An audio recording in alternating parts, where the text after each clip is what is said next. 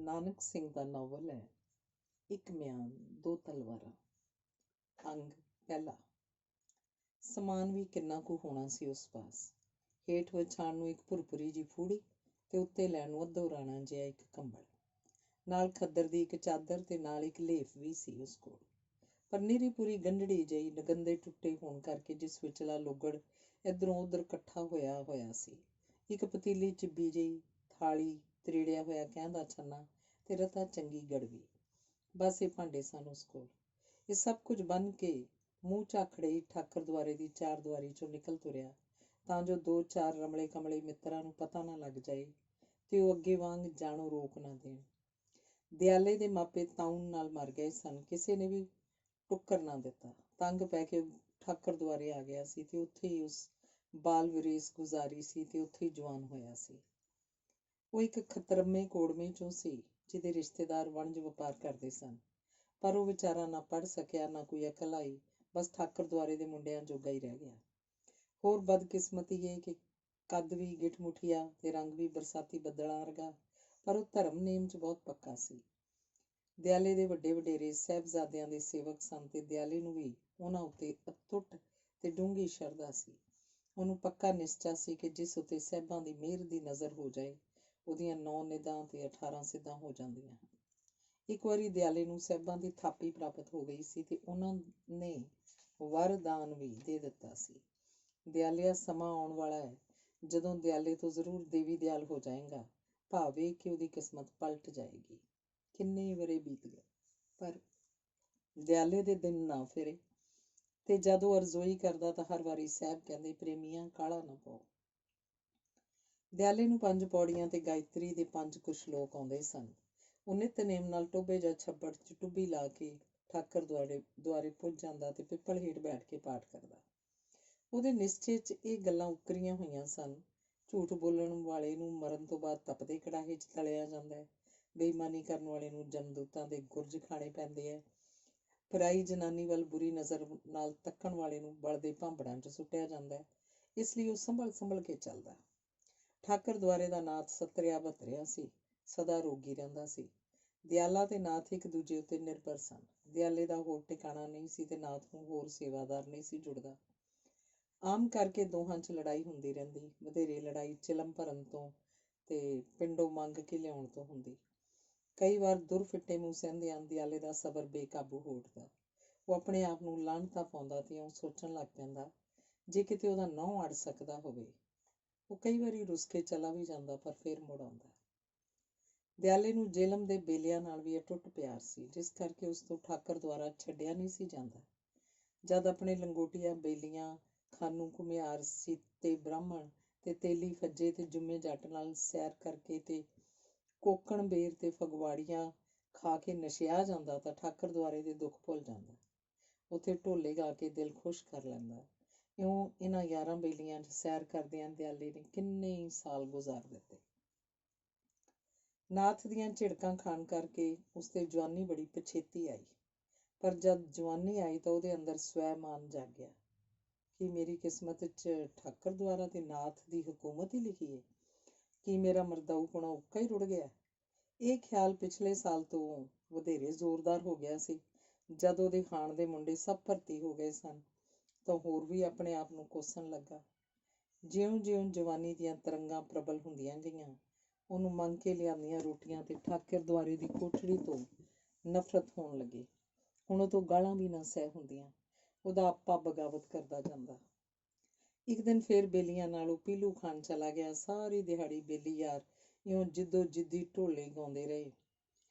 ਕੰਨੀ ਬੁੰਦੇ ਸਿਰ ਤੇ ਭੱਤੇ ਆ ਗਏ ਨੇ ਫੱਬ ਕੇ, ਵਹਿੰਦਿਆਂ ਢੋਲਾ ਤੈਨੂੰ ਧਾਗਾ ਚੱਬ ਨੇਨੀਆਂ ਭੱਜ ਕੇ, ਜਿਹੜਾ ਟੁਰ ਚੱਲਿਆ ਏ ਮੈਂ ਸ਼ੋਧੀ ਨੂੰ ਰੁੰਦੜੀ ਛੱਡ ਕੇ, ਕਿਹੜਾ ਅਜ਼ਾਰ ਚਾ ਲਾਇਓ ਈ ਉਹਨਾਂ ਸੱਦ ਕੇ, ਅੰਦਰ ਵੜ ਕੇ ਲਾਇਓ ਈ ਹੁਣ ਘੜਾ 'ਚ ਭੰਨਿਓ ਈ ਜਗ ਤੇ, ਤਰੁੱਟੀ ਦੀ ਆ ਨਿਸ਼ਾਨੀ ਜਿਉਂ ਬੱਦਲ ਵਹਿੰਦੇ ਜੀ ਗੱਜ ਕੇ, ਇੱਕ ਵਾਰੀ ਉਹਨਾਂ 'ਚ ਪਰਤੀ ਉਹ ਢੋਲਣਾ ਵੱਤ ਟੋਰ ਵੰਝੀ ਦਿਲਾਂ ਦੀਆਂ ਦੱਸ ਕੇ। ਉਧਰ ਨਾਥ ਬਿਮਾਰ ਸੀ। ਉਹ ਯਾਰਾਂ ਨਾਲ ਸੈਰ ਕਰਕੇ ਪਛੇਤਾ ਮੁੜਿਆ। ਨਾਥ ਨੇ ਦਿਆਲੇ ਨੂੰ ਚਿਮਟੇ ਨਾਲ ਬਹੁਤ ਬੁਰੀ ਤਰ੍ਹਾਂ ਮਾਰਿਆ। ਭਾਵੇਂ ਨਾਥ ਨੇ ਉਹਨੂੰ ਮਗਰੋਂ ਮਨਾ ਲਿਆ, ਪਰ ਉਹਦੇ ਮਨ 'ਚ ਬੱਝੀ ਗੰਢ ਮੁੜ ਨਾ ਖੁੱਲ ਸਕੀ। ਲਾਗਲੇ ਪਿੰਡ ਗੱਭਰੂਆਂ ਦੀ ਭਰਤੀ ਹੁੰਦੀ ਤੱਕ ਕੇ ਦਿਆਲੇ ਨੇ ਸਾਹਿਬਾਂ ਕੋਲ ਬੇਨਤੀ ਕੀਤੀ। ਸਾਹਿਬਾਂ ਨੇ ਕੱਦ ਛੋਟਾ ਹੁੰਦਿਆਂ ਵੀ ਭਰਤੀ ਵਾਲੇ ਅਫਸਰ ਕੋਲ ਸਿਫਾਰਿਸ਼ ਕੀਤੀ, ਪਰ ਉਹਨੂੰ ਨਿਰਾਸ਼ ਮੁੜਨਾ ਪਿਆ। ਨਿਰਾਸ਼ ਮੁੜ ਕੇ ਦਿਆਲੇ ਨੇ ਜਦ ਫੇਰ ਨਾਥ ਦੀ ਸ਼ਰਨ ਲੈਣੀ ਪਈ ਤਾਂ ਉਹਨੇ ਫੇਰ ਬੜਾ ਬਕੜਵਾਦ ਕੀਤਾ। ਦਿਆਲਾ ਸਭ ਸਹਿ ਗਿਆ ਤੇ ਉਦਾਸ ਰਹਿਣ ਲੱਗਾ। ਉਹ ਸਾਰੀ ਰਾਤ ਉਸਲ ਵੱਟੇ ਲੈਂਦਾ ਰਹਿੰਦਾ ਤੇ ਹਰ ਵੇਲੇ ਹਰੀ ਹਰ ਹਰੀ ਹਰ ਹਰੀ ਹਰ ਹਰੀ ਮੇਰੀ ਬੇਰ ਕਿਉਂ, ਹਰੀ ਮੇਰੀ ਬੇਰ ਕਿਉਂ ਦੇਰ ਇਤੀ ਕਰੀ ਗੁਣਗੁਣਾਉਂਦਾ ਰਹਿੰਦਾ। ਨਾਥ ਨੂੰ ਪੱਕੀ ਆਸ ਹੋ ਗਈ ਕਿ ਦਿਆਲਾ ਹੁਣ ਉਹਨੂੰ ਛੱਡ ਕੇ ਕਦੀ ਵੀ ਨਹੀਂ ਜਾ ਸਕਦਾ, ਜਿਸ ਕਰਕੇ ਉਹ ਮਾੜੀ ਮਾੜੀ ਗੱਲ ਤੇ ਗਾਲਾਂ ਕੱਢਣ ਲੱਗ ਪੈਂਦਾ। ਇੱਕ ਦਿਨ ਮੁਨਸ਼ੀ ਮੁਖਤਾਰ ਅਹਿਮਦ ਨੇ ਦਿਆਲੇ ਨੂੰ ਦੱਸਿਆ ਕਿ ਪੰਜਾਬ 'ਚ ਰੰਗਰੂਟ ਨਹੀਂ ਮਿਲ ਰਹੇ, ਜਿਸ ਕਰਕੇ ਛੋਟੇ ਕੱਦ ਵਾਲੇ ਨੂੰ ਵੀ ਭਰਤੀ ਕੀਤਾ ਜਾ ਰਿਹਾ। ਇਹ ਸੁਣ ਕੇ ਦਿਆਲੇ ਨੂੰ ਚਾਅ ਚੜ੍ਹ ਗਿਆ ਤੇ ਉਹਨੇ ਸਾਹਿਬਾਂ ਦੇ ਗਿਰਾਂ ਜਾਣ ਦੀ ਤਿਆਰੀ ਕਰ ਲਈ। ਉਹਨੂੰ ਇਹ ਵੀ ਪਤਾ ਲੱਗ ਚੁੱਕਾ ਸੀ ਕਿ ਸਾਹਿਬਾਂ ਨੇ ਆਪ ਵੀ ਭਰਤੀ ਕਮਾਉਣ ਦਾ ਕੰਮ ਆਪਣੇ ਜਿੰਮੇ ਲਿਆ ਹੋਇਆ, ਜਿਸ ਲਈ ਉਹਦਾ ਕੰਮ ਜ਼ਰੂਰ ਹੋ ਜਾਏਗਾ ਤੇ ਨਾਥ ਦੇ ਅਤਿਆਚਾਰਾਂ ਤੋਂ ਛੁੱਟ ਜਾਏਗਾ। ਇਸ ਆਸ ਨਾਲ ਤੇ ਪੱਛੜ ਜਾਣ ਦੇ ਡਰ ਕਾਰਨ ਸਾਰੀ ਰਾਤ ਉਹਨੂੰ ਨੀਂਦ ਨਾ ਆਈ। ਉਹ ਬਹੁਤ ਸਵੇਰੇ ਤੁਰ ਪਿਆ ਤਾਂ ਜੋ ਨਾ ਤੇ ਨਾਥ ਨੂੰ ਪਤਾ ਲੱਗੇ ਤੇ ਨਾ ਹੀ ਕੋਈ ਦੋਸਤ ਮਿੱਤਰ ਅੜਿੱਕਾ ਪਾ ਬੈਠੇ। ਚੱਕ ਜਾਨੀ ਸੜਕ ਤੋਂ ਕੋਈ ਅੱਧ ਮੀਲ ਦੀ ਵੱਟ ਤੇ ਸੀ। ਸੜਕ ਸਿੱਧੀ ਹਰਨਪੁਰ ਨੂੰ ਜਾਂਦੀ ਸੀ। ਪੈਂਡਾ 7 ਕੋਹ ਤੋਂ ਵੱਧ ਨਹੀਂ ਸੀ। ਸੜਕ ਦੇ ਲਾਗੇ ਪੁੱਜ ਕੇ ਦਿਆਲੇ ਨੇ ਆਪਣੀ ਜਨਮ ਭੂਮੀ ਵੱਲ ਅਰਮਾਨ ਭਰੀ ਨਜ਼ਰ ਨਾਲ ਤੱਕਿਆ ਤੇ ਠਾਕਰ ਦੁਆਰੇ ਵੱਲ ਵੇਖਿਆ। ਉਹ ਕਿੰਨਾ ਚਿਰ ਖੜੋਤਾ ਵੇਖਦਾ ਰਿਹਾ। ਕਈ ਸਾਰੀਆਂ ਪੁਰਾਣੀਆਂ ਯਾਦਾਂ ਨੇ ਉਹਨੂੰ ਘੇਰ ਲਿਆ। ਇੰਨੇ ਨੂੰ ਜੁੰਮੇ ਸਤਿਆਣੇ ਦੀ ਆਵਾਜ਼ ਆਈ, ਹਾਏ ਦਿਆਲਿਆ, ਸਾਹਿਬ ਸਲਾਮਤ। ਸਾਹਿਬ ਸਲਾਮਤ ਜੁੰਮਿਆ, ਦਿਆਲੇ ਨੇ ਰਤਾ ਖਿੱਚ ਕੇ ਕਿਹਾ। ਇਹ ਵਲੇਵਾ ਕਿੱਦੇ ਚਾਲੀ ਵਹਿਨਾ ਏ? ਨੂਰ ਪੀਰ ਦੇ ਵੇਲੇ? ਜੁੰਮੇ ਨੇ ਪੁੱਛਿਆ। ਨਾ ਚਾਹੁੰਦਿਆਂ ਵੀ ਦਿਆਲੇ ਨੇ ਸੱਚ ਦੱਸ ਦਿੱਤਾ ਕਿ ਉਹ ਸਾਹਿਬਾਂ ਦੇ ਗਿਰਾਂ ਚੱਲਿਆ ਏ। ਜੁੰਮੇ ਨੇ ਫਿਰ ਮੁਖੌਲ ਕੀਤਾ, ਸਾਹਿਬਾਂ ਦੇ ਗਿਰਾਂ? ਵਾਹ ਓਏ ਮਗਦੇ ਮਿਰਜ਼ਿਆ, ਕਿਹੜੀ ਸਾਹਿਬਾਂ ਕੋਲ ਚੱਲਿਆ? ਦਿਆਲੇ ਨੂੰ ਟਿੱਚਰ ਚੰਗੀ ਨਾ ਲੱਗੀ। ਉਹਨੇ ਸਾਹਿਬਾਂ ਬਾਬਤ ਸਭ ਕੁਝ ਦੱਸ ਦਿੱਤਾ। ਜੁੰਮੇ ਨੇ ਉੱਥੇ ਜਾਣ ਦਾ ਕਾਰਨ ਪੁੱਛਿਆ ਤਾਂ ਉਸ ਕਿਹਾ ਕਿ ਉਹ ਵਿਹਲਾ ਰਹਿੰਦਿਆਂ ਅੱਕ ਗਿਆ ਏ, ਬਾਹਰ ਜਾ ਕੇ ਕੋਈ ਕੰਮ ਰੁਜ਼ਗਾਰ ਲੱਭੇਗਾ। ਜੁੰਮੇ ਨੇ ਇਹੋ ਜਿਹੀਆਂ ਕਈ ਗੱਲਾਂ ਕਹਿ ਕੇ ਮੋੜਨਾ ਚਾਹਿਆ। ਕਮਲੀ ਦਿਆ, ਕਾਈ ਤੋਂ ਰੂਹ ਚਾ ਲਿਆਈ, ਜਣੇ ਕੰਮ ਰੁਜ਼ਗਾਰ ਢੂੰਢੇ ਸਾਂ। ਕਹਿੰਦੇ ਕਾਣੇ ਤੇ ਪਿੱਟਣ ਡਿਆ ਪਿਆ ਕਰੇ, ਨਾ ਤੈਂਡੀ ਰੰਨ ਨਾ ਕੰਨ, ਭੈਂ ਪੋ ਮੁੜ ਚੱਲ, ਨਾ ਪਿਆ ਵਾਢਾਂ ਸਾੜ। ਟੁਕੜੇ ਦੀ ਕਾਈ ਸੌੜ ਪਈ ਏ ਤੈਂ ਜੋਗੀ। ਜੇ ਨਾਥ ਕੋਲ ਰਹਿਣ ਤੋਂ ਅੱਕ ਗਿਆ ਏ ਨਾ ਤਾਂ ਰਵੀ ਉਸ ਮਨ। ਆਪਣੇ ਖੂਹੇ ਦੇ ਕੋਠਾ ਘੱਤ ਦਿਸਾਉ ਨਾ ਤੇ ਪਿਆ ਰੱਬੋਂ ਦਾ ਨਾਂ ਜੱਪੀ। ਪਰ ਦਿਆਲਾ ਨਾ ਮੰਨਿਆ। ਜੇ ਦਿਆਲਾ ਰੋਟੀ ਦੇ ਦੁੱਖੋਂ ਜਾ ਰਿਹਾ ਹੁੰਦਾ ਤਾਂ ਜ਼ਰੂਰ ਮੁੜ ਪੈਂਦਾ, ਪਰ ਉਹ ਤਾਂ ਅੰਦਰਲੇ ਖਲਾਅ ਨੂੰ ਭਰਨ ਜਾ ਰਿਹਾ ਸੀ। ਜਦ ਜੁੰਮੇ ਨੂੰ ਨਿਸ਼ਚਾ ਹੋ ਗਿਆ ਕਿ ਦਿਆਲੇ ਨੇ ਨਹੀਂ ਮੁੜਨਾ ਤਾਂ ਉਹਨੇ ਇਹ ਦੁਆ ਦੇ ਕੇ ਵਿਦਾ ਕੀਤਾ, ਹਲਾ ਜੇ ਨਾਉ ਅਟਕਣਾ ਤਾਂ ਅੱਲਾ ਕੰਢੀ ਪਿੱਛੇ ਹੋਵੇ, ਪੀਰਾਂ ਫਕੀਰਾਂ ਦੀ ਰੱਖ ਹੋਵੇ, ਸ਼ਾਲਾ ਖੱਟ ਕਰ ਆਵੇਂ, ਜੇ ਆਮਦੇ ਆਈ ਕਾਈ ਕਰਾੜੀ ਢੀ ਵੰਜੀ ਤੇ ਝੁਗੜਾ ਵਸ ਪਵੀ। ਸਿੱਖ ਗੁਰੂ ਸਾਹਿਬਾਂ ਨੇ ਜਿਵੇਂ ਦੇਸ਼ ਦੇ ਕੋਨੇ-ਕੋਨੇ 'ਚ ਪਰਮਾਰਥ ਦਾ ਮਾਰਗ ਪ੍ਰਦਰਸ਼ਨ ਕੀਤਾ ਤੇ ਲੋਕਾਂ ਨੂੰ ਜਹਾਲਤ ਦੀ ਦਲਦਲ ਵਿੱਚੋਂ ਕੱਢਿਆ ਤੇ ਸੱਤ ਮਾਰਗ ਦੇ ਸਫਲ ਯਤਨ ਕੀਤੇ, ਉਹਨਾਂ ਦੇ ਕਾਰਨਾਮੇ ਕਿਸੇ ਤੋਂ ਗੁੱਝੇ ਨਹੀਂ। ਪਰ ਸਮਾਂ ਪਾ ਕੇ ਉਹਨਾਂ ਦੇ ਘਰਾਣਿਆਂ ਵਿੱਚ ਵੀ ਚੋਖੀ ਗਿਣਤੀ 'ਚ ਐਸੇ ਲੋਕ ਪੈਦਾ ਹੋ ਗਏ ਜਿਹੜੇ ਕੁਰਾਹੇ ਪੈ ਕੇ ਲੋਭ ਲਾਲਚ ਤੇ ਈਰਖਾ 'ਚ ਫਸ ਗਏ। ਮੋਰੀ, ਮੋਹਨ, ਧੀਰਮਲ, ਰਾਮ ਰਾਏ ਅਨੇਕਾਂ ਨੇ ਵੱਖ-ਵੱਖ ਗੱਦੀਆਂ ਚਲਾਈਆਂ ਤੇ ਗੁਰੂ ਪੁਣੇ ਨੇ ਇੰਨੀ ਧਾਂਦਲੀ ਮਚਾ ਦਿੱਤੀ ਕਿ ਸਰਬ ਸਧਾਰਨ ਲਈ ਅਸਲ ਤੇ ਨਕਲ ਦਾ ਫਰਕ ਲੱਭਣਾ ਮੁਸ਼ਕਿਲ ਹੋ ਗਿਆ। ਕਿਸੇ ਨੇ ਬੇਦੀ ਸਾਹਿਬਜ਼ਾਦੇ, ਕਿਸੇ ਨੇ ਸੋਢੀ, ਕਿਸੇ ਨੇ ਭੱਲੇ, ਕਿਸੇ ਨੇ ਤਰੇਮ ਦਾ ਲੇਬਲ ਮੱਥੇ ਤੇ ਲਾ ਕੇ ਭੋਲੇ ਸਿੱਖਾਂ ਨੂੰ ਦੋਹੀਂ ਹੱਥੀਂ ਲੁੱਟਣਾ ਸ਼ੁਰੂ ਕਰ ਦਿੱਤਾ। ਅੱਜ ਤੋਂ ਪੌਣੀ ਕੁ ਸਦੀ ਪਹਿਲਾਂ, ਜਦ ਅਜੇ ਸਿੰਘ ਸਭਾ ਲਹਿਰ ਨਹੀਂ ਸੀ ਆਰੰਭ ਹੋਈ, ਪੰਜਾਬ 'ਚ ਗੁਰੂਡਮ ਦੀ ਬਿਮਾਰੀ ਇੰਨੇ ਜ਼ੋਰ 'ਚ ਫੈਲੀ ਹੋਈ ਸੀ ਕਿ ਇਹਦਾ ਅਸਰ ਕਾਬਲ, ਕੰਧਾਰ ਤੇ ਗਜ਼ਨੀ ਦੇ ਸਿੱਖਾਂ ਤੱਕ ਵੀ ਜਾ ਪਹੁੰਚਿਆ। ਕਈ ਲਿਖੇ ਪੜ੍ਹੇ ਤੇ ਚੱਲਦੇ ਪੁਰਜੇ ਗੁਰੂ ਬੰਸਧਾਰੀਆਂ ਨੇ ਤਾਂ ਸਰਕਾਰੀ ਦਰਬਾਰੇ ਵੀ ਚੋਖਾ ਥਾਂ ਬਣਾ ਲਿਆ ਸੀ। ਸਰ ਬਾਬਾ ਖੇਮ ਸਿੰਘ ਤੇ ਸਰ ਆਗਾ ਖਾਨ ਆਦਿ ਵੱਡੀਆਂ-ਵੱਡੀਆਂ ਸੰਪਰਦਾਵਾਂ ਦੇ ਬਾਨੀ ਇਸੇ ਮਹਾਨਤਾ ਕਾਰਨ ਸਰਕਾਰ ਦੇ ਘਰੋਂ ਵਰਸਾਏ ਜਾਂਦੇ ਰਹੇ। ਇਉਂ ਸਮਾਂ ਪਾ ਕੇ ਗੁਰੂ ਬੰਸਧਾਰੀਆਂ ਲਈ ਸਿੱਖੀ ਸੇਵਕੀ ਦੀ ਪ੍ਰਥਾ ਸੋਨੇ ਦੇ ਆਂਡੇ ਦੇਣ ਵਾਲੀ ਮੁਰਗੀ ਬਣ ਗਈ। ਸੋਢੀ ਸਾਹਿਬਜ਼ਾਦਿਆਂ ਦਾ ਪ੍ਰਭਾਵ ਸਭ ਤੋਂ ਵੱਧ ਸੀ, ਕਿਉਂਕਿ 10 ਵਿੱਚੋਂ 7 ਪਾਤਸ਼ਾਹੀਆਂ ਸੋਢੀ ਖਾਨਦਾਨ ਨਾਲ ਸੰਬੰਧਿਤ ਹੋਣ ਕਰਕੇ ਇਹਨਾਂ ਦੇ ਬੰਸਧਾਰੀ ਬਹੁਤ ਸਨ। ਦੂਜਾ ਸੋਢੀਆਂ ਦੀ ਜਨਮ ਭੂਮੀ ਪੱਛਮੀ ਪੰਜਾਬ ਸੀ। ਤੀਜਾ ਪੱਛਮੀ ਪੰਜਾਬ ਵਿੱਚ 2/3 ਸਿੱਖ ਹਿੰਦੂ ਆਬਾਦੀ ਖੱਤਰੀਆਂ ਦੀ ਸੀ। ਸਮਾਂ ਪਾ ਕੇ ਸੋਢੀ ਇੰਨੇ ਅਮੀਰ ਹੋ ਗਏ ਕਿ ਵੱਡੇ ਵੱਡੇ ਰਾਜਿਆਂ ਮਹਾਰਾਜਿਆਂ ਵਾਂਗ ਮਹਿਲਾਂ 'ਚ ਰਹਿਣ ਲੱਗ ਪਏ, ਸ਼ਿਕਾਰ ਖੇਡਣ ਲੱਗ ਪਏ। ਚੌਪਾਏ ਜਾਨਵਰਾਂ ਵਾਂਗ ਖਰਗੋਸ਼ਾਂ ਆਦਿ ਦੀ ਸ਼ਿਕਾਰਗਾਹ ਕੇਵਲ ਜੇਹਲਮ ਦੇ ਬੇਲਿਆਂ 'ਚ ਹੀ ਸੀ, ਜਿਸ ਕਰਕੇ ਸੋਢੀ ਇੱਥੇ ਬਹੁਤਾ ਸ਼ਿਕਾਰ ਖੇਡਣ ਆਉਂਦੇ ਸਨ। ਨਾਲੇ ਇੱਥੇ ਦੀ ਸਿੱਖੀ ਸੇਵਕੀ ਬੜੀ ਸੀ। ਸੋਢੀ ਨਾਲੇ ਸ਼ਿਕਾਰ ਖੇਡ ਜਾਂਦੇ, ਨਾਲੇ ਆਪਣੇ ਕਾਰ ਭੇਟ ਲੈ ਜਾਂਦੇ। ਜਦ ਸਾਹਿਬਾਂ ਦੀ ਆਮਦ ਬਾਰੇ ਇਲਾਕੇ ਦੇ ਲੋਕਾਂ ਨੂੰ ਖੁਸ਼ਖਬਰੀ ਮਿਲਦੀ, ਉਸੇ ਵੇਲੇ ਤੋਂ ਹੀ ਇੱਕ ਸਿਰੇ ਤੋਂ ਲੈ ਕੇ ਦੂਜੇ ਸਿਰੇ ਤੱਕ ਸਤਿਗੁਰਾਂ ਦੇ ਸਵਾਗਤ ਲਈ ਤਿਆਰੀਆਂ ਆਰੰਭ ਹੋ ਜਾਂਦੀਆਂ। ਸਤਿਗੁਰਾਂ ਦੇ ਨਾਲ ਕਈ ਮਹਿਲ, ਸਾਹਿਬਜ਼ਾਦੇ, ਟਿੱਕੇ, ਕਮਰਾਣੀਆਂ, ਬੇਗਿਣਤੇ ਨਫਰ, ਚੌਬਦਾਰ, ਗੜਵਈਏ, ਧੂਪੀਏ ਤੇ ਬਸਤਰੀ ਹੁੰਦੇ। ਆਦਮੀਆਂ ਤੋਂ ਛੁੱਟ ਘੋੜੇ, ਸ਼ਿਕਾਰੀ ਕੁੱਤੇ, ਬਾਜ਼ ਤੇ ਸ਼ਿਕਾਰ ਕਰਕੇ ਲਿਆਂਦੇ ਹੋਏ ਹਰਨ, ਲੂੰਬੜ ਆਦਿ ਵੀ ਹੁੰਦੇ। ਜਦ ਪਤਾ ਲੱਗਦਾ ਮਹਾਰਾਜ ਦੀ ਸਵਾਰੀ ਆ ਰਹੀ ਹੈ, 4-4, 5-5 ਕੋਹ ਤੋਂ ਸੰਗਤ ਅਗਲਵਾਂਢੀ ਪਹੁੰਚ ਜਾਂਦੀ। ਦਰਜਵਾਰ ਸਭਨਾਂ ਨੂੰ ਪੀਨਸਾਂ, ਰੱਥਾਂ, ਪਾਲਕੀਆਂ ਆਦਿ ਵਿੱਚ ਸਵਾਰ ਕੀਤਾ ਜਾਂਦਾ।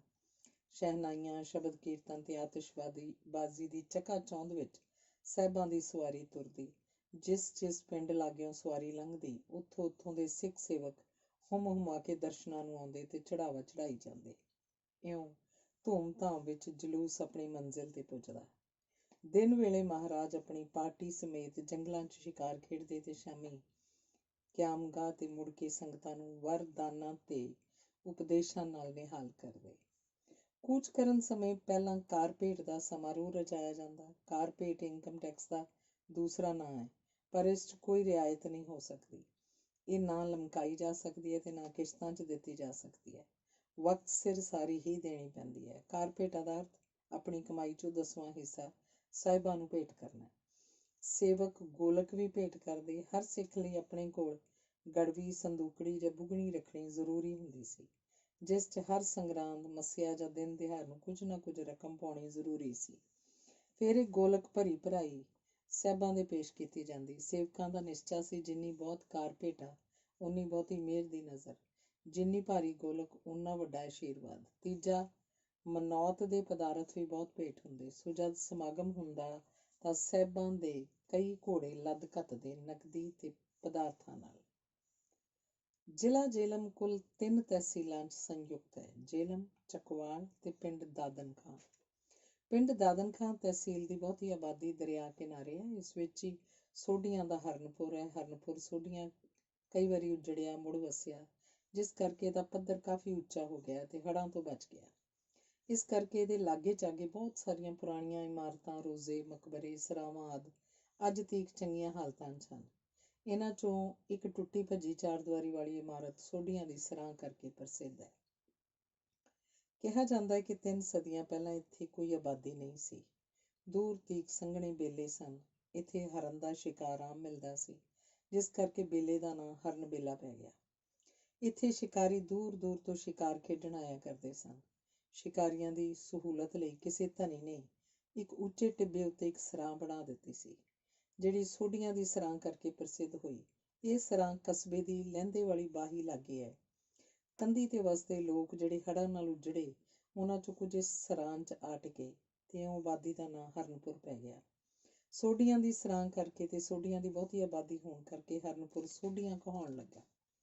ਸਿੰਘ ਸਭਾ ਦੇ ਪ੍ਰਚਾਰ ਨੇ ਗੁਰੂ ਡੰਮ ਦੀਆਂ ਦੁਕਾਨਾਂ ਬੰਦ ਕਰਾ ਦਿੱਤੀਆਂ, ਜਿਸ ਕਰਕੇ ਕਾਰ ਸੇਵਾ ਦੀ ਪ੍ਰਥਾ ਮੁੱਕ ਗਈ।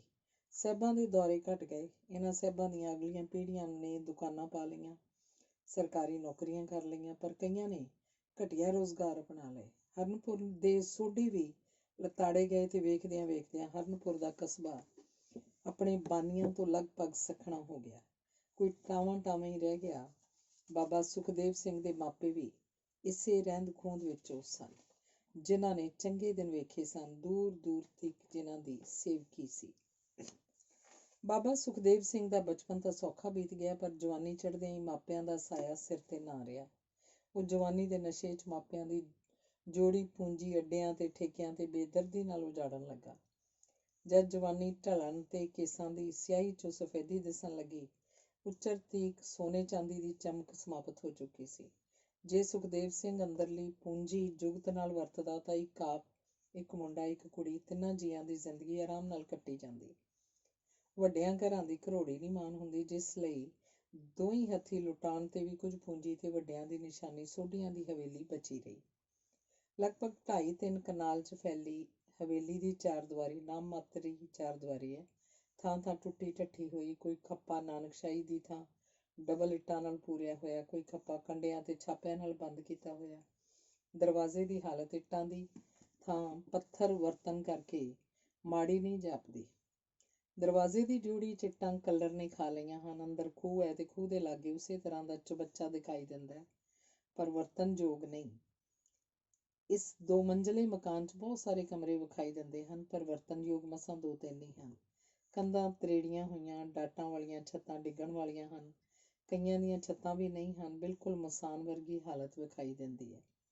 ਬਾਬਾ ਜੀ ਦੀ ਉਮਰ ਉਹਨਾਂ ਦੀ ਭਾਵੇਂ 50 ਤੋਂ ਮਸਾਂ ਹੀ ਟੱਪੀ ਹੋਏਗੀ, ਪਰ ਦਿਖਾਈ ਦਿੰਦੇ ਨੇ 60-65 ਸਾਲਾਂ ਦੇ। ਕੇਸਾਂ 'ਚ ਕਾਲੋਂ ਨਾ ਮਾਤਰ ਵੀ ਨਹੀਂ ਦਿਸਦੀ। ਰੁਲਿਆ ਜਿਹਾ ਹੁਲੀਆ, ਨਿਰਾਸ਼ ਜਿਹੀ ਤੱਕਣੀ ਤੇ ਝੁਲਸੀ ਹੋਈ ਲੱਕੜੀ ਵਰਗਾ ਰੰਗ। ਸਰੀਰ ਝੁਕ ਗਿਆ, ਪਰ ਅਜੇ ਤੀਕ ਵੱਡਿਆਂ ਵਡੇਰਿਆਂ ਵਾਲੀ ਵਰਤਨ ਪਾਈ ਜਾਂਦੀ ਹੈ। ਖਾਸ ਕਰਕੇ ਕਿਸੇ ਅਫਸਰ ਨੂੰ ਮਿਲਣ ਸਮੇਂ ਜਦੋਂ ਆਪਣਾ ਮਖਸੂਸ ਚੋਗਾ ਪਹਿਨਦੇ ਨੇ ਤਾਂ ਉਹਨਾਂ ਦੀ ਫੱਬ ਕਿਸੇ ਰਈਸ ਤੋਂ ਘੱਟ ਨਹੀਂ ਹੁੰਦੀ। ਇਹ ਚੋਗਾ ਉਹਨਾਂ ਦੇ ਦਾਦਾ ਜੀ ਨੇ ਬਣਵਾਇਆ ਸੀ, ਜਿਹਨੂੰ ਪਹਿਨ ਕੇ ਉਹ ਮਹਾਰਾਜਾ ਰਣਜੀਤ ਸਿੰਘ ਦੇ ਦਰਬਾਰ 'ਚ ਜਾਇਆ ਕਰਦੇ ਸਨ। ਇਸ ਚੋਗੇ ਨਾਲ ਬਾਬਾ ਜੀ ਨੂੰ ਪਿਆਰ ਹੀ ਨਹੀਂ, ਸਗੋਂ ਸ਼ਰਧਾ ਵੀ ਹੈ। ਪਿੰਡ ਵਿੱਚ ਬੱਚਾ ਬੱਚਾ ਉਹਨਾਂ ਨੂੰ ਜਾਣਦਾ ਹੈ ਤੇ ਆਦਰ ਵੀ ਕਰਦਾ ਹੈ। ਝਾੜਾ ਤਵੀਤ ਕਰਾਉਣ ਕਰਕੇ ਸਵਾਣੀਆਂ ਵਧੇਰੇ ਮੰਨਦੀਆਂ ਹਨ, ਪਰ ਅੱਜ ਕੱਲ੍ਹ ਬਾਬਾ ਜੀ ਪਤਾ ਨਹੀਂ ਕਿਉਂ ਉੱਪਰੇ ਬਣੇ ਹੋਏ ਹਨ। ਮੱਥਾ ਟੇਕਣ ਵਾਲਿਆਂ ਨੂੰ ਬਿਨਾਂ ਅਸੀਸ ਦਿੱਤਿਆਂ ਲੰਘ ਜਾਂਦੇ ਹਨ। ਹੁਣ ਲੋਕ ਡਰਦੇ ਝਾੜਾ ਤਵੀਤ ਵੀ ਨਹੀਂ ਕਰਾਉਣ ਆਉਂਦੇ। ਇਸ ਰੁੱਖਾਈ ਤੇ ਉਦਾਸੀਨਤਾ ਬਾਰੇ ਲੋਕ ਵੱਖ-ਵੱਖ ਅੰਦਾਜ਼ਾ ਲਾਉਂਦੇ ਹਨ, ਪਰ ਅਸਲੀਅਤ ਬਾਰੇ ਕੋਈ ਕੁਝ ਨਹੀਂ ਜਾਣਦਾ। ਸਾਹਿਬਾਂ ਦਾ ਨਿਵਾਸ ਢੂੰਡਣ ਲਈ ਦਿਆਲੇ ਨੂੰ ਕਾਫੀ ਖਪਣਾ ਪਿਆ। ਉਹ ਸਾਹਿਬਾਂ ਦਾ ਨਾਂ ਨਹੀਂ ਸੀ ਜਾਣਦਾ, ਬਸ ਇਹ ਪੁੱਛਦਾ, ਸਾਹਿਬਾਂ ਦਾ ਘਰ ਕਿਹੜਾ ਹੈ? ਲੋਕ ਸਾਹਿਬਾਂ ਤੀਵੀਂ ਸਮਝ ਕੇ ਉਹਨੂੰ ਟਿਚਰਾਂ ਕਰਕੇ ਲੰਘ ਜਾਂਦੇ। ਬਹੁਤ ਸਾਰੀ ਖੱਜਲ ਖੁਆਰੀ ਦੇ ਬਾਅਦ ਉਹ ਆਪਣੇ ਠਿਕਾਣੇ ਤੇ ਜਾਈ ਪਹੁੰਚਿਆ। ਇਤਫਾਕ ਨਾਲ ਡਿਊੜੀ ਵਿੱਚ ਹੀ ਮੇਲ ਹੋ ਗਿਆ। ਬਾਬਾ ਜੀ ਸ਼ਾਇਦ ਕਿਸੇ ਕੰਮ ਲਈ ਬਾਜ਼ਾਰ ਜਾ ਰਹੇ ਸਨ। ਉਹ ਬੋਲੇ, ਕੌਣ? ਦੇਵੀ ਦਿਆਲ? ਦਿਆਲਾ ਆਪਣੇ ਬਿਸਤਰੇ ਨੂੰ ਡਿਊੜੀ ਦੇ ਬਾਹਰਲੇ ਥੜੇ ਤੇ ਰੱਖਦਾ ਹੋਇਆ ਬਾਬਾ ਜੀ ਦੇ ਚਰਨਾਂ ਤੇ ਆ ਢੱਠਾ। ਡਾਢਾ ਹੀ ਬੇਬਲ। ਨਾਮ ਚੇਤਾਵੇ, ਸੁਖੀ ਰਹੋ। ਆਸ਼ੀਰਵਾਦ ਦਿੰਦਿਆਂ ਬਾਬਾ ਜੀ ਨੇ ਉਹਨੂੰ ਚਰਨਾਂ ਤੋਂ ਉਠਾਇਆ। ਤੂੰ ਕਿੱਧਰ ਦਿਆਲਿਆ? ਸੱਚੇ ਪਾਤਸ਼ਾਹ, ਤੁਸਾਂ ਤੇ ਤੁਹਾਡੇ। ਬਾਬਾ ਅੰਦਰ ਲੈ ਗਿਆ। ਆਪ ਪਲੰਗ ਤੇ ਬੈਠ ਕੇ ਦਿਆਲਾ ਭੁੰਜੇ। ਦਿਆਲਾ ਉਹਨਾਂ ਨੂੰ ਵੇਖ ਕੇ ਹੈਰਾਨ ਹੋ ਗਿਆ। ਕਈ ਪ੍ਰਸ਼ਨ ਉਹਦੇ ਅੰਦਰੋਂ ਉੱਠੇ। ਕਿੰਨੇ ਬਦਲ ਗਏ? ਕੀ ਬਿਮਾਰ ਨੇ? ਇਹਨਾਂ ਨੂੰ ਕੀ ਹੋ ਗਿਆ? ਕਿੱਥੇ ਗਿਆ ਸਾਹਿਬਾਂ ਦਾ ਦਗਦਾ ਚਿਹਰਾ, ਜਿਹਦੀ ਝਾਲ ਨਹੀਂ ਸੀ ਝੱਲੀ ਜਾਂਦੀ? ਕਿਵੇਂ ਆਉਣਾ ਹੋਇਆ ਗੁਰਮੁਖਾ? ਬਾਬਾ ਜੀ ਨੇ ਪ੍ਰਸ਼ਨ ਕੀਤਾ। ਦਿਆਲੇ ਨੇ ਛੋਟੇ ਕੱਦ ਦੇ ਗੱਭਰੂਆਂ ਦੀ ਭਰਤੀ ਬਾਬਤ ਦੱਸਿਆ, ਪਰ ਬਾਬੇ ਨੇ ਅੱਗੋਂ ਕਿਹਾ, ਬਿਲਕੁਲ ਗਲਤ ਦੱਸਿਆ ਤੈਨੂੰ ਕਿਸੇ ਨੇ ਦਿਆਲਿਆ। ਇਹ ਸੁਣ ਦਿਆਲੇ ਦੇ ਮਾਪੇ ਮਰ ਗਏ। ਉਹਨੂੰ ਘਬਰਾਹਟ 'ਚ ਵੇਖ ਕੇ ਬਾਬੇ ਨੇ ਕਿਹਾ, ਨਾਲੇ ਤੈਨੂੰ ਕਾਹਦੀ ਬਿਪਤਾ ਆ ਬਣੀ ਹੈ ਭਰਤੀ ਹੋਣ ਦੀ? ਕੋਈ ਤੇਰੇ ਮੁੰਡੇ ਕੁੜੀਆਂ ਰੋਣ ਡਏ ਨੇ? 2 ਵੇਲੇ ਰੋਟੀ ਦੀ ਲੋੜ ਹੈ ਨਾ? ਚੱਲ ਹੋਰ ਨਹੀਂ ਕੋਈ ਠਾਰ ਤਾਂ ਇੱਥੇ ਟਿਕਾ ਰਹੋ। ਗੁਰੂ ਬਾਬੇ ਦੇ ਘਰ 'ਚ ਅੰਨ ਦਾ ਕੋਈ ਅਟਕਾ ਨਹੀਂ। ਜੇ ਤਨੋਂ ਮਨੋਂ ਸੇਵਾ ਕਰੇਗਾ ਤਾਂ ਗੁਰੂ ਘਰ ਦੀਆਂ ਮਿਹਰਾਂ ਨਾਲ ਵਰਸਾਇਆ ਜਾਏਗਾ, ਮੁਕਤੀ ਵੀ ਮਿਲੇਗੀ। ਦਿਆਲਾ ਸੁਣ ਕੇ ਨਸ਼ਿਆ ਗਿਆ। ਜੇ ਸਾਹਿਬਾਂ ਦੇ ਘਰੇ ਸੇਵਾ ਚੱਲ ਪਏ ਤੇ ਮੈਨੂੰ ਕੋਈ ਸ਼ੈ ਨਹੀਂ ਲੋੜੀਂਦੀ। ਬਾਬਾ ਜੀ ਨੇ, ਗੁਰੂ ਬਾਬਾ ਜੀ ਤੇਰੀ ਲੋਚਾ ਪੂਰੀ ਕਰੇ ਕਹਿ ਕੇ ਵਰਦਾਨ ਦਿੱਤਾ ਤੇ ਫਿਰ ਉਹਨੂੰ ਹੇਠਾਂ ਜਾ ਕੇ ਖੂਹ ਤੇ ਇਸ਼ਨਾਨ ਕਰਨ ਲਈ ਕਿਹਾ। ਬਾਬਾ ਜੀ ਨੇ ਉਹਨੂੰ ਦੱਸ ਦਿੱਤਾ ਕਿ ਉਹਨੇ ਸਾਹਿਬਜ਼ਾਦੀ ਦੀ ਸੇਵਾ ਹੀ ਕਰਨੀ ਹੈ, ਜਿਹਦੀ ਬਾਂਹ ਤੇ ਪੌੜੀਆਂ ਤੋਂ ਡਿੱਗਣ ਕਰਕੇ ਸੱਟ ਲੱਗੀ ਹੈ। ਦਿਆਲੇ ਨੇ ਮੱਥਾ ਟੇਕਿਆ, ਰੋਟੀ ਪਕਾਉਣ ਤੇ ਪੂਰੀ ਸੇਵਾ ਕਰਨ ਦਾ ਭਰੋਸਾ ਦਵਾਇਆ ਤੇ ਹੇਠਾਂ ਉਤਰ ਗਿਆ। ਹਰਨਪੁਰ ਤੇ ਮਲਕਵਾਲ ਕਸਬਿਆਂ ਨੂੰ ਦਰਿਆ ਨੇ ਨਿਖੇੜਿਆ ਹੋਇਆ। ਉੱਤਰ ਵਾਲੇ ਕੰਢੇ ਤੋਂ ਕੁੱਲ 1 ਮੀਲ ਤੇ ਮਲਕਵਾਨ ਹੈ। ਪੱਛਮ ਦੇ ਕਿਨਾਰੇ ਤੋਂ ਉਦੋਂ ਕੁਝ ਵਧੀਕ ਹਟਵੇਂ ਥਾਂ ਹਰਨਪੁਰ ਸੀ। ਪਾਰਲਾ ਕਸਬਾ ਗੁਜਰਾਤ ਦੇ ਜ਼ਿਲ੍ਹੇ ਨਾਲ ਲੱਗਦਾ ਹੈ ਤੇ ਉਰਾਰਲਾ ਜੇਹਲਮ ਨਾਲ। ਜਿਵੇਂ ਹਰਨਪੁਰ ਸੋਢੀਆਂ ਨੇ ਵਸਾਇਆ, ਇਸੇ ਤਰ੍ਹਾਂ ਮਲਕਵਾਲ ਟਿਵਾਣੇ ਮਲਕਾਂ ਨੇ ਵਸਾਇਆ ਤੇ ਮਲਕਵਾਲ ਵੀ ਕਈ ਵਾਰੀ ਹੜ੍ਹਾਂ ਨਾਲ ਉੱਜੜਿਆ। ਜਿਸ ਟਿਵਾਣੇ ਨੇ ਮਲਕਵਾਲ ਦੀ ਨੀਂਹ ਰੱਖੀ, ਉਹਦੀਆਂ ਅਗਲੀਆਂ ਪੀੜ੍ਹੀਆਂ ਸਾਰੀਆਂ ਰੱਜੀਆਂ ਪੁੱਜੀਆਂ ਸਨ ਤੇ ਐਸ਼ ਕਰਦੀਆਂ ਸਨ। ਕਿਹਾ ਜਾਂਦਾ ਹੈ ਕਿ ਇਹ ਟਿਵਾਣੇ ਹਿੰਦੂ ਰਾਜਪੂਤ ਸਨ। ਮੁਗਲ ਰਾਜ ਸਮੇਂ ਮੁਸਲਮਾਨ ਹੋਏ ਸਨ। ਇਹਨਾਂ ਨੂੰ ਇੱਥੇ ਜ਼ਮੀਨਾਂ ਜਗੀਰਾਂ ਦੇ ਰੂਪ 'ਚ ਮਿਲੀ। ਇਹਨਾਂ ਟਿਵਾਣਿਆਂ ਨੇ 57 ਦੇ ਗਦਰ 'ਚ ਤਖਤ ਬਰਤਾਨੀਆ ਦੀ ਨਿਮਕ ਹਲਾਲੀ ਦਾ ਪੁੱਜ ਕੇ ਸਬੂਤ ਦਿੱਤਾ ਸੀ। ਜਿਸ ਬਦਲੇ ਸਰਕਾਰ ਨੇ ਜਗੀਰਾਂ ਤੇ ਸਰਕਾਰੀ ਅਹੁਦੇ ਬਖਸ਼ੇ ਸਨ। 57 ਦੇ ਗਦਰ ਤੋਂ 57 ਵਰ੍ਹੇ ਬਾਅਦ ਸੰਨ 1914 ਦੀ ਪਹਿਲੀ ਵੱਡੀ ਲੜਾਈ ਸ਼ੁਰੂ ਹੋਣ ਕਾਰਨ ਜਦੋਂ ਅੰਗਰੇਜ਼ਾਂ ਨੂੰ ਪੰਜਾਬ 'ਚ ਰੰਗਰੂਟ ਭਰਤੀ ਕਰਨ ਦੀ ਲੋੜ ਪਈ ਤਾਂ ਟਿਵਾਣਿਆਂ ਦਾ 17 ਹੋਰ ਵੀ ਚਮਕਿਆ। ਭਰਤੀ ਕਰਾਉਣ 'ਚ ਉਮਰ ਹਯਾਤ ਟਿਵਾਣਾ ਅੱਵਲ ਸੀ। ਇਸ ਸੇਵਾ ਬਦਲੇ ਉਹਦੇ ਵੱਡੇ ਪੁੱਤਰ ਨੂੰ ਸਰਕਾਰ ਨੇ ਸਰ ਦਾ ਖਿਤਾਬ ਅਦਾ ਕੀਤਾ। ਸਾਰੇ ਸਰਕਾਰ ਪ੍ਰਸਤਾਂ ਵਿੱਚ ਵੱਧ ਭਰਤੀ ਕਰਾਉਣ ਦੀ ਹੇੜ ਲੱਗੀ ਸੀ ਕਿ ਕੌਣ ਸਭ ਤੋਂ ਵੱਧ ਰੰਗਰੂਟ ਭਰਤੀ ਕਰਾਉਂਦਾ ਹੈ। ਇਹ ਹੇੜ ਜੇਹਲਮ ਤੇ ਗੁਜਰਾਤ ਦੇ ਜ਼ਿਲ੍ਹਿਆਂ 'ਚ ਬਹੁਤ ਤੇਜ਼ ਸੀ। ਭਾਵੇਂ ਜੇਹਲਮ ਨਿੱਕਾ ਜਿਹਾ ਜ਼ਿਲ੍ਹਾ ਸੀ, ਪਰ ਇੱਥੋਂ ਦੇ ਮੁਸਲਮਾਨ ਵਸਨੀਕ ਕੱਦਾਵਰ ਤੇ ਚੁਸਤ ਸਨ। ਇਸ ਲਈ ਟਿਵਾਣੇ ਤੇ ਸੋਢੀ ਸੁਖਦੇਵ ਸਿੰਘ ਇੱਥੇ ਹੀ ਬਹੁਤੇ ਹੱਥ ਪੈਰ ਮਾਰ ਰਹੇ ਸਨ। ਹਮ ਮਜ਼ਹਬ ਹੋਣ ਕਰਕੇ ਟਿਵਾਣਿਆਂ ਨੂੰ ਤਾਂ ਮੂੰਹ ਮੰਗੀ ਭਰਤੀ ਮਿਲ ਜਾਂਦੀ, ਪਰ ਸੋਢੀਆਂ ਨੂੰ ਕੇਵਲ ਹਿੰਦੂ ਰੰਗਰੂਟ ਹੀ ਮਿਲਦੇ ਸਨ, ਜੋ ਬਹੁਤ ਥੋੜੇ ਸਨ। ਹਰਨਪੁਰ ਦੇ ਜਿਹੜੇ ਸੋਢੀ ਦੂਰ ਦਰਾਜ਼ ਜਾ ਵਸੇ ਸਨ, ਉਹਨਾਂ 'ਚੋਂ ਵੀ ਕਈ ਹਰਨਪੁਰ ਆ ਕੇ ਇਸ ਕੰਮ 'ਚ ਜੁਟ ਗਏ ਸਨ। ਆਰੰਭ ਵਿੱਚ ਤਾਂ ਭਰਤੀ ਖੂਬ ਤੇਜ਼ੀ ਨਾਲ ਹੁੰਦੀ ਰਹੀ, ਪਰ ਅੰਗਰੇਜ਼ਾਂ ਦੀਆਂ ਹਾਰਾਂ ਬਾਬਤ ਸੁਣ ਕੇ ਗੱਭਰੂ ਭਰਤੀ ਹੋਣ ਤੋਂ ਕੰਨ ਕਤਰਾਉਣ ਲੱਗ ਪਏ। ਜਦ ਭਰਤੀ ਕਰਨ ਵਾਲੇ ਪਿੰਡਾਂ 'ਚ ਜਾਂਦੇ ਤਾਂ ਉਹ ਲਾਂਭੇ ਹੋ ਜਾਂਦੇ। ਅੰਗਰੇਜ਼ ਨੂੰ ਰੰਗਰੂਟ ਚਾਹੀਦੇ ਸਨ। ਉਹਨੇ ਜਬਰੀ ਭਰਤੀ ਕਰਨ ਦਾ ਕਾਨੂੰਨ ਲਾਗੂ ਕਰ ਦਿੱਤਾ ਤੇ ਭਰਤੀ ਹੋਣ ਵਾਲੇ ਗੱਭਰੂਆਂ ਨੂੰ 3 ਮਹੀਨਿਆਂ ਦੀ ਤਨਖਾਹ ਪੇਸ਼ਗੀ ਦਿੱਤੀ ਜਾਣ ਲੱਗੀ। ਗੱਭਰੂ ਗਰੀਬੀ ਕਾਰਨ ਮਜਬੂਰ ਹੋ ਕੇ ਬਲਦੀ ਦੇ ਬੂਥੇ ਫੇਰ ਆਉਣੇ ਆਰੰਭ ਹੋ ਗਏ। ਬਹੁਤੇ ਰੰਗਰੂਟ ਭਰਤੀ ਕਰਨ ਲਈ ਸਰਕਾਰ ਪ੍ਰਸਤਾਂ ਨੇ ਗੱਭਰੂਆਂ ਨੂੰ ਪੇਸ਼ਗੀ ਤੋਂ ਛੁੱਟ ਕੁਝ ਰਕਮ ਆਪਣੇ ਪੱਲਿਓਂ ਵੀ ਦੇਣੀ ਆਰੰਭ ਕਰ ਦਿੱਤੀ।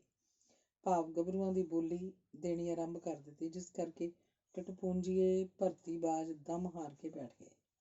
ਇਉਂ ਗੁਜਰਾਤ ਤੇ ਜੇਹਲਮ ਜ਼ਿਲ੍ਹਿਆਂ 'ਚੋਂ 70% ਜਵਾਨ ਭਰਤੀ ਹੋ ਕੇ ਜਹਾਜ਼ਾਂ ਤੇ ਚੜ੍ਹ ਗਏ। ਇਹ ਸਿਹਰਾ ਮਲਕ ਵਾਲੀਏ ਟਿਵਾਣਿਆਂ ਦੇ ਸਿਰ ਹੀ ਸੀ, ਭਾਵੇਂ ਸਾਹਿਬਜ਼ਾਦਿਆਂ ਵਰਗੇ ਹੋਰ ਭਰਤੀਬਾਜ਼ਾਂ ਨੇ ਵੀ ਇਸ ਪਵਿੱਤਰ ਕਾਰਜ 'ਚ ਹਿੱਸਾ ਪਾਇਆ। ਹਰਨਪੁਰੀਆ ਸੁਖਦੇਵ ਸਿੰਘ ਵੀ ਇਸ ਮੁਹਿੰਮ 'ਚ ਸਰਗਰਮ ਸੀ, ਭਾਵੇਂ ਉਹਦੀ ਮਾਲੀ ਹਾਲਤ ਪਤਲੀ ਹੋਣ ਕਰਕੇ ਉਹਨੂੰ ਮਨਮਰਜ਼ੀ ਦੇ ਰੰਗਰੂਟ ਨਾ ਮਿਲ ਸਕੇ। ਮਲਕ ਵਾਲੀਆਂ ਦੀ ਤੇ ਸੁਖਦੇਵ ਸਿੰਘ ਦੇ ਪਿਓ ਦਾਦੇ ਦੀ ਤਾਂ ਪਹਿਲਾਂ ਹੀ ਲੱਗਦੀ ਸੀ, ਹੁਣ ਹੋਰ ਲੱਗਣ ਲੱਗ ਪਈ। ਪਰ ਟਿਵਾਣੇ ਤਾਂ ਸੁਖਦੇਵ ਸਿੰਘ ਵਰਗਿਆਂ ਨੂੰ ਕਿਸੇ ਗਿਣਤੀ 'ਚ ਨਹੀਂ ਸੀ ਲਿਆਉਂਦੇ। ਕਿਆ ਪਿੱਦੀ ਤੇ ਕਿਆ ਪਿੱਦੀ ਦਾ ਸ਼ੋਰਬਾ ਕਹਿ ਕੇ ਟਿਚਰਾਂ ਕਰਦੇ ਸਨ। ਉਧਰ ਬਾਬਾ ਜੀ ਆਪਣੇ ਆਪ ਨੂੰ ਕਿਸੇ ਦੀ ਨੂੰਹ ਧੀ ਨਾਲੋਂ ਘੱਟ ਨਹੀਂ ਸੀ ਸਮਝਦੇ। ਟਿਵਾਣਿਆਂ 'ਚ ਮੇਰੇ ਨਾਲੋਂ ਵਾਧਾ ਵੀ ਕੀ ਹੈ, ਛੋਟੇ ਇਸ ਤੋਂ ਕਿ ਉਹ ਲੋਕ ਭਰਤੀ ਦੇ ਕੰਮ 'ਚ ਸਰਕਾਰ ਦੀ ਜ਼ਿਆਦਾ ਮਦਦ ਕਰਦੇ ਨੇ। ਇਹ ਕਿਹੜਾ ਔਖਾ ਕੰਮ ਹੈ, ਮੈਂ ਵੀ ਕਰ ਸਕਦਾ। ਤੇ ਇੱਕ ਵਾਰੀ ਬਾਬਾ ਜੀ ਨੇ ਛਾਤੀ ਤੇ ਹੱਥ ਰੱਖ ਕੇ ਆਖ ਦਿੱਤਾ ਸੀ, ਜੇ ਟਿਵਾਣਿਆਂ ਨਾਲੋਂ ਦੂਣੀ ਭਰਤੀ ਨਾ ਦਿਆਂ ਤਾਂ ਮੈਨੂੰ ਸੋਢੀ ਨਾ ਕਹਿਣਾ। ਆਪਣੀ ਹੈਂ ਪੂਰੀ ਕਰਨ ਲਈ ਬਾਬਾ ਸੁਖਦੇਵ ਸਿੰਘ ਨੇ ਦਿਨ ਰਾਤ ਇੱਕ ਕਰ ਲਿਆ। ਨਿਰਾ ਰੰਗਰੂਟ ਭਰਤੀ ਕਰਨ ਵਿੱਚ ਹੀ ਨਹੀਂ, ਵਾਰ ਫੰਡ ਲਈ ਚੰਦਾ ਉਗਰਾਉਣ ਵਿੱਚ ਵੀ ਕੋਈ ਕਸਰ ਨਾ ਛੱਡੀ। ਇਸ ਅਣਥੱਕ ਮਿਹਨਤ ਬਦਲੇ ਵੱਡੇ ਵੱਡੇ ਅਫਸਰਾਂ ਪਾਸੋਂ ਉਹਨਾਂ ਨੂੰ ਪ੍ਰਸ਼ੰਸਾ ਪੱਤਰ ਪ੍ਰਾਪਤ ਹੁੰਦੇ ਰਹਿੰਦੇ, ਜਿਨ੍ਹਾਂ ਨੂੰ ਬਾਬਾ ਜੀ ਬੜੀ ਸੰਭਾਲ ਕੇ ਰੱਖਦੇ। ਉਹਨਾਂ ਨੂੰ ਵਿਸ਼ਵਾਸ ਸੀ ਕਿ ਇਹਨਾਂ ਪ੍ਰਸ਼ੰਸਾ ਪੱਤਰਾਂ ਦੀ ਮਦਦ ਨਾਲ ਕਿਸੇ ਦਿਨ ਉਹਨਾਂ ਦੀ ਸ਼ਾਨ ਸ਼ੌਕਤ ਬੁਲੰਦੀ ਤੇ ਅੱਪੜ ਜਾਏਗੀ ਤੇ ਟਿਵਾਣੇ ਅੱਖਾਂ ਮਲਦੇ ਰਹਿ ਜਾਣਗੇ। ਸਰਕਾਰ ਨੂੰ ਪ੍ਰਸੰਨ ਕਰਨ ਤੇ ਟਿਵਾਣਿਆਂ ਨੂੰ ਲੱਤ ਹੇਠੋਂ ਲੰਘਾਉਣ ਖਾਤਰ ਬਾਬਾ ਜੀ ਨੇ ਭਰਤੀ ਦੇ ਕੰਮ ਲਈ 10-20 ਟੂੰਬਾਂ ਤੇ 2 ਢੱਠੇ ਮਕਾਨ, ਆਪਣਾ ਸਭ ਕੁਝ ਜੂਏ ਤੇ ਦਾਅ ਉੱਤੇ ਲਾਤਾ। ਕੇਵਲ ਹਵੇਲੀ ਰਹਿ ਗਈ, ਜਿਹਨੂੰ ਆਪਣੇ ਵਕਾਰ ਦੀ ਸੁਰੱਖਿਆ ਲਈ ਬਿੱਲੇ ਨਾ ਲਾ ਸਕੇ, ਤਾਂ ਕਿ ਟਿਵਾਣਿਆਂ ਨੂੰ ਲੱਤ ਹੇਠੋਂ ਕੱਢਦਿਆਂ ਉਲਟਾ ਮੈਨੂੰ ਹੀ ਉਹਨਾਂ ਦੀ ਲੱਤ ਹੇਠੋਂ ਲੰਘਣਾ ਪਏਗਾ। ਇਸ ਇੱਕ ਦਿਲ ਤੋੜਵੀਂ ਚਿੰਤਾ ਨੇ ਬਾਬਾ ਜੀ ਦੀ ਨੀਂਦ ਹਰਾਮ ਕਰ ਰੱਖੀ ਸੀ। ਸੋਚਦਿਆਂ ਉਹਨੂੰ ਆਪਣੇ ਲੜਕੇ ਸੁਦਰਸ਼ਨ, ਜੋ ਮੈਟ੍ਰਿਕ 'ਚ ਪੜ੍ਹਦਾ ਸੀ, ਨੂੰ BA ਪਾਸ ਕਰਾਉਣ ਦੀ ਜੁਗਤ ਸੁੱਝੀ। ਉਸ ਅਨੁਸਾਰ ਉਸ ਸੁਦਰਸ਼ਨ ਨੂੰ BA ਕਰਾਉਣ ਲਈ ਨਾ ਕੇਵਲ ਟਿਵਾਣਿਆਂ ਦਾ ਹੀ ਬੂਥਾ ਭਵਾਇਆ ਜਾ ਸਕਦਾ ਸੀ, ਬਲਕਿ ਆਪਣੇ ਭਵਿੱਖ ਨੂੰ ਵੀ 4 ਚੰਨ ਦੀ ਥਾਂ 8 ਚੰਨ ਲਾਏ ਜਾ ਸਕਦੇ ਸਨ। ਉਹ ਕਈ ਵਾਰ ਇਉਂ ਸੋਚਦਾ, ਟਿਵਾਣਿਆਂ ਦੇ ਮੁੰਡਿਆਂ ਨੂੰ ਕਿਹੜੇ ਸੁਰਖਾਵ ਦੇ ਖੰਭ ਲੱਗੇ ਹੋਏ ਨੇ ਕਿ ਮਸ ਫੁੱਟਦੀਆਂ ਜਿਹੜੇ ਵੱਡੇ ਵੱਡੇ ਅਹੁਦਿਆਂ ਤੇ ਜਾ ਡਟਦੇ ਨੇ। ਸਿਰਫ ਇਹੋ ਕਿ ਮਲਕ ਉਮਰ ਹਯਾਤ ਨੇ ਉਹਨਾਂ ਨੂੰ 4 ਵਿੰਗੇ ਟੇਢੇ ਹੱਥ ਪੜ੍ਹਾ ਦਿੱਤੇ ਨੇ। ਉਹਨੇ ਜੇ ਆਪਣੇ ਮੁੰਡਿਆਂ ਨੂੰ 10-10 ਪੜ੍ਹਾਈਆਂ ਨੇ ਤਾਂ ਮੇਰਾ ਮੁੰਡਾ 14 ਪੜ੍ਹ ਕੇ ਵਾਇਸਰਾਏ ਦੀ 4 ਕੌਂਸਲ 'ਚ ਬੈਠੇਗਾ। ਫਿਰ ਵੇਖਾਂਗਾ ਕਿਵੇਂ ਲੋਕ ਟਿਕਦੇ ਨੇ ਮੇਰੇ ਮੁਕਾਬਲੇ 'ਚ। ਜੇ ਪਹਿਲਾਂ ਵਰਗੇ ਹਾਲਾਤ ਹੁੰਦੇ ਤਾਂ ਕਾਲਜ 'ਚ ਪੜ੍ਹਾਈ ਕਰਾਉਣੀ ਬਾਬਾ ਜੀ ਲਈ ਔਖੀ ਨਹੀਂ ਸੀ, ਪਰ ਹੁਣ ਤਾਂ ਉਹ ਸਰਕਾਰ ਪੂਜਾ ਦੇ ਹਵਨ ਕੁੰਡ ਵਿੱਚ ਪੈਸੇ ਦੇਣ ਕਾਰਨ ਬਿਲਕੁਲ ਹੰਗਾਲੇ ਗਏ ਸਨ। ਸਰਕਾਰ ਦੀ ਨਜ਼ਰ ਸਵੱਲੀ ਹੋਣ ਦੀ ਦੇਰ ਹੈ, ਸਾਰੇ ਧੋਣੇ ਧੋਤੇ ਜਾਣਗੇ। ਇਹ ਸੋਚ ਕੇ ਤੇ ਆਸ ਰੱਖ ਕੇ ਉਹਨਾਂ ਨੇ ਪੱਕਾ ਫੈਸਲਾ ਕਰ ਲਿਆ ਕਿ ਸੁਦਰਸ਼ਨ ਨੂੰ BA ਕਰਾਏ ਬਿਨਾਂ ਦਮ ਨਹੀਂ ਲੈਣਗੇ। ਭਾਵੇਂ ਇਸ ਬਦਲੇ ਉਹਨਾਂ ਨੂੰ ਹਵੇਲੀ ਵੀ ਕਿਉਂ ਨਾ ਬੰਦੇ ਪਾਣੀ ਪਵੇ। ਸੁਦਰਸ਼ਨ ਤੇ ਰਘਬੀਰ ਦੀ ਮਾਂ ਛੋਟਿਆਂ ਹੁੰਦਿਆਂ ਹੀ ਮਰ ਗਈ ਸੀ। ਪਿਓ ਨੂੰ ਰੁਝੇਵੇਂ ਬਹੁਤ ਸਨ। ਘਰ 'ਚ ਹੋਰ ਕੋਈ ਨਿੱਕਾ ਨਿਆਣਾ ਨਾ ਹੋਣ ਕਰਕੇ ਦੋਵਾਂ ਭੈਣ ਭਰਾਵਾਂ 'ਚ ਬਹੁਤ ਗੂੜਾ ਸਨੇਹ ਸੀ। ਦੋਵੇਂ ਇੱਕੋ ਜਿਹੇ ਸਨ। ਉੱਪਰੋਂ ਥੱਲੇ ਮਸੇ 1.5-2 ਸਾਲਾਂ ਦਾ ਫਰਕ ਸੀ। ਇਸ ਲਈ ਮਾਂ ਤੇ ਪਿਓ ਦੋਹਾਂ ਦੇ ਸਨੇਹ ਭਰਾ ਨੂੰ ਭੈਣ ਪਾਸੋਂ ਤੇ ਭੈਣ ਨੂੰ ਭਰਾ ਪਾਸੋਂ ਪ੍ਰਾਪਤ ਹੁੰਦਾ, ਜਿਹਦਾ ਫਲਸਰੂਪ ਦੋਵੇਂ ਇੰਨੇ ਆਪੋ ਵਿੱਚ ਖੁੱਲ੍ਹ ਗਏ ਸਨ ਕਿ ਹਾਸੇ ਮਜ਼ਾਕ ਤੋਂ ਲੈ ਕੇ ਗੰਭੀਰ ਗੱਲਾਂ ਪੂਰੀ ਲਾਤਕੱਲਫੀ ਨਾਲ ਆਪੋ ਵਿੱਚ ਕਰਿਆ ਕਰਦੇ। ਭਾਵੇਂ ਬੀਰੀ ਦਾ ਪੂਰਾ ਨਾਂ ਰਘਬੀਰ ਕੌਰ ਸੀ, ਪਰ ਇਹਨੂੰ ਸਭੇ ਇਸੇ ਸੰਖੇਪ ਨਾਂ ਨਾਲ ਸੱਦਦੇ ਸਨ। ਸੁਭਾਅ ਦੀ ਅੱਤ ਦਰਜੇ ਦੀ ਚੰਚਲ, ਕੱਦ ਬੁੱਤ ਵੱਲੋਂ ਹੁੰਦਲ ਹੇਠ ਤੇ ਮੂੰਹ ਮੁਹਾਂਦਰੇ ਵੱਲੋਂ ਸੁਨੱਖੀ। ਨਿੱਕੇ ਹੁੰਦਿਆਂ ਤੋਂ ਹੀ ਘਰ ਦਾ ਭਾਰ ਸਿਰ ਤੇ ਆ ਪੈਣ ਕਰਕੇ ਉਹ ਆਪਣੀ ਹਾਣ ਦੀਆਂ ਕੁੜੀਆਂ ਤੋਂ ਦੂਣੋਂ ਦੂਣ ਸਿਆਣੀ ਤੇ ਸਮਝਦਾਰ ਸੀ। ਯਾਦ ਸ਼ਕਤੀ ਉਹਦੀ ਇੰਨੀ ਰੌਸ਼ਨ ਸੀ ਕਿ ਕੋਈ ਵੀ ਕਵਿਤਾ 2-4 ਵੇਰਾ ਪੜ੍ਹਨ ਤੋਂ ਬਾਅਦ ਉਹਨੂੰ ਕੰਠ ਹੋ ਜਾਂਦੀ। ਵੈਸੇ ਵੀ ਕਵਿਤਾ ਪੜ੍ਹਨ ਦਾ ਉਹਨੂੰ ਸ਼ੌਕ ਸੀ। ਜੋ ਨਵਾਂ ਗੀਤ ਜਾਂ ਨਵੀਂ ਕਵਿਤਾ ਲੱਭਦੀ, ਉਹਨੂੰ ਆਪਣੀ ਕਾਪੀ 'ਚ ਨੋਟ ਕਰ ਲੈਂਦੀ। ਸੁਦਰਸ਼ਨ ਭਾਵੇਂ ਉਮਰ 'ਚ ਬੀਰੀ ਨਾਲੋਂ 1.5-2 ਸਾਲ ਵੱਡਾ ਤੇ ਪੜ੍ਹਾਈ ਲਿਖਾਈ 'ਚ ਉਸ ਨਾਲੋਂ ਅੱਗੇ ਸੀ, ਪਰ ਫਿਰ ਵੀ ਬੀਰੀ ਨੂੰ ਆਪਣੇ ਨਾਲੋਂ ਕਈ ਪੱਖਾਂ ਤੋਂ ਸਿਆਣਾ ਸਮਝਦਾ ਸੀ। ਹਰਨਪੁਰ 'ਚ ਕੁੜੀਆਂ ਦਾ ਇੱਕੋ ਈਸਾਈ ਮਿਸ਼ਨਰੀ ਪ੍ਰਾਇਮਰੀ ਸਕੂਲ ਸੀ। ਇੱਥੇ ਸੁਖਦੇਵ ਸਿੰਘ ਬੀਰੀ ਨੂੰ ਨਹੀਂ ਪੜ੍ਹਾਉਣਾ ਚਾਹੁੰਦਾ ਸੀ, ਕਿਉਂਕਿ ਉੱਥੇ ਬੀਰੀ ਨੂੰ ਸਿੱਖ ਧਾਰਮਿਕ ਵਿੱਦਿਆ ਨਹੀਂ ਸੀ ਮਿਲ ਸਕਦੀ। ਉਹ ਬੀਰੀ ਨੂੰ ਰੱਜਵੀਂ ਧਾਰਮਿਕ ਵਿੱਦਿਆ ਦੇ ਕੇ ਖਾਨਦਾਨ ਦਾ ਨਾਂ ਉੱਚਾ ਕਰਨਾ ਚਾਹੁੰਦਾ ਸੀ। ਇਸ ਕਰਕੇ ਬੀਰੀ ਨੂੰ ਗੁਰਦੁਆਰੇ ਬੁੱਢ ਵਰੇਸ ਕੋਲ ਪੜ੍ਹਨੇ ਪਾ ਦਿੱਤਾ। ਗੁਰਦੁਆਰੇ ਦੀ ਪੜ੍ਹਾਈ ਬੀਰੀ ਨੇ 3 ਕੁ ਮਹੀਨੇ 'ਚ ਹੀ ਮੁਕਾ ਲਈ। ਚਿੱਕੜ ਉਹਦੀ ਪੜ੍ਹਾਈ ਦੀ ਜ਼ਿੰਮੇਵਾਰੀ ਸੁਦਰਸ਼ਨ ਨੇ ਸੰਭਾਲੀ। ਧਾਰਮਿਕ ਵਿੱਦਿਆ ਵੀ ਬੀਰੀ ਨੂੰ ਸੁਖਦੇਵ ਸਿੰਘ ਆਪ ਦਿੰਦਾ ਸੀ। ਭਾਵੇਂ ਉਹਨੂੰ ਦੌਰਿਆਂ ਤੋਂ ਵੇਲ ਬਹੁਤ ਘੱਟ ਮਿਲਦਾ ਸੀ। ਜਦ ਬੀਰੀ ਇਸ ਧਾਰਮਿਕ ਵਿੱਦਿਆ ਵੱਲੋਂ ਅਵੇਸਲੀ ਹੁੰਦੀ ਤਾਂ ਸੁਖਦੇਵ ਸਿੰਘ ਉਹਦੀ ਬਹੁਤ ਝੰਬ ਝਾੜ ਕਰਦਾ। ਹਰਨਪੁਰ DAV ਮਿਡਲ ਸਕੂਲ ਦੀ ਪੜ੍ਹਾਈ ਖਤਮ ਕਰਕੇ ਸੁਦਰਸ਼ਨ ਨੂੰ ਭਲਵਾਲ ਗਵਰਨਮੈਂਟ ਹਾਈ ਸਕੂਲ ਵਿੱਚ ਦਾਖਲ ਹੋਣਾ ਪਿਆ। ਰੇਲ ਦੇ ਰਸਤੇ ਤੋਂ ਹਰਨਪੁਰ ਭਲਵਾਲ 1.25 ਕੁ ਘੰਟੇ ਦਾ ਰਸਤਾ ਸੀ। ਸੁਦਰਸ਼ਨ ਸਵੇਰੇ 7:45 ਦੀ ਗੱਡੀ ਜਾਂਦਾ, ਸ਼ਾਮੀ 6:30 ਦੀ ਗੱਡੀ ਵਾਪਸ ਆਉਂਦਾ। ਰਾਤੀ 2 ਕੁ ਘੰਟੇ ਉਹਨੂੰ ਬੀਰੀ ਨਾਲ ਵੀ ਮਗਜ਼ਪੱਚੀ ਕਰਨੀ ਪੈਂਦੀ। ਸੁਭਾਵਕ ਤੌਰ ਤੇ ਭਾਵੇਂ ਬੀਰੀ ਕਿੰਨੀ ਚੰਚਲ ਤੇ ਹਸਮੁਖ ਸੀ, ਪਰ ਪਿਓ ਤੋਂ ਬਹੁਤ ਡਰਦੀ ਸੀ। ਉਹਨੂੰ ਤੱਕਦਿਆਂ ਹੀ ਉਹ ਕੱਛੂਏ ਵਾਂਗ ਸਿਰ ਨੂੰ ਪਿੰਡੇ 'ਚ ਲੁਕਾਉਣ ਲੱਗ ਪੈਂਦੀ। ਪਰ ਪਿਓ ਪ੍ਰਤੀ ਸੁਦਰਸ਼ਨ ਦਾ ਆਚਰਣ ਉੱਕਾ ਹੀ ਇਹ ਤੋਂ ਉਲਟ ਸੀ। ਉਹ ਕੋਈ ਵੀ ਅਣਭਾਉਂਦੀ ਗੱਲ ਪਿਓ ਦੇ ਮੂੰਹੋਂ ਸੁਣਦਾ ਤਾਂ ਬਹਿਸਣ ਲੱਗ ਪੈਂਦਾ। ਕਈ ਵਾਰੀ ਤਲਖੀ ਪੈਦਾ ਹੋ ਜਾਂਦੀ। ਹਰ ਵਾਰੀ ਨਾ ਚਾਹੁੰਦਿਆਂ ਵੀ ਬਾਬਾ ਜੀ ਨੂੰ ਪੁੱਤਰ ਅੱਗੇ ਝੁਕਣਾ ਪੈਂਦਾ। ਜਦ ਉਹ ਬਾਬਾ ਜੀ ਨਾਲ ਗੁਰੂ ਡੰਮ ਤੇ ਸਰਕਾਰ ਪ੍ਰਸਤੀ ਬਾਰੇ ਬਹਿਸ ਕਰਦਾ ਤਾਂ ਬਾਬਾ ਜੀ ਬਹੁਤ ਖਿਝ ਜਾਂਦੇ ਤੇ ਇੱਕ ਅੱਧ ਧੱਪਾ ਵੀ ਰਸੀਦ ਕਰ ਦਿੰਦੇ, ਜਿਹਦਾ ਨਤੀਜਾ ਇਹ ਹੁੰਦਾ ਕਿ ਕਈ ਦਿਨਾਂ ਤੱਕ ਪਿਓ ਪੁੱਤਰ ਇੱਕ ਦੂਜੇ ਨਾਲ ਮੂੰਹ ਵੱਟੀ ਰੱਖਦੇ। ਜਦ ਸੁਦਰਸ਼ਨ ਦਾ ਇਹ ਨਿਰਾਦਰ ਹੁੰਦਾ ਵੇਖਦੀ ਤਾਂ ਬੀਰੀ ਤੋਂ ਕੁਝ ਨਾ ਸਰਦਾ। ਉਹ ਅੰਦਰ ਜਾ ਕੇ ਡੁਸਕਣ ਲੱਗ ਪੈਂਦੀ ਤੇ ਉਦੋਂ ਤੀਕ ਰੋਂਦੀ ਰਹਿੰਦੀ ਜਦ ਤੀਕ ਸੁਦਰਸ਼ਨ ਨਾ ਮਨਾਉਂਦਾ। ਕਈ ਵਾਰੀ ਬਾਬਾ ਜੀ ਇਉਂ ਸੋਚਣ ਲੱਗ ਪੈਂਦੇ, ਕੀ ਥੋੜ੍ਹੀਆਂ ਇਹੋ ਜਿਹੀਆਂ ਪੜ੍ਹਾਈਆਂ ਨਾਲੋਂ, ਜਿਨ੍ਹਾਂ ਨਾਲ ਮੁੰਡਿਆਂ ਦੀਆਂ ਖੋਪਰੀਆਂ ਉਲਟ ਜਾਂਦੀਆਂ ਨੇ, ਕਿਉਂ ਨਾ ਇਸ ਜ਼ਬਾਨ ਦਰਾਜ਼ ਮੁੰਡੇ ਨੂੰ ਸਕੂਲੋਂ ਉਠਾ ਲਿਆ ਜਾਏ। ਪਰ ਉਹ ਤਾਂ ਸੁਦਰਸ਼ਨ ਨੂੰ ਉੱਚੀ ਵਿੱਦਿਆ ਦੇ ਕੇ ਉਹਨੂੰ ਵੱਡਾ ਅਫਸਰ ਬਣਾ ਕੇ ਟਿਵਾਣਿਆਂ ਦੀ ਪਿੱਠ ਲਵਾਉਣੀ ਚਾਹੁੰਦੇ ਸੀ। ਇਸ ਲਈ ਇਹ ਸੋਚ ਕੇ ਸੌਣ ਵਾਲੀ ਗਊ ਦੀਆਂ ਛੜਾਂ ਖਾਣੀਆਂ ਹੀ ਪੈਂਦੀਆਂ, ਹਰ ਕਿਸੇ ਨੂੰ ਸਭ ਕੁਝ ਜਰ ਜਾਂਦੇ। ਜਦ ਬੀਰੀ ਨੇ ਸੁਣਿਆ ਕਿ ਸੁਦਰਸ਼ਨ ਨੂੰ ਲਾਹੌਰ ਦੇ ਕਾਲਜ ਦਾਖਲ ਕਰਾਇਆ ਜਾਏਗਾ ਤਾਂ ਡਾਢੀ ਟੀਸ ਵੱਜੀ ਉਹਦੇ ਦਿਲ ਨੂੰ। ਪਰ ਇਹ ਟੀਸ ਜਲਦੀ ਮੁਰਾਦ 'ਚ ਬਦਲ ਗਈ ਜਦ ਉਹਨੂੰ ਪਿਤਾ ਕੋਲੋਂ ਪਤਾ ਲੱਗਾ ਕਿ ਉਹ BA ਪਾਸ ਕਰਕੇ 4 ਕੌਂਸਲੀ ਦਾ ਮੈਂਬਰ ਬਣੇਗਾ। ਸੁਦਰਸ਼ਨ ਨੂੰ ਵੀ ਗ੍ਰੈਜੂਏਟ ਬਣਨ ਦੀ ਕੁਝ ਘੱਟ ਰੀਝ ਨਹੀਂ ਸੀ। ਉਹ ਤਾਂ ਪਿਓ ਨਾਲ ਵੀ ਕਾਹਲਾ ਸੀ, ਪਰ ਉਹਨੂੰ ਜਿਸ ਮਨੋਰਥ ਲਈ ਪਿਓ ਪੜ੍ਹਾਉਣਾ ਚਾਹੁੰਦਾ ਸੀ ਪੁੱਤਰ ਨੂੰ, ਉਸ ਮਨੋਰਥ ਤੋਂ ਨਫ਼ਰਤ ਸੀ। ਇਹੋ ਨਫ਼ਰਤ ਦੋਹਾਂ ਦੇ ਵਿਰੋਧ ਦਾ ਕਾਰਨ ਸੀ। ਸੁਦਰਸ਼ਨ ਦਾ ਸਕੂਲ ਸਰਕਾਰੀ ਸੀ। ਇੱਥੇ ਵਿਦਿਆਰਥੀਆਂ ਤੇ ਉਸਤਾਦਾਂ ਨੂੰ ਪੋਲੀਟੀਕਲ ਗੱਲਾਂ ਕਰਨ ਤੇ ਸੁਣਨ ਦੀ ਸਖਤ ਪਾਬੰਦੀ ਸੀ, ਪਰ ਫਿਰ ਵੀ ਕਿਸੇ ਨਾ ਕਿਸੇ ਤਰ੍ਹਾਂ ਇੱਥੇ ਪੋਲੀਟੀਕਲ ਗੱਲਾਂ, ਅੰਗਰੇਜ਼ਾਂ ਦੀਆਂ ਹਾਰਾਂ ਤੇ ਅੰਗਰੇਜ਼ਾਂ ਦੇ ਦੁਸ਼ਮਣ ਗਾਂਧੀ ਦੀਆਂ ਖਬਰਾਂ ਪੁੱਜਣੀਆਂ ਸ਼ੁਰੂ ਹੋ ਗਈਆਂ ਸਨ। ਤ੍ਰਿੰਜਣਾਂ ਤੇ ਗਿੱਧਿਆਂ ਵਿੱਚ ਇਹੋ ਬੋਲ ਆਮ ਸੁਣਾਈ ਦਿੰਦੇ, ਆਟਾ ਗੁੰਨਦੀ ਦਾ ਖੁੱਲ੍ਹ ਗਿਆ ਝਾਟਾ, ਅੰਗਰੇਜ਼ ਨੂੰ ਪੈ ਗਿਆ ਘਾਟਾ, ਨੀ ਗੋਰਿਆਂ ਨੇ ਤੁਰ ਜਾਵਣਾ, ਬੱਲੇ ਬੱਲੇ ਨੀ ਗੋਰਿਆਂ ਨੇ ਤੁਰ ਜਾਵਣਾ, ਫਿਰ ਪੱਟ ਦਾ ਪਰਾਂਦਾ ਪਾਈ ਰੰਗੀਏ, ਨੀ ਫਿਰ ਮਿੱਡੀਆਂ ਸਮਾਰ ਕੇ ਗੁੰਦਾਈ ਰੰਗੀ। ਫਿਰ ਜਦ ਇਹਨਾਂ ਗੱਲਾਂ ਨਾਲ ਗਦਰੀ, ਰਾਸ ਬਿਹਾਰੀ ਤੇ ਕਰਤਾਰ ਸਿੰਘ ਸਰਾਭੇ ਦਾ ਨਾਂ ਨਾਲ ਆ ਰਲਿਆ ਤਾਂ ਫੜਾਫੜਾਈ ਆਰੰਭ ਹੋ ਗਈ। ਸਕੂਲਾਂ 'ਚ ਬਾਗੀਆਂ ਵਿਰੁੱਧ ਖਬਰਦਾਰ ਕਰਨ ਲਈ ਲੈਕਚਰ ਹੋਣ ਲੱਗੇ। ਸੁਦਰਸ਼ਨ 9ਵੀਂ 'ਚ ਪੜ੍ਹਦਾ ਸੀ। ਭਾਵੇਂ ਉਹਨੂੰ ਰਾਜਨੀਤੀ ਦੀ ਕੋਈ ਸੂਝ ਨਹੀਂ ਸੀ, ਪਰ ਲੜਾਈ ਦੀਆਂ ਗੱਲਾਂ ਸੁਣਨ ਦਾ ਉਹਨੂੰ ਕੁਝ ਵਧੇਰੇ ਹੀ ਕੰਨ ਰਸ ਸੀ, ਖਾਸ ਕਰਕੇ ਐਸੀਆਂ ਗੱਲਾਂ ਜਿਹੜੀਆਂ ਅੰਗਰੇਜ਼ਾਂ ਵਿਰੁੱਧ ਹੋਣ। ਉਧਰ ਬੀਰੀ ਵੀ ਤਾਂ ਉਹਦੀ ਭੈਣ ਸੀ। ਜਿਹੜਾ ਸ਼ੌਕ ਭਰਾ ਨੂੰ ਹੁੰਦਾ ਉਹੀ ਭੈਣ ਨੂੰ, ਸਗੋਂ ਭਰਾ ਨਾਲੋਂ ਵੀ 4 ਰੱਤੀਆਂ ਵੱਧ। ਉਹਨੂੰ ਲੜਾਈ ਤੇ ਆਜ਼ਾਦੀ ਬਾਰੇ ਕਵਿਤਾ ਯਾਦ ਕਰਨ ਦਾ ਬਹੁਤ ਸ਼ੌਕ ਸੀ। ਭੈਣ ਦਾ ਇਹ ਸ਼ੌਕ ਪੂਰਾ ਕਰਨ ਲਈ ਸੁਦਰਸ਼ਨ ਉਹਨੂੰ ਕਿਤੇ ਨਾ ਕਿਤੇ ਇਹੋ ਜਿਹੀ ਕਵਿਤਾ ਲਿਆ ਦਿੰਦਾ। ਇੱਕ ਦਿਨ ਸੁਦਰਸ਼ਨ ਨੇ ਇੱਕ ਕਵਿਤਾ ਲਿਆ ਦਿੱਤੀ ਤੇ ਦੱਸਿਆ ਕਿ ਅਮਰੀਕਾ ਤੋਂ ਆਉਣ ਵਾਲੇ ਇੱਕ ਪਰਚੇ 'ਚ ਇਸ ਤਰ੍ਹਾਂ ਦੀਆਂ ਅਣਗਿਣਤ ਕਵਿਤਾਵਾਂ ਹੁੰਦੀਆਂ ਹਨ। ਬੀਰੀ ਨੂੰ ਇਹ ਕਵਿਤਾ ਬਹੁਤ ਪਸੰਦ ਆਈ ਤੇ ਨਿੱਤ ਇਹੋ ਜਿਹੀਆਂ ਕਵਿਤਾਵਾਂ ਮੰਗਣ ਲੱਗੀ। ਭਾਵੇਂ ਉਹ ਜਾਣਦੀ ਸੀ ਕਿ ਬਾਪੂ ਜੀ ਨੂੰ ਇਹੋ ਜਿਹੀਆਂ ਕਵਿਤਾਵਾਂ ਨਾਲ ਬਹੁਤ ਚਿੜ ਹੈ, ਉਹ ਸੁਦਰਸ਼ਨ ਨੂੰ ਬਾਪੂ ਜੀ ਦੀ ਗੈਰ ਹਾਜ਼ਰੀ 'ਚ ਕਵਿਤਾਵਾਂ ਬੜੀ ਅਦਾਇਗੀ ਨਾਲ ਸੁਣਾਇਆ ਕਰਦੀ ਸੀ। ਇੱਕ ਦਿਨ ਸੁਦਰਸ਼ਨ ਸਕੂਲ ਗਿਆ ਹੋਇਆ ਸੀ। ਬੀਬੀ ਅੰਦਰ ਬੈਠੀ ਉੱਚੀ ਉੱਚੀ ਤੁਕਾਂ ਗਾਉਣ ਲੱਗ ਪਈ।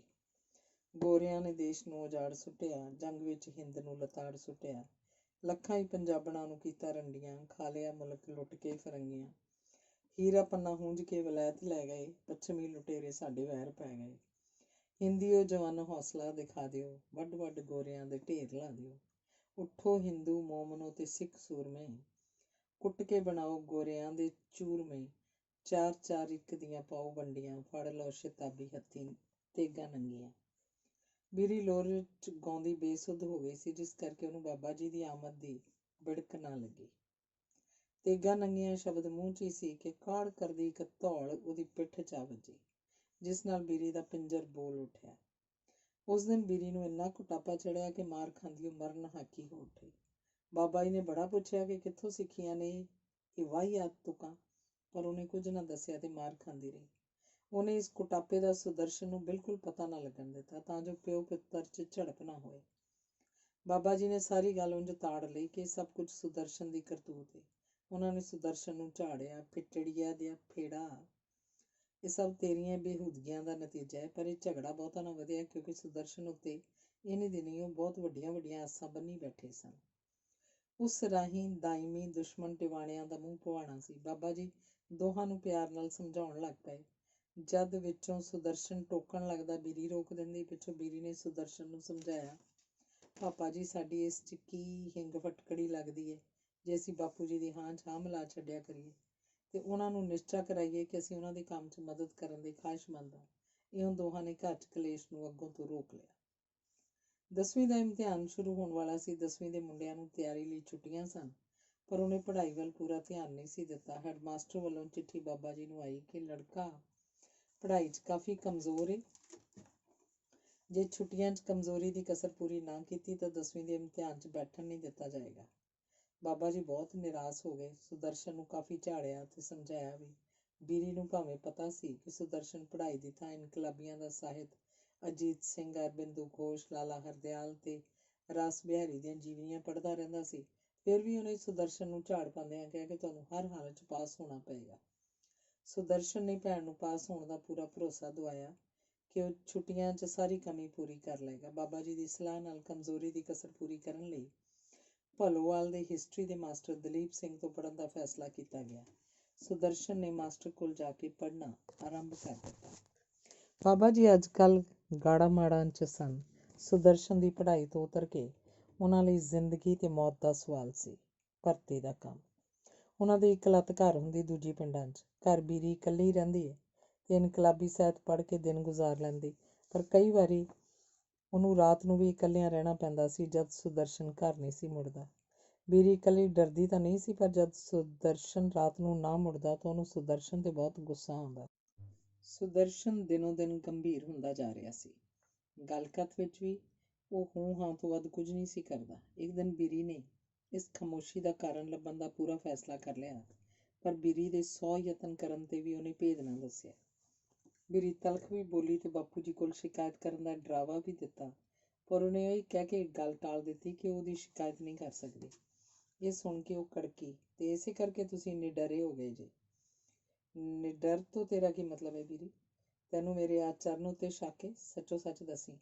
ਜਦ ਬੀਰੀ ਨੇ ਹਾਂ 'ਚ ਉੱਤਰ ਦਿੱਤਾ ਤਾਂ ਸੁਦਰਸ਼ਨ ਤੜਫ ਉੱਠਿਆ। ਮੇਰੇ ਆਚਰਨ ਤੇ ਸ਼ੱਕ ਏ? ਸੱਚ ਕਹਿਣਾ ਮੇਰੇ ਲਈ ਜ਼ਰੂਰੀ ਹੈ, ਪਰ ਮੈਂ ਪੁੱਛਣੀ ਹਾਂ ਤੁਹਾਨੂੰ, ਕਦੋਂ ਤੋਂ ਝੂਠ ਬੋਲਣ ਦਾ ਲਾਇਸੈਂਸ ਮਿਲ ਗਿਆ ਹੈ ਪਾਪਾ ਜੀ? ਤੁਸੀਂ ਰਾਤ ਬਾਹਰ ਕੱਟੀ, ਪੁੱਛਣ ਤੇ ਤੁਸੀਂ ਕਿਹਾ ਦੋਸਤ ਬਿਮਾਰ ਸੀ, ਪਰ ਮੈਂ ਜਾਣਦੀ ਹਾਂ ਇਹ ਸਭ ਬਹਾਨੇਬਾਜ਼ੀਆਂ ਨੇ। ਬੀਰੀ ਦੇ ਇੰਨਾ ਕੁਝ ਕਹਿਣ ਤੇ ਵੀ ਸੁਦਰਸ਼ਨ ਨੇ ਕੁਝ ਨਾ ਦੱਸਿਆ। ਦੋਵੇਂ ਗੁੱਸੇ ਹੋ ਗਏ ਤੇ ਗੁੱਸੇ ਵਿੱਚ ਸਾਰੀ ਰਾਤ ਤੜਫਦੇ ਰਹੇ। ਸਵੇਰੇ ਦਰਸ਼ਨ ਨੇ ਭੈਣ ਨੂੰ ਕੁਤਕਤਾੜੀਆਂ ਕੱਢੀਆਂ, ਮਾਫੀਆਂ ਮੰਗੀਆਂ ਤੇ ਸਮਝੌਤਾ ਕਰ ਲਿਆ, ਪਰ ਭੇਦ ਕੋਈ ਨਾ ਦੱਸਿਆ। ਦੋਹਾਂ ਨੇ ਸਾਰੀ ਦਿਹਾੜੀ ਤੇ ਸਾਰੀ ਰਾਤ ਜ਼ਬਾਨ ਸਾਂਝੀ ਨਾ ਕੀਤੀ। ਰਾਤ ਫਿਰ ਬੀਰੀ ਨੇ ਬੇਆਰਾਮੀ 'ਚ ਗੁਜ਼ਾਰੀ। ਸਵੇਰੇ ਭਰਾ ਨੂੰ ਮਨਾਉਣ ਲਈ ਵਿਉਂਤ ਸੋਚਣ ਲੱਗੀ। ਇੰਨੇ ਨੂੰ ਸੁਦਰਸ਼ਨ ਨੇ ਝਟਪਟ ਚਾਹ ਦੇ 2 ਪਰਾਂਠੇ ਬਣਾਉਣ ਲਈ ਕਿਹਾ, ਕਿਉਂਕਿ ਉਹਨੇ ਜ਼ਰੂਰੀ ਕੰਮ ਜਾਣਾ ਸੀ। ਉਹ ਭਰੀ ਪੀਤੀ ਰਸੋਈ 'ਚ ਚਲੀ ਗਈ। ਦਿਨ ਬੀਤਿਆ, ਰਾਤ ਗਈ, ਰਾਤ ਪਈ ਤੇ ਫਿਰ ਦੂਜਾ ਦਿਨ ਤੇ ਦੂਜੀ ਰਾਤ ਵੀ ਲੰਘ ਗਈ, ਪਰ ਸੁਦਰਸ਼ਨ ਨਾ ਮੁੜਿਆ। ਗੁੱਸੇ ਤੇ ਫਿਕਰ 'ਚ ਬੀਰੀ ਨੇ ਕੁਝ ਨਾ ਖਾਧਾ। 28 ਫਰਵਰੀ ਨੂੰ ਸੁਦਰਸ਼ਨ ਮੁੜਿਆ ਤੇ ਬੀਰੀ ਦੀ ਹਾਲਤ ਵੇਖ ਕੇ ਭੈ-ਭੀਤ ਹੋ ਗਿਆ। ਚੰਗਾ ਹੋਇਆ ਬਾਬਾ ਸੁਖਦੇਵ ਸਿੰਘ ਘਰ ਨਹੀਂ ਸੀ, ਨਹੀਂ ਤਾਂ ਭਰਾ ਦੀ ਚਮੜੀ ਬਚਾਉਣ ਲਈ ਬੀਰੀ ਨੂੰ ਕਈ ਬਹਾਨੇ ਕਰਨੇ ਪੈਣੇ ਸਨ। ਜਦ ਸੁਦਰਸ਼ਨ ਨੇ ਭਰੀ ਪੀਤੀ ਬੀਰੀ ਨੂੰ ਮਨਾਉਣ ਦਾ ਯਤਨ ਕੀਤਾ ਤਾਂ ਉਹਨੇ ਰੋ ਰੋ ਕੇ ਗਿਲਾ ਕੀਤਾ ਕਿ ਉਹ ਕਿਉਂ ਇੰਨੇ ਦਿਨ ਬਾਹਰ ਰਹੇ ਨੇ। ਭੈਣ ਦੀ ਹਾਲਤ ਵੇਖ ਕੇ ਸੁਦਰਸ਼ਨ ਨੂੰ ਹਾਰ ਕੇ ਕਹਿਣਾ ਪਿਆ, ਜੇ ਨਹੀਂ ਤੂੰ ਕਿਸੇ ਤਰ੍ਹਾਂ ਵੀ ਪਿੱਛਾ ਛੱਡਣਾ ਤਾਂ ਇਹ ਭੇਦ ਖੋਲ੍ਹਣਾ ਹੀ ਪਏਗਾ ਮੈਨੂੰ ਤੇਰੇ ਅੱਗੇ। ਭੇਦ ਤੋਂ ਬੀਰੀ ਨੇ ਫਿਰ ਸ਼ੱਕ ਕੀਤਾ, ਪਰ ਸੁਦਰਸ਼ਨ ਭੇਦ ਇਸ ਕਰਕੇ ਨਹੀਂ ਦੱਸ ਰਿਹਾ ਸੀ ਕਿਉਂਕਿ ਉਹ ਡਰਦਾ ਸੀ ਕਿ ਬੀਰੀ ਕਰਤਾਰ ਸਿੰਘ ਸਰਾਭੇ ਨੂੰ ਪਿਆਰ ਕਰਦੀ ਹੈ ਤੇ ਪਿਆਰ ਵਿੱਚ ਭਾਵੁਕ ਹੈ, ਕਿਤੇ ਉਸ ਤੋਂ ਗੱਲ ਨਿਕਲ ਨਾ ਜਾਏ। ਬਹੁਤ ਖਹਿੜੇ ਪੈਣ ਤੇ ਸੁਦਰਸ਼ਨ ਨੇ ਉਹ ਬੀਰੀ ਨੂੰ ਕਹਿਣਾ ਆਰੰਭਿਆ, ਸੱਚ ਦੱਸ ਤੂੰ ਇਸ ਨੌਜਵਾਨ। ਇਹ ਬੋਲਦਾ ਬੋਲਦਾ ਉਹ ਝੱਕ ਗਿਆ, ਪਰ ਬੀਰੀ ਨੇ ਨਿਝੱਕ ਹੋ ਕੇ ਕਿਹਾ, ਜੇ ਤੁਹਾਡਾ ਭਾਵ ਕਰਤਾਰ ਸਿੰਘ ਸਰਾਭੇ ਤੋਂ ਹੈ ਤਾਂ ਮੈਂ ਉਹਨੂੰ ਤੇ ਉਹਦੀ ਕਵਿਤਾ ਨੂੰ ਪਿਆਰ ਕਰਦੀ ਹਾਂ, ਭਾਵੇਂ ਉਹਦੀ ਸ਼ਕਲ ਨਹੀਂ ਵੇਖੀ। ਉਹਦੀ ਕਵਿਤਾ ਪੜ੍ਹ ਕੇ ਮੇਰੇ ਅੰਦਰ ਦੇਸ਼ ਪਿਆਰ ਦਾ ਜਜ਼ਬਾ ਪੈਦਾ ਹੋਇਆ। ਮੈਂ ਤਾਂ ਸਰਾਭੇ ਨੂੰ ਚਿੱਠੀ ਲਿਖਣਾ ਚਾਹੁੰਦੀ ਸੀ ਤਾਂ ਜੋ ਮੈਂ ਵੀ ਕਿਸੇ ਤਰ੍ਹਾਂ ਵਤਨ ਦੇ ਕੰਮ ਆ ਸਕਦੀ ਹਾਂ। ਸੁਦਰਸ਼ਨ ਨੂੰ ਨਿਸ਼ਚਾ ਹੋ ਗਿਆ ਕਿ ਉਹ ਭਾਵੁਕ ਨਹੀਂ। ਉਸ ਆਪਣੇ ਗੈਰ ਹਾਜ਼ਰ ਰਹਿਣ ਦੇ ਉਦਾਸ ਰਹਿਣ ਦਾ ਭੇਦ ਦੱਸਿਆ ਕਿ ਅੱਜ ਕੱਲ੍ਹ ਗਦਰ ਪਾਰਟੀ ਦਾ ਸਾਰਾ ਖੇਲ ਵਿਗੜ ਚੁੱਕਿਆ। ਉਹ ਤੇ ਮਾਸਟਰ ਦਲੀਪ ਸਿੰਘ ਪਾਰਟੀ ਦਾ ਵਿਗੜਿਆ ਢਾਂਚਾ ਮੁੜ ਗੰਢਣ ਲਈ ਨੱਠ ਭੱਜ ਕਰ ਰਹੇ ਹਨ। ਉਸੇ ਵੀ ਕਿਹਾ ਕਿ ਪਾਰਟੀ ਦੀ ਖਾਤਰ ਜੇ ਉਹਨੂੰ 10ਵੀਂ ਦਾ ਇਮਤਿਹਾਨ ਵੀ ਛੱਡਣਾ ਪਿਆ ਤਾਂ ਉਹ ਉਹਦੀ ਵੀ ਪਰਵਾਹ ਨਹੀਂ ਕਰੇਗਾ। ਜਦ ਬੀਰੀ ਨੇ ਸਰਾਭੇ ਦਾ ਥਹੁ ਪਤਾ ਪੁੱਛਿਆ ਤਾਂ ਬਸ ਇੰਨਾ ਹੀ ਕਿਹਾ ਕਿ ਇੰਨਾ ਹੀ ਪਤਾ ਹੈ ਕਿ ਪੰਜਾਬ ਪੁਲਿਸ ਨੇ ਉਹਦੀ ਗ੍ਰਿਫਤਾਰੀ ਲਈ 2000 ਰੁਪਇਆ ਇਨਾਮ ਰੱਖਿਆ। ਇੰਨੇ ਨੂੰ ਦਲੀਪ ਸਿੰਘ ਮਾਸਟਰ ਆ ਗਿਆ। ਬੀਰੀ ਦੇ ਚਿਹਰੇ ਉੱਤੇ ਸੰਗਾਊ ਪੁਣੇ ਦੇ ਕੋਈ ਚਿੰਨ੍ਹ ਨਹੀਂ ਸਨ। ਉਹਨੇ ਦਲੀਪ ਸਿੰਘ ਦੀ ਭਾਵੇਂ ਸ਼ਕਲ ਨਹੀਂ ਸੀ ਵੇਖੀ, ਪਰ ਉਹ ਉਸ ਬਾਬਤ ਕਾਫੀ ਕੁਝ ਸੁਣ ਚੁੱਕੀ ਸੀ। ਸੁਦਰਸ਼ਨ ਨੇ ਬੀਰੀ ਨਾਲ ਮਾਸਟਰ ਜੀ ਦੀ ਜਾਣ ਪਛਾਣ ਕਰਾਈ ਤੇ ਮਾਸਟਰ ਨੂੰ ਆਉਣ ਦਾ ਕਾਰਨ ਪੁੱਛਿਆ। ਕੋਈ ਭੇਦ ਭਰੀ ਗੱਲ ਸਮਝ ਕੇ ਸੁਦਰਸ਼ਨ ਨੇ ਬੀਰੀ ਨੂੰ ਚਾਹ ਦੇ ਬਹਾਨੇ ਉੱਥੋਂ ਭੇਜਣਾ ਚਾਹਿਆ, ਪਰ ਦਲੀਪ ਸਿੰਘ ਨੇ ਕਿਹਾ ਕਿ ਜਿਸ ਕੰਮ ਲਈ ਉਹ ਆਇਆ ਉਹਦਾ ਤਾਲੁਕ ਸੁਦਰਸ਼ਨ ਤੋਂ ਵੀ ਵੱਧ ਬੀਰੀ ਨਾਲ ਹੈ। ਬੀਰੀ ਇਹ ਸੁਣ ਕੇ ਹੈਰਾਨ ਰਹਿ ਗਈ। ਇੰਨੇ ਨੂੰ ਦਲੀਪ ਸਿੰਘ ਨੇ ਝੱਟ ਕਹਿ ਦਿੱਤਾ ਕਿ ਤੈਨੂੰ ਲੈਣ ਲਈ ਆਇਆ ਵਾਂ ਬੀਰੀ, ਚੱਲੇਂਗੀ ਭੱਲੋਵਾਲ ਤੱਕ। ਕੁਆਰੀ ਕੁੜੀ ਨੂੰ ਜਿਸ ਬਾਬਤ ਕਾਫੀ ਕੁਝ ਸੁਣ ਚੁੱਕਾ ਸੀ, ਇਹ ਕਹਿੰਦਾ ਹੋਇਆ ਮਾਸਟਰ ਘਬਰਾਇਆ ਪਰ ਥਿੜਕਿਆ ਨਹੀਂ। ਬੀਰੀ ਦੇ ਦਲੀਪ ਸਿੰਘ ਨੂੰ ਪੁੱਛਣ ਤੇ ਉਹਨੇ ਕਿਹਾ ਕਿ ਸਾਡੇ ਸਰਦਾਰੇ ਆਜ਼ਮ ਸਰਾਭੇ ਨੂੰ ਐਸਾ ਕੰਮ ਆ ਪਿਆ ਹੈ ਬੀਰੀ, ਜਿਹਨੂੰ ਤੇਰੇ ਵਰਗੀ ਲੜਕੀ ਹੀ ਕਰ ਸਕਦੀ ਹੈ। ਇਹ ਸੁਣ ਕੇ ਬੀਰੀ ਅੰਦਰ ਕਈ ਪ੍ਰਸ਼ਨ ਪੈਦਾ ਹੋਏ। ਕਿੰਨੇ ਸਾਰੇ ਫੁਰਨੇ ਫੁਰੇ, ਕਿੰਨੀਆਂ ਸਾਰੀਆਂ ਆਸਾਂ ਜਾਗੀਆਂ। ਉਹਨੇ ਸਰਾਭੇ ਦੇ ਥਹੁ ਟਿਕਾਣੇ ਬਾਬਤ ਪੁੱਛਿਆ। ਦਲੀਪ ਸਿੰਘ ਨੇ ਦੱਸਿਆ ਕਿ ਮੇਰੇ ਕੋਲ ਠਹਿਰਿਆ ਹੋਇਆ। ਕੰਮ ਬਾਬਤ ਮੈਨੂੰ ਪਤਾ ਹੈ, ਪਰ ਦੱਸਾਂਗਾ ਨਹੀਂ ਕਿਉਂਕਿ ਸਰਾਭੇ ਨੇ ਇਹਦੀ ਮਨਾਹੀ ਕਰ ਦਿੱਤੀ ਹੈ। ਉਹਨਾਂ ਤਿੰਨਾਂ ਨੇ ਮੇਰੇ ਤੋਂ ਐਸੀ ਲੜਕੀ ਦੀ ਮੰਗ ਕੀਤੀ ਹੈ ਜਿਹੜੀ ਨਾ ਸਿਰਫ ਮਜ਼ਬੂਤ ਇਰਾਦੇ ਦੀ ਹੋਵੇ, ਸਗੋਂ ਉਹਨਾਂ ਦੇ ਕੰਮ ਨਾਲ ਹਮਦਰਦੀ ਵੀ ਰੱਖਦੀ ਹੋਵੇ। ਮੇਰੀ ਨਜ਼ਰ ਬੀਰੀ ਤੇ ਪਈ ਤੇ ਮੈਂ ਹਾਮੀ ਭਰ ਦਿੱਤੀ। ਰੱਬ ਕਰੇ ਮੇਰੀ ਇੱਜ਼ਤ ਰਹਿ ਆਏ। ਸੁਦਰਸ਼ਨ ਹੈਰਾਨ ਹੋ ਕੇ ਬੀਰੀ ਵੱਲ ਵੇਖੀ ਜਾ ਰਿਹਾ ਸੀ ਤੇ ਖੁਸ਼ ਵੀ ਹੋ ਰਿਹਾ ਸੀ। ਕਈ ਸਾਰੇ ਪ੍ਰਸ਼ਨ ਤੇ ਸ਼ੰਕੇ ਦੂਰ ਕਰਾ ਕੇ ਬੀਰੀ ਨੇ ਭਰੋਸਾ ਦਵਾਇਆ, ਅੱਛਾ ਮਾਸਟਰ ਜੀ, ਜੇ ਤੁਹਾਨੂੰ ਮੇਰੀ ਜ਼ਾਤ ਤੇ ਐਡਾ ਭਰੋਸਾ ਹੈ ਤਾਂ ਮੈਂ ਵੀ ਤੁਹਾਨੂੰ ਯਕੀਨ ਦਿਵਾਉਂਦੀ ਹਾਂ ਕਿ ਤੁਹਾਡੇ ਇਸ ਵਿਸ਼ਵਾਸ ਉੱਤੇ ਪਹਿਰਾ ਦਿਆਂਗੀ। ਚਲੋ ਮੈਂ ਤਿਆਰ ਹਾਂ। ਸ਼ੁਕਰੀਆ, ਤੂੰ ਮੇਰੀ ਰੱਖ ਵਿਖਾਈ ਬੀਰੀ। ਉਹਨਾਂ ਨੂੰ ਮੁੜਨ ਦੀ ਕਾਹਲੀ ਏ, ਸਾਨੂੰ 1:30 ਵਜੇ ਦੀ ਗੱਡੀ ਜਾਣਾ ਹੋਏਗਾ। ਤਿੰਨੇ ਜਣੇ ਜਾਣ ਲਈ ਤਿਆਰ ਹੋ ਗਏ। ਭਾਗ ਦੂਸਰਾ। ਤੇ ਮੇਰੀ ਗੱਲ ਨੂੰ ਤੁਸੀਂ ਪੱਥਰ ਤੇ ਲਕੀਰ ਸਮਝੋ ਕਿ ਜਰਮਨੀ ਨਾਲ ਅੰਗਰੇਜ਼ਾਂ ਦੀ ਜੰਗ ਹੋ ਕੇ ਰਹੇਗੀ। ਸੋ ਸਾਨੂੰ ਚਾਹੀਦਾ ਹੈ ਕਿ ਲੜਾਈ ਲੱਗਣ ਤੋਂ ਪਹਿਲਾਂ ਮੁਕੰਮਲ ਤੌਰ ਤੇ ਗਦਰ ਦੀ ਤਿਆਰੀ ਕਰ ਲਈਏ। ਲੜਾਈ ਲੱਗਣ ਦੀ ਉਮੀਦ 2-3 ਸਾਲ ਤੋਂ ਪਹਿਲਾਂ ਨਹੀਂ ਕੀਤੀ ਜਾ ਸਕਦੀ ਤੇ ਇੰਨਾ ਸਮਾਂ ਸਾਡੀ ਤਿਆਰੀ ਲਈ ਕਾਫੀ ਹੋਏਗਾ। ਅਮਰੀਕੀ ਗਦਰ ਪਾਰਟੀ ਦੇ ਪ੍ਰਮੁੱਖ ਲੀਡਰ ਲਾਲਾ ਹਰਦਿਆਲ ਨੇ ਇਹ ਤਕਰੀਰ ਦਾ ਨੰਬਰ 1916 ਨੂੰ ਸੈਕਰੋਮੈਂਟੋ ਵਿੱਚ ਕੀਤੀ ਸੀ। ਛੇਤੀ ਉੱਥੋਂ ਦੇ ਹਿੰਦੀਆਂ ਨੇ ਲਾਲਾ ਜੀ ਦੀ ਸਿੱਖਿਆ ਉੱਤੇ ਅਮਲ ਸ਼ੁਰੂ ਕਰ ਦਿੱਤਾ। ਲਾਲਾ ਹਰਦਿਆਲ ਦਿੱਲੀ ਦੇ ਸਨ। ਲਾਹੌਰ ਗਵਰਨਮੈਂਟ ਕਾਲਜ ਤੋਂ MA ਤੇ ਆਕਸਫੋਰਡ ਯੂਨੀਵਰਸਿਟੀ ਤੋਂ ਉੱਚ ਵਿੱਦਿਆ ਪ੍ਰਾਪਤ ਕਰਕੇ ਅਮਰੀਕਾ ਪੁੱਜ ਗਏ ਸਨ। ਆਜ਼ਾਦੀ ਦੀ ਤੜਪ ਜਮਾਂਦਰੂ ਸੀ ਜੋ ਅਮਰੀਕਾ 'ਚ ਜਾ ਕੇ ਹੋਰ ਭੜਕ ਉੱਠੀ। ਕੈਨੇਡਾ ਦੀਪ ਅੰਗਰੇਜ਼ੀ ਸਾਮਰਾਜ ਦਾ ਇੱਕ ਹਿੱਸਾ ਸੀ। ਇਹਦੀ ਮਲਕੀਅਤ ਦਾ ਪਟਾ ਚਿੱਟੀ ਚਮੜੀ ਵਾਲੇ ਅੰਗਰੇਜ਼ਾਂ ਤੇ ਫਰਾਂਸੀਸੀਆਂ ਦੇ ਹੱਥ ਸੀ। ਕੈਨੇਡਾ ਵਾਲਿਆਂ ਨੂੰ ਦੇਸ਼ ਦੀ ਉਸਾਰੀ ਲਈ ਸਸਤੇ ਮਜ਼ਦੂਰ ਕੇਵਲ ਹਿੰਦ 'ਚੋਂ ਹੀ ਮਿਲ ਸਕਦੇ ਸੀ। ਹਿੰਦ ਤੇ ਖਾਸ ਕਰਕੇ ਪੰਜਾਬ ਤੋਂ ਮਜ਼ਦੂਰ ਹੁਮ-ਹੁਮਾ ਕੇ ਉੱਥੇ ਪੁੱਜ ਗਏ। ਬੀਹੜ ਜੰਗਲ ਪੁੱਟ-ਪੁੱਟ ਕੇ ਉੱਥੇ ਗੁਲਜ਼ਾਰ ਵੀ ਪੈਦਾ ਕਰ ਦਿੰਦੇ ਤੇ ਆਪ ਵੀ ਅਮੀਰ ਹੋ ਜਾਂਦੇ। ਕਾਲੇ ਕੁੱਲੀ ਭਾਵ ਪੰਜਾਬੀਆਂ ਤੇ ਭਾਰਤੀਆਂ ਨੂੰ ਵੱਡੀਆਂ ਫਰਮਾਂ ਦੇ ਮਾਲਕ ਬਣੇ ਵੇਖ ਕੇ ਉਹਨਾਂ ਦੀਆਂ ਛਾਤੀਆਂ ਤੇ ਸੱਪ ਲੇਟਣ ਲੱਗ ਪਿਆ। ਨਸਲੀ ਤਸੱਸਬ ਵਿੱਚ ਅੰਨੇ ਹੋ ਕੇ ਉਹਨਾਂ ਨੇ ਹਿੰਦੂਆਂ ਨੂੰ ਅਮਰੀਕਾ ਆਉਣੋਂ ਰੋਕਣ ਲਈ ਨਵਾਂ ਕਾਨੂੰਨ 9 ਮਈ 1907 ਨੂੰ ਘੜਿਆ। ਅੱਜ ਦੀ ਤਾਰੀਖ ਤੋਂ ਬਾਅਦ ਨਵੇਂ ਆਉਣ ਵਾਲੇ ਹਿੰਦੀ ਕੇਵਲ ਉਹੀ ਕੈਨੇਡਾ 'ਚ ਉਤਰ ਸਕਣਗੇ ਜੋ ਆਪਣੇ ਮੁਲਕ ਤੋਂ ਸਿੱਧਾ ਸਫ਼ਰ ਕਰਕੇ ਕੈਨੇਡਾ ਆਉਣਗੇ। ਇਉਂ ਭਾਰਤੀਆਂ ਲਈ ਕੈਨੇਡਾ ਦੇ ਦਰਵਾਜ਼ੇ ਬੰਦ ਹੋ ਗਏ। 1907 ਤੋਂ 1913 ਤੀਕ ਕੈਨੇਡਾ ਦੇ ਹਿੰਦੀ ਭਾਰਤੀ ਕਾਨੂੰਨ ਦੇ ਬੂਹੇ ਖੜਕਾਉਂਦੇ ਚਲੇ ਆਏ, ਪਰ ਇਹਦਾ ਅਸਰ ਤਾਂ ਕੀ ਹੋਣਾ ਸੀ, ਸਗੋਂ ਇਹਨਾਂ ਉੱਤੇ ਹੋਰ ਸਖਤੀਆਂ ਹੋਣ ਲੱਗੀਆਂ, ਜਿਸ ਨਾਲ ਲੋਕਾਂ 'ਚ ਰੋਹ ਜਾਗ ਪਿਆ ਤੇ ਅੰਗਰੇਜ਼ਾਂ ਨੂੰ ਆਪਣੇ ਵਤਨ 'ਚੋਂ ਕੱਢ ਕੇ ਭਾਰਤ ਦੀ ਆਜ਼ਾਦੀ ਲਈ ਤੜਪ ਰਹੇ ਸਨ, ਪਰ ਭਾਰਤੀ ਅੰਗਰੇਜ਼ੀ ਰਾਜ ਵਿੱਚ ਮਸਤ ਸਨ। ਅਮਰੀਕਾ 'ਚ ਪੁੱਜੇ ਹਿੰਦੂ 90-95% ਅਨਪੜ੍ਹ ਸਨ। ਜਿਹੜੇ ਟਾਵੇਂ ਪੜ੍ਹੇ ਸਨ ਉਹ ਰਾਜਨੀਤਿਕ ਤੌਰ 'ਤੇ ਨਵੇਂ ਖਿਡਾਰੀ ਹੋਣ ਕਰਕੇ ਸੰਸਥਾ ਨੂੰ ਠੀਕ ਢੰਗ ਨਾਲ ਚਲਾਉਣ ਤੋਂ ਅਸਮਰਥ ਸਨ। 2 ਜੂਨ 1913 ਨੂੰ ਗਦਰ ਪਾਰਟੀ ਸੋਹਣ ਸਿੰਘ ਭਕਨਾ ਦੀ ਸਰਦਾਰੀ ਹੇਠ ਸਨ ਫਰਾਂਸਿਸਕੋ ਵਿੱਚ ਕਾਇਮ ਕੀਤੀ ਗਈ। 13 ਨਵੰਬਰ ਨੂੰ ਵਿਦਵਾਨ ਲਾਲਾ ਹਰਦਿਆਲ ਵੀ ਪਾਰਟੀ 'ਚ ਸ਼ਾਮਲ ਹੋ ਗਏ। ਭਾਵੇਂ ਉਹਨਾਂ ਨੂੰ ਕੇਵਲ 5 ਮਹੀਨੇ ਹੀ ਅਮਰੀਕਾ 'ਚ ਰਹਿਣ ਦਾ ਮੌਕਾ ਮਿਲਿਆ, ਪਰ ਉਹ 5 ਮਹੀਨਿਆਂ 'ਚ ਯੁਗਾਂਤਰ ਆਸ਼ਰਮ ਇਨਕਲਾਬੀਆਂ ਦਾ ਕੇਂਦਰ ਖੋਲ੍ਹ ਕੇ ਗਦਰ ਅੰਦੋਲਨ ਦੀ ਤਿਆਰੀ ਕਰਦੇ ਰਹੇ। ਉਹਨਾਂ ਨੇ ਗਦਰ ਪਾਰਟੀ ਦਾ ਗਦਰ ਅਖਬਾਰ ਵੀ ਕੱਢਿਆ। ਆਮ ਕਰਕੇ ਉਹਨਾਂ ਦੀ ਸਿਹਤ ਖਰਾਬ ਰਹਿੰਦੀ ਸੀ ਤੇ ਉਹਨਾਂ ਕੋਲ ਕੋਈ ਸਹਾਇਕ ਵੀ ਨਹੀਂ ਸੀ, ਜਿਸ ਕਰਕੇ ਅਖਬਾਰ ਦਾ ਕੰਮ ਢਿੱਲਾ ਰਹਿੰਦਾ ਸੀ। ਉਹ ਇਸ ਸਮੇਂ ਲਈ ਕਿਸੇ ਯੋਗ ਆਦਮੀ ਦੀ ਭਾਲ 'ਚ ਸਨ। ਸ਼ਾਮ ਦੇ ਵੇਲੇ ਹਰਦਿਆਲ ਜੀ ਜੁਗਾਂਤਰ ਆਸ਼ਰਮ ਦੇ ਉੱਪਰ ਵਾਲੇ ਕਮਰੇ ਵਿੱਚ ਲੇਟੇ ਕੁਝ ਸੋਚ ਰਹੇ ਸਨ। ਇੰਨੇ ਨੂੰ ਇੱਕ ਮਸਫੁੱਟ ਮੁੰਡਾ ਹੀ ਕਹਿੰਦਾ ਹੋਇਆ ਕਮਰੇ ਅੰਦਰ ਦਾਖਲ ਹੋਇਆ। ਕਿਉਂ ਜੀ, ਲਾਲਾ ਹਰਦਿਆਲ ਕਿੱਥੇ ਮਿਲਣਗੇ? ਮੈਂ ਹੀ ਹਾਂ ਕਾਕਾ, ਕੀ ਕੰਮ ਹੈ? ਜੀ ਮੈਂ ਗਦਰ ਪਾਰਟੀ 'ਚ ਸ਼ਾਮਲ ਹੋਣਾ ਚਾਹੁੰਦਾ ਹਾਂ। ਕੀ ਕਿਹਾ, ਗਦਰ ਪਾਰਟੀ 'ਚ? ਕਾਫੀ ਹੈਰਾਨੀ 'ਚ ਮੁੰਡੇ ਵੱਲ ਤੱਕਦਿਆਂ ਉਹਨਾਂ ਪੁੱਛਿਆ। ਹਾਂਜੀ। ਡਾਢਾ ਹੀ ਪਿਆਰਾ ਤੇ ਮਾਸੂਮ ਜਿਹਾ ਚਿਹਰਾ ਸੀ। ਮੁੰਡੇ ਦਾ ਇਨਕਾਰ ਕਰਨ ਨਾਲ ਪਤਾ ਨਹੀਂ ਵਿਚਾਰੇ ਦੇ ਦਿਲ ਨੂੰ ਠੇਸ ਪੁੱਜੀ। ਕਿਸੇ ਕੋਮਲ ਜਿਹੇ ਢੰਗ ਨਾਲ ਉਹਨੂੰ ਟਾਲਣ ਲਈ ਲਾਲਾ ਜੀ ਨੇ ਪੁੱਛਿਆ, ਕਿੰਨੀ ਉਮਰ ਹੈ ਕਾਕਾ ਤੇਰੀ? ਜੀ 19ਵਾਂ ਲੱਗ ਪਿਆ ਹੈ। ਲਾਲਾ ਜੀ ਨੂੰ ਇਹ ਸਭ ਝੱਲਪੁਣਾ ਜਾਪਦਾ ਸੀ ਤੇ ਸਮਝ ਨਹੀਂ ਸੀ ਆ ਰਹੀ ਕਿ ਕਿਵੇਂ ਉਹਦਾ ਝੱਲਪੁਣਾ ਦੂਰ ਕਰੇ। ਵਿਦਿਆਰਥੀ ਹੈ? ਮੁਸਕਰਾਉਂਦਿਆਂ ਪੁੱਛਿਆ। ਜੀ ਬਰਕਲੇ ਯੂਨੀਵਰਸਿਟੀ 'ਚ ਪੜ੍ਹਨਾ ਵਾ। ਕੀ ਨਾਂ ਹੈ? ਜੀ ਕਰਤਾਰ ਸਿੰਘ। ਕੁਆਰਾ ਹੈ ਕਿ ਵਿਆਹ ਹੈ? ਜੀ ਕੁੜਮਾਈ ਹੋ ਚੁੱਕੀ ਹੈ, ਵਿਆਹ ਹੋਣ ਵਾਲਾ ਹੈ। ਮਾਲੂਮ ਹੁੰਦਾ ਕਾਕਾ ਵਿਆਹ ਕਰਾਉਣ ਲਈ ਕਾਫੀ ਉਤਾਵਲਾ ਹੈ। ਲਾਲਾ ਜੀ ਨੇ ਮਜ਼ਾਕੀਆ ਢੰਗ ਨਾਲ ਸਵਾਲ ਕੀਤਾ। ਤੁਸੀਂ ਠੀਕ ਸਮਝਿਆ ਜੀ, ਮੈਂ ਜਲਦੀ ਤੋਂ ਜਲਦੀ ਵਿਆਹ ਕਰਾਉਣਾ ਚਾਹੁੰਦਾ ਹਾਂ। ਸ਼ਾਇਦ ਤੇਰੀ ਮੰਗੇਤਰ ਬਹੁਤ ਹੀ ਖੂਬਸੂਰਤ ਹੋਣੀ ਹੈ। ਹੋਵੇਗੀ। ਕਿਸੇ ਅਮੀਰ ਕਬੀਰ ਦੀ ਲੜਕੀ। ਖੂਬ ਦਾਜ ਮਿਲਣ ਦੀ ਉਮੀਦ ਹੋਏਗੀ ਮਾਪਿਆਂ ਨੂੰ। ਜੀ ਮੋਸਟ ਬਿਊਟੀਫੁਲ ਸਰ, ਬਹੁਤ ਵੱਡੇ ਖਾਨਦਾਨ ਦੀ। ਤੁਸੀਂ ਸ਼ਾਇਦ ਜਾਣਦੇ ਹੀ ਹੋਗੇ। ਸ਼ਾਇਦ ਜਾਣਦਾ ਹੋਵਾਂ। ਕੀ ਨਾਂ ਹੈ ਲੜਕੀ ਦੇ ਪਿਤਾ ਦਾ? ਜੀ ਯਮਰਾਜ। ਕੀ ਕਿਹਾ? ਯਮਰਾਜ? ਹਾਂਜੀ। ਤੇ ਲੜਕੀ ਦਾ ਨਾਂ? ਲੜਕੀ ਦਾ ਨਾਂ ਮੌਤ। ਲਾਲਾ ਜੀ ਸੁਣ ਕੇ ਹੈਰਾਨ ਰਹਿ ਗਏ ਤੇ ਮੁੰਡੇ ਦੇ ਮਲੂਕ ਚਿਹਰੇ ਵੱਲ ਵੇਖ ਕੇ ਫਿਰ ਪੁੱਛਿਆ, ਪੰਜਾਬੀ ਹੈ? ਜੀ। ਕਿਹੜਾ ਜ਼ਿਲ੍ਹਾ ਹੈ? ਜੀ ਲੁਧਿਆਣਾ। ਤੇ ਮੇਰੇ ਪਿੰਡ ਦਾ ਨਾਂ ਸਰਾਭਾ ਹੈ। ਕੀ ਕੰਮ ਕਰਨਾ ਜਾਣਨਾ ਹੈ? ਕੰਮ ਤਾਂ ਜੀ ਸਿਰਫ ਇੱਕੋ ਜਾਣਨਾ ਵਾ, ਵਤਨ ਲਈ ਮਰਨਾ। ਸਿਰਫ ਮਰਨਾ ਹੀ? ਵਤਨ ਲਈ ਜੀਣਾ ਨਹੀਂ ਜਾਣਦਾ? ਉਹਨਾਂ ਉਸ ਨੂੰ ਬਾਹੋਂ ਫੜ ਕੇ ਆਪਣੇ ਨਾਲ ਬਿਠਾਉਂਦਿਆਂ ਪੁੱਛਿਆ। ਜਾਣਦਾ, ਪਰ ਜਿਉਣਾ ਨਹੀਂ ਚਾਹੁੰਦਾ। ਗੁਲਾਮ ਦਾ ਜੀਣਾ ਵੀ ਕੋਈ ਜੀਣਾ ਹੁੰਦਾ ਹੈ।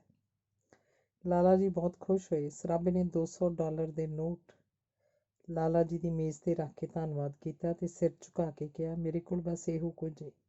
ਮੇਰਾ ਖਰਚ ਚਲਾਉਣ ਦੀ ਜ਼ਿੰਮੇਵਾਰੀ ਅੱਜ ਤੋਂ ਉਹਦੇ ਸਿਰ ਹੈ ਜਿਹਦੀ ਸੇਵਾ ਦਾ ਪ੍ਰਣ ਕਰਕੇ ਨਿਕਲਿਆ। ਲਾਲਾ ਜੀ ਨੇ ਸਰਾਭੇ ਨੂੰ ਪਾਰਟੀ ਵਿੱਚ ਭਰਤੀ ਕਰ ਲਿਆ। ਸਰਾਭਾ ਦਿਨਾਂ ਵਿੱਚ ਗਦਰ ਅਖਬਾਰ ਦਾ ਸੰਚਾਲਕ ਤੇ ਪਾਰਟੀ ਦੀ ਰੂਹ ਬਣ ਗਿਆ। 13 ਦਸੰਬਰ 1913 ਨੂੰ ਲਾਲਾ ਹਰਦਿਆਲ ਦੀ ਸੈਕਰੋਮੈਂਟ ਵਿੱਚ ਭਾਰੀ ਇਕੱਠ ਅੱਗੇ ਕੀਤੀ ਤਕਰੀਰ ਅਸਲ 'ਚ ਗਦਰ ਦੀ ਠੋਸ ਤਿਆਰੀ ਦਾ ਪਹਿਲਾ ਐਲਾਨ ਸੀ। 1 ਫਰਵਰੀ 1914 ਨੂੰ ਬਰਕਲੇ 'ਚ ਕੀਤੀ ਤਕਰੀਰ ਨੇ ਸਾਰੇ ਹਿੰਦੀਆਂ ਨੂੰ ਝੰਜੋੜ ਦਿੱਤਾ ਤੇ 15 ਫਰਵਰੀ 1914 ਨੂੰ ਸਟਾਕਟਨ ਵਿੱਚ ਹੋਏ ਜਲਸੇ ਅੰਦਰ ਲਾਲਾ ਜੀ ਦੀ ਤਕਰੀਰਾਂ ਨੇ ਤਾਂ ਸਭ ਨੂੰ ਭੜਕਾ ਦਿੱਤਾ। ਉਧਰ ਗਦਰ ਦੀ ਗੂੰਜ ਵਿੱਚ ਛਪੀਆਂ ਇਨਕਲਾਬੀ ਕਵਿਤਾਵਾਂ ਬਾਰੂਦ ਲਈ ਪਲੀਤੇ ਦਾ ਕੰਮ ਕਰ ਰਹੀਆਂ ਸਨ। ਤਕਰੀਰਾਂ ਦੇ ਨਾਲ ਠੋਸ ਤਿਆਰੀ ਵੀ ਹੋ ਰਹੀ ਸੀ। ਦੇਸ਼ ਵਾਸੀਆਂ ਨੂੰ ਸਾਵਧਾਨ ਕਰਨ ਲਈ ਬੜੀ ਲੋੜ ਸੀ। ਇਸ ਕੰਮ ਲਈ ਬਲਵੰਤ ਸਿੰਘ 1913 ਵਿੱਚ ਦੇਸ਼ ਭੇਜਿਆ ਗਿਆ। ਉਹਨੇ 2 ਮਹੀਨੇ ਦੌਰਾ ਕਰਕੇ ਦੱਸਿਆ ਕਿ ਸਾਰੇ ਦੇਸ਼ ਵਾਸੀ ਅੰਗਰੇਜ਼ਾਂ ਨੂੰ ਕੱਢਣ ਲਈ ਹਰ ਕੁਰਬਾਨੀ ਕਰਨ ਨੂੰ ਤਿਆਰ ਹਨ ਤੇ ਕਹਿ ਰਹੇ ਹਨ ਕਿ ਝਟਪਟ ਬਗਾਵਤ ਦਾ ਬਿਗਲ ਵਜਾਓ। ਪਰ ਦਰਅਸਲ ਬਲਵੰਤ ਸਿੰਘ ਮੁਗਾਲਤੇ ਵਿੱਚ ਸੀ। ਲਾਲਾ ਜੀ ਦੇ ਅਮਰੀਕਾ ਛੱਡਣ ਤੇ ਭਾਵੇਂ ਕਈ ਵਿਗੋਚੇ ਆਏ, ਪਰ ਸਰਾਭਾ ਵਰਗਿਆਂ ਨੇ ਪਾਰਟੀ ਵਿੱਚ ਕੋਈ ਕਮਜ਼ੋਰੀ ਨਾ ਆਉਣ ਦਿੱਤੀ। ਜਦ ਪਰਮਾਨੰਦ ਅਮਰੀਕਾ ਪੁੱਜ ਗਿਆ ਤਾਂ ਅੰਗਰੇਜ਼ਾਂ ਲਈ ਹੋਰ ਖਤਰਾ ਵੱਧ ਗਿਆ। ਉਹਨਾਂ ਅਨੁਸਾਰ ਪਰਮਾਨੰਦ ਹਰਦਿਆਲ ਨਾਲੋਂ ਵੀ ਖਤਰਨਾਕ ਸੀ, ਕਿਉਂਕਿ ਸਭ ਕੁਝ ਗੁਪਤ ਕੰਮ ਕਰਦਾ ਸੀ। ਅੰਗਰੇਜ਼ ਅਵੇਸਲਾ ਨਹੀਂ ਸੀ, ਇਨਕਲਾਬੀਆਂ ਨੂੰ ਕਾਬੂ ਕਰਨ ਲਈ ਹਰ ਭਾਂਤ ਦਾ ਯਤਨ ਕਰ ਰਿਹਾ ਸੀ। ਇਸ ਬਾਰੇ ਪਹਿਲਾ ਕਦਮ ਇਹ ਚੁੱਕਿਆ ਕਿ 1914 ਵਿੱਚ ਗਦਰੀ ਅਖਬਾਰਾਂ ਦੇ ਦਾਖਲੇ ਉੱਤੇ ਸਖਤ ਕਿਸਮ ਦੀ ਬੰਦਿਸ਼ ਲਾ ਦਿੱਤੀ ਗਈ। ਗਦਰੀਆਂ ਦੇ ਕਿਆਸ ਦੇ ਉਲਟ ਲੜਾਈ 27 ਜੁਲਾਈ 1914 'ਚ ਲੱਗ ਗਈ ਤੇ 4 ਅਗਸਤ ਨੂੰ ਬਰਤਾਨੀਆ ਵੀ ਲੜਾਈ 'ਚ ਸ਼ਾਮਲ ਹੋ ਗਿਆ। ਹੁਣ ਇਨਕਲਾਬੀਆਂ ਨੂੰ ਹੱਥਾਂ ਪੈਰਾਂ ਦੀ ਪੈ ਗਈ। ਗਦਰ ਆਰੰਭ ਕਰਨ ਲਈ ਅਜੇ ਬਹੁਤ ਕੁਝ ਕਰਨਾ ਬਾਕੀ ਸੀ, ਪਰ ਹੁਣ ਪਿਛਾਂਹ ਵੀ ਨਹੀਂ ਸੀ ਮੁੜਿਆ ਜਾ ਸਕਦਾ। ਇੱਕ ਧੜਾ ਗਦਰ ਤੁਰੰਤ ਕਰਵਾਉਣ ਦੇ ਹੱਕ 'ਚ ਸੀ ਤੇ ਦੂਜਾ ਇੰਨੀ ਕਾਹਲੀ ਦੇ ਵਿਰੁੱਧ ਸੀ। ਲਾਲਾ ਹਰਦਿਆਲ, ਜੋ ਅੰਤਰਰਾਸ਼ਟਰੀ ਤੌਰ 'ਤੇ ਜਰਮਨੀ, ਤੁਰਕੀ, ਜਾਪਾਨ, ਈਰਾਨ ਤੇ ਅਫਗਾਨਿਸਤਾਨ ਆਦਿ ਦੇਸ਼ਾਂ 'ਚ ਗਦਰ ਦੀ ਤਿਆਰੀ ਕਰ ਰਿਹਾ ਸੀ, ਝਟਪਟ ਗਦਰ ਕਰਾਉਣ ਦੇ ਹੱਕ 'ਚ ਸੀ। 7 ਅਗਸਤ ਨੂੰ ਪੋਰਟਲੈਂਡ ਵਿੱਚ ਹੋਏ ਇਕੱਠ ਵਿੱਚ ਹਜ਼ਾਰਾਂ ਹਿੰਦੀਆਂ ਨੇ ਦੇਸ਼ ਜਾਣ ਤੇ ਜਾ ਕੇ ਗਦਰ ਕਰਾਉਣ ਦੀਆਂ ਸਹੁੰਆਂ ਖਾਧੀਆਂ। ਇਉਂ 9 ਅਗਸਤ ਤੇ 11 ਅਗਸਤ 'ਤੇ ਇਕੱਠ ਹੋਇਆ। ਇਸ 'ਚ ਬਰਕਤੁੱਲਾ, ਭਗਵਾਨ ਸਿੰਘ ਆਦਿ ਨੇ ਬੜੀਆਂ ਸਰਗਰਮ ਇਨਕਲਾਬੀ ਤਕਰੀਰਾਂ ਕੀਤੀਆਂ। ਥਾਂ-ਥਾਂ ਇਕੱਠ ਹੋਣ ਲੱਗੇ। ਸਰਹਾਲੀ ਜ਼ਿਲ੍ਹੇ ਅੰਮ੍ਰਿਤਸਰ ਦਾ ਇੱਕ ਸੱਜਣ ਗੁਰਦਿੱਤ ਸਿੰਘ ਕਿਸੇ ਜ਼ਮਾਨੇ ਕੈਨੇਡਾ ਜਾ ਵਸਿਆ ਸੀ। ਕਾਫੀ ਚਿਰ ਮਗਰੋਂ ਦੇਸ਼ ਪਰਤਿਆ। ਉਹ ਆਪਣੇ ਸਾਥੀਆਂ ਸਮੇਤ ਕੈਨੇਡਾ ਜਾਣ ਦੀ ਤਿਆਰੀ 'ਚ ਸੀ। ਉਦੋਂ ਕੈਨੇਡੀਅਨ ਸਰਕਾਰ ਨੇ ਸਿੱਧੇ ਸਫ਼ਰ ਕਰਨ 'ਤੇ ਪਾਬੰਦੀ ਲਾ ਦਿੱਤੀ ਸੀ। ਉਹ ਸਿਰੜ ਵਾਲਾ ਨਿਡਰ ਉੱਦਮੀ ਸੀ। ਉਸ $57,000 ਦਾ ਇੱਕ ਸਾਲਮ ਜਹਾਜ਼, ਜਿਹਦਾ ਜਾਪਾਨੀ ਬੋਲੀ 'ਚ ਕਾਮਾਗਾਟਾ ਮਾਰੂ ਨਾਂ ਸੀ, ਖਰੀਦ ਲਿਆ। ਗੁਰਦਿੱਤ ਸਿੰਘ ਆਪਣੇ 300 ਸਾਥੀਆਂ ਸਮੇਤ 1914 ਨੂੰ ਇਸ ਜਹਾਜ਼ 'ਚ ਹਾਂਗਕਾਂਗ ਤੋਂ ਕੈਨੇਡਾ ਨੂੰ ਰਵਾਨਾ ਹੋਇਆ। 23/5/1914 ਨੂੰ ਵੈਨਕੂਵਰ, ਕੈਨੇਡਾ 'ਚ ਜਾ ਪੁੱਜਾ। ਜਹਾਜ਼ ਨੂੰ ਬੰਦਰਗਾਹ ਤੋਂ ਪਿੱਛੇ ਰੋਕ ਲਿਆ ਗਿਆ। ਉਹਨਾਂ ਨੂੰ ਨਾ ਜਹਾਜ਼ ਤੋਂ ਉਤਰਨ ਦੀ ਆਗਿਆ ਸੀ, ਨਾ ਜਹਾਜ਼ ਨੂੰ ਬੰਦਰਗਾਹ 'ਚ ਲੈ ਜਾਣ ਦੀ। ਗੁਰਦਿੱਤ ਸਿੰਘ ਨੇ ਮਿਸਟਰ ਬਰਥ ਅੰਗਰੇਜ਼ ਵਕੀਲ ਰਾਹੀਂ ਮੁਕੱਦਮਾ ਲੜਿਆ। ਜਿੰਨਾ ਚਿਰ ਮੁਕੱਦਮਾ ਚੱਲਦਾ ਰਿਹਾ, ਜਹਾਜ਼ ਫੌਜੀ ਪਹਿਰੇ 'ਚ ਰਿਹਾ। ਫੈਸਲਾ ਇਹਨਾਂ ਦੇ ਵਿਰੁੱਧ ਹੋ ਗਿਆ। ਹਕੂਮਤ ਨੇ ਜਹਾਜ਼ ਦੌੜਾਉਣ ਲਈ ਜੰਗੀ ਜਹਾਜ਼ ਰੇਨਬੋ ਨੂੰ ਘੱਲ ਦਿੱਤਾ। ਇਹ ਜਹਾਜ਼ 23 ਜੁਲਾਈ 1914 ਨੂੰ ਸਖਤ ਨਾਕਾਮੀ ਦੀ ਹਾਲਤ 'ਚ ਵਾਪਸ ਮੁੜਿਆ। ਉੱਧਰ 21 ਜੁਲਾਈ ਨੂੰ ਸਨ ਫਰਾਂਸਿਸਕੋ ਤੇ ਕੋਰੀਆ ਜਹਾਜ਼ ਰਾਹੀਂ ਸਰਦਾਰ ਸੋਹਣ ਸਿੰਘ ਭਕਨਾ, ਕਰਤਾਰ ਸਿੰਘ ਸਰਾਭਾ ਬਹੁਤ ਸਾਰੇ ਸਾਥੀਆਂ ਸਮੇਤ ਦੇਸ਼ ਵੱਲ ਰਵਾਨਾ ਹੋਏ। ਜਹਾਜ਼ 'ਚ ਅਸਲਾ ਬਹੁਤ ਸੀ। ਅਜੇ ਕੋਰੀਆ ਜਹਾਜ਼ ਜਾਪਾਨ ਤੇ ਅਮਰੀਕਾ ਦੇ ਵਿਚਕਾਰ ਹੀ ਸੀ ਕਿ ਲੜਾਈ ਲੱਗਣ ਦੀਆਂ ਖਬਰਾਂ ਆ ਪਹੁੰਚੀਆਂ। ਕੋਰੀਆ ਤੇ ਕਾਮਾਗਾਟਾ ਮਾਰੂ ਦਾ ਮੇਲ ਯੋਕੋਹਾਮਾ, ਜਾਪਾਨ 'ਚ ਹੋਇਆ। ਸਰਾਭਾ, ਸੋਹਣ ਸਿੰਘ ਤੇ ਗੁਰਦਿੱਤ ਸਿੰਘ ਦੀ ਹੋਟਲ 'ਚ ਮੁਲਾਕਾਤ ਹੋਈ। ਮੁਸਾਫਰਾਂ ਦੀ ਵਾਰਤਾ ਸੁਣ ਕੇ ਗਦਰੀਆਂ ਦਾ ਲਹੂ ਖੌਲ ਪਿਆ। ਸੋਹਣ ਸਿੰਘ ਨੇ $22,000 ਦਾ ਚੈੱਕ ਕੱਟ ਕੇ ਗੁਰਦਿੱਤ ਸਿੰਘ ਨੂੰ ਵਾਧੂ ਪਿਆ ਕਿਰਾਇਆ ਦੇਣ ਲਈ ਦਿੱਤਾ। ਜਦ ਕਾਮਾਗਾਟਾ ਮਾਰੂ ਕਲਕੱਤੇ ਪੁੱਜਾ ਤਾਂ ਅੰਗਰੇਜ਼ ਫੌਜ ਨੇ ਉਹਨਾਂ ਦਾ ਗੋਲੀਆਂ ਨਾਲ ਸਵਾਗਤ ਕੀਤਾ। ਇਸ ਘਟਨਾ ਨਾਲ ਅੰਗਰੇਜ਼ਾਂ ਵਿਰੁੱਧ ਨਫ਼ਰਤ ਦਾ ਤੂਫਾਨ ਪੈਦਾ ਹੋ ਗਿਆ, ਜਿਸ 'ਤੇ ਇਨਕਲਾਬੀ ਸਮਝਣ ਲੱਗ ਪਏ ਕਿ ਦੇਸ਼ 'ਚ ਗਦਰ ਸ਼ੁਰੂ ਹੋ ਚੁੱਕਾ ਹੈ ਤੇ ਉਹਨਾਂ ਦੇ ਪਹੁੰਚਣ ਤੋਂ ਅਗੇਤਰਾ ਹੀ, ਜਿਸ ਕਰਕੇ ਉਹਨਾਂ ਦੇ ਹੌਸਲੇ ਹੋਰ ਵੀ ਬੁਲੰਦ ਹੋ ਗਏ। ਇੱਕ ਪਾਸੇ ਵਿਦੇਸ਼ਾਂ ਤੋਂ ਇਨਕਲਾਬੀਆਂ ਦੇ ਜਹਾਜ਼ ਚਲੇ ਆ ਰਹੇ ਸਨ ਤੇ ਦੂਜੇ ਪਾਸੇ ਭਾਰਤ ਦੀ ਹਕੂਮਤ ਅਗਲ ਵਾਂਡੇ ਉਹਨਾਂ ਦੇ ਰੱਸੇ ਪੈੜੇ ਵੱਟਣ 'ਚ ਲੱਗੀ ਹੋਈ ਸੀ। ਹਕੂਮਤ ਨੇ ਇਨਕਲਾਬੀਆਂ ਨਾਲ ਨਜਿੱਠਣ ਲਈ 5 ਸਤੰਬਰ 1914 ਨੂੰ ਨਵਾਂ ਆਰਡੀਨੈਂਸ ਜਾਰੀ ਕਰ ਦਿੱਤਾ, ਜਿਹਦੇ ਅਧੀਨ ਉਹਨਾਂ ਨੇ ਤੋਸ਼ਾ ਮਾਰੂ ਜਹਾਜ਼ ਦੇ ਪੌਣੇ 200 ਮੁਸਾਫਰ ਫੜ ਲਏ। ਜਿਸ 'ਤੇ ਵੀ ਸ਼ੱਕ ਹੁੰਦਾ ਫੜ ਕੇ ਜੇਲ੍ਹ 'ਚ ਸੁੱਟ ਦਿੰਦੇ। ਇਉਂ 7-8 ਹਜ਼ਾਰ ਗਦਰੀ ਫੜੇ ਗਏ। ਸੋਹਣ ਸਿੰਘ ਭਕਨਾ ਵੀ ਫੜਿਆ ਗਿਆ, ਪਰ ਇੰਨੀਆਂ ਸਖਤੀਆਂ ਦੇ ਬਾਵਜੂਦ ਵੀ ਹਜ਼ਾਰਾਂ ਇਨਕਲਾਬੀ ਸਹੀ ਸਲਾਮਤ ਆਪੋ ਆਪਣੇ ਟਿਕਾਣੇ ਪਹੁੰਚ ਗਏ। ਕਰਤਾਰ ਸਿੰਘ ਜੀ ਨੂੰ ਫੜਨ ਲਈ ਅੰਗਰੇਜ਼ਾਂ ਨੇ ਅੱਡੀ ਚੋਟੀ ਦਾ ਜ਼ੋਰ ਲਾਇਆ। ਛਲੇਡਾ ਬਣ ਕੇ ਬਚ ਕੇ ਨਿਕਲ ਗਿਆ। ਇਸ ਗਦਰ ਦੀ ਯੋਜਨਾ ਵੀ 1857 ਦੇ ਗਦਰ ਵਰਗੀ ਸੀ, ਅਰਥਾਤ ਫੌਜੀ ਗਦਰ। ਇਸ 'ਚ ਫੌਜੀਆਂ ਨਾਲ ਮੇਲ ਕਰਕੇ ਉਹਨਾਂ ਨੂੰ ਗਦਰ ਲਈ ਤਿਆਰ ਕਰਨਾ ਜ਼ਰੂਰੀ ਸੀ। ਪਰ ਇਹ ਕੰਮ ਅੱਗ ਨਾਲ ਖੇਡਣ ਦੇ ਬਰਾਬਰ ਸੀ, ਕਿਉਂਕਿ ਹਰ ਛਾਉਣੀ ਉੱਤੇ ਬਹੁਤ ਹੀ ਕਰੜੀ ਨਿਗਰਾਨੀ ਸੀ। ਗੈਰ ਫੌਜੀ ਦਾ ਅੰਦਰ ਜਾਣਾ ਬੜਾ ਮੁਸ਼ਕਲ ਸੀ, ਪਰ ਫਿਰ ਵੀ ਸਰਾਭੇ ਨੇ ਛਾਉਣੀਆਂ 'ਚ ਜਾ ਕੇ ਸਿਪਾਹੀਆਂ ਸੂਬੇਦਾਰਾਂ ਨੂੰ ਗਦਰ ਲਈ ਤਿਆਰ ਕਰਨ 'ਚ ਸਭ ਨੂੰ ਦੰਗ ਕਰ ਦਿੱਤਾ। ਉਹ ਪਹਿਲੀ ਮੁਲਾਕਾਤ ਨਾਲ ਹੀ ਆਪਣੇ ਨਾਲ ਸਹਿਮਤ ਕਰ ਲੈਂਦਾ ਤੇ ਗਦਰ ਕਰਨ ਲਈ ਅੰਦਰ ਅੱਗ ਸੁਲਗਾ ਦਿੰਦਾ। ਸਰਾਭੇ ਦੀ ਸਫਲਤਾ ਦਾ ਇੱਕ ਹੋਰ ਕਾਰਨ ਫੌਜੀਆਂ ਦੀ ਅੰਗਰੇਜ਼ਾਂ ਪ੍ਰਤੀ ਬੇਦਿਲੀ ਸੀ। ਜੰਗ ਵਿੱਚ ਅੰਗਰੇਜ਼ ਦੇ ਹਾਰਨ ਦੀਆਂ ਖਬਰਾਂ ਆ ਰਹੀਆਂ ਸਨ। ਸਭ ਦੀ ਜ਼ਬਾਨ ਤੇ ਸੀ ਅੰਗਰੇਜ਼ ਗਏ ਕਿ ਗਏ। ਉਧਰ ਸਰਕਾਰੀ ਬੁਲਾਰੇ ਜੰਗ ਵਿੱਚ ਜਾਓ, ਸ਼ਹੀਦੀਆਂ ਪਾਓ, ਵਤਨ ਦੀ ਸੇਵਾ 'ਚ ਹੱਥ ਵਟਾਓ ਦਾ ਰੌਲਾ ਪਾ ਰਹੇ ਸਨ। ਇਨਕਲਾਬੀਆਂ ਲਈ ਵੱਡੀ ਸਮੱਸਿਆ ਅਸਲੇ ਦੀ ਸੀ। ਵਿਦੇਸ਼ 'ਚੋਂ ਆਇਆ ਅਸਲਾ ਬਹੁਤ ਘੱਟ ਸੀ, ਕਿਉਂਕਿ ਕਈਆਂ ਨੂੰ ਬਹੁਤ ਸਾਰਾ ਅਸਲਾ ਫੜੇ ਜਾਣ ਤੋਂ ਬਚਣ ਲਈ ਸਮੁੰਦਰ 'ਚ ਸੁੱਟਣਾ ਪਿਆ ਸੀ। ਅਸਲਾ ਮਿਲਣ ਦੀ ਕੁਝ ਆਸ ਬੰਗਾਲ ਦੀ ਰਾਜਦਰੋਹੀ ਪਾਰਟੀ ਤੋਂ ਹੀ ਸੀ, ਪਰ ਉਹਨਾਂ ਦੀ ਪੰਜਾਬੀਆਂ ਨਾਲ ਕੋਈ ਸਾਂਝ ਨਹੀਂ ਸੀ। ਬੰਗਾਲੀ ਪੰਜਾਬੀ ਇਨਕਲਾਬੀਆਂ 'ਤੇ ਬਹੁਤਾ ਵਿਸ਼ਵਾਸ ਵੀ ਨਹੀਂ ਸੀ ਕਰਦੇ, ਕਿਉਂਕਿ ਇਹਨਾਂ ਕੋਲ ਲੀਡਰਸ਼ਿਪ ਕਮਜ਼ੋਰ ਸੀ, ਬਹੁਤੀ ਗਿਣਤੀ ਅਨਪੜ੍ਹਾਂ ਦੀ ਸੀ। 6-7 ਹਜ਼ਾਰ ਇਨਕਲਾਬੀ ਹਿੰਦ ਪਹੁੰਚ ਚੁੱਕੇ ਸਨ। ਇਹਨਾਂ 'ਚੋਂ ਬਹੁਤ ਫੜੇ ਜਾ ਚੁੱਕੇ ਸਨ। ਜਿਹੜੇ ਬਚ ਗਏ ਸਨ ਉਹਨਾਂ ਦੇ ਮੁਖੀਏ ਕਰਤਾਰ ਸਿੰਘ ਸਰਾਭਾ, ਹਰਨਾਮ ਸਿੰਘ ਟੁੰਡੀਲਾਲ, ਜਗਤ ਸਿੰਘ, ਡਾਕਟਰ ਮਥੁਰਾ ਸਿੰਘ, ਪੰਡਤ ਜਗਤ ਰਾਮ, ਪ੍ਰਿਥਵੀ ਸਿੰਘ, ਰੁਲੀਆ ਸਿੰਘ, ਰੂੜ ਸਿੰਘ, ਚੂੜਚੱਕ, ਗੁਰਮੁਖ ਸਿੰਘ ਲਲਤੋਂ ਆਦਿ ਸਨ। ਨਵੰਬਰ 1914 ਵਿੱਚ ਖਾਸੇ ਜ਼ਿਲ੍ਹਾ ਅੰਮ੍ਰਿਤਸਰ ਵਿਖੇ ਇਕੱਠ ਹੋਇਆ, ਜਿਸ 'ਚ ਸਰਬਸੰਮਤੀ ਨਾਲ ਫੈਸਲਾ ਕੀਤਾ ਗਿਆ ਕਿ 15 ਨਵੰਬਰ 1914 ਨੂੰ ਹਰ ਹਾਲਤ ਗਦਰ ਦਾ ਝੰਡਾ ਖੜਾ ਕਰ ਦਿੱਤਾ ਜਾਏ। ਇਸ ਕੰਮ ਲਈ ਕਰਤਾਰ ਸਿੰਘ, ਪੰਡਤ ਜਗਤ ਰਾਮ, ਨਿਧਾਨ ਸਿੰਘ ਚੁੱਗਾ ਤੇ ਗੁੱਜਰ ਸਿੰਘ ਭਕਨਾ ਦੀ ਕਮੇਟੀ ਬਣਾਈ ਗਈ, ਪਰ ਇਹ ਤਾਰੀਖ ਵੀ ਮਨਸੂਖ ਕਰਨੀ ਪਈ। ਕਈ ਪਲਟਨਾਂ ਤਾਂ ਇਸ ਤੋਂ ਵੀ ਪਹਿਲਾਂ ਗਦਰ ਆਰੰਭ ਕਰਨਾ ਚਾਹੁੰਦੀਆਂ ਸਨ, ਤਾਂ ਜੋ ਸੂਹ ਨਾ ਨਿਕਲ ਜਾਏ। ਅਸਲੇ ਦੀ ਖਾਤਰ ਛਾਉਣੀਆਂ ਲੁੱਟਣ ਦੀ ਸਕੀਮ ਅਮਲ 'ਚ ਲਿਆਂਦੀ ਗਈ। 25 ਨਵੰਬਰ ਨੂੰ ਮੀਆਂ ਮੀਰ ਨੂੰ ਲੁੱਟਣ ਦੀ ਸਕੀਮ ਬਣਾਈ, ਪਰ ਸਿਰੇ ਨਾ ਚੜ੍ਹੀ। 30 ਨਵੰਬਰ ਨੂੰ ਫਿਰੋਜ਼ਪੁਰ ਛਾਉਣੀ ਦਾ ਹਥਿਆਰਖਾਨਾ ਲੁੱਟਣਾ ਚਾਹਿਆ, ਪਰ ਪੁਲਿਸ ਨਾਲ ਮੁੱਠਭੇੜ ਹੋ ਗਈ ਤੇ ਪੰਡਤ ਕਾਸ਼ੀ ਰਾਮ ਤੇ ਮੀਆਂ ਰਹਿਮਤ ਅਲੀ ਦੇ ਇਨਕਲਾਬੀ ਮਾਰੇ ਗਏ।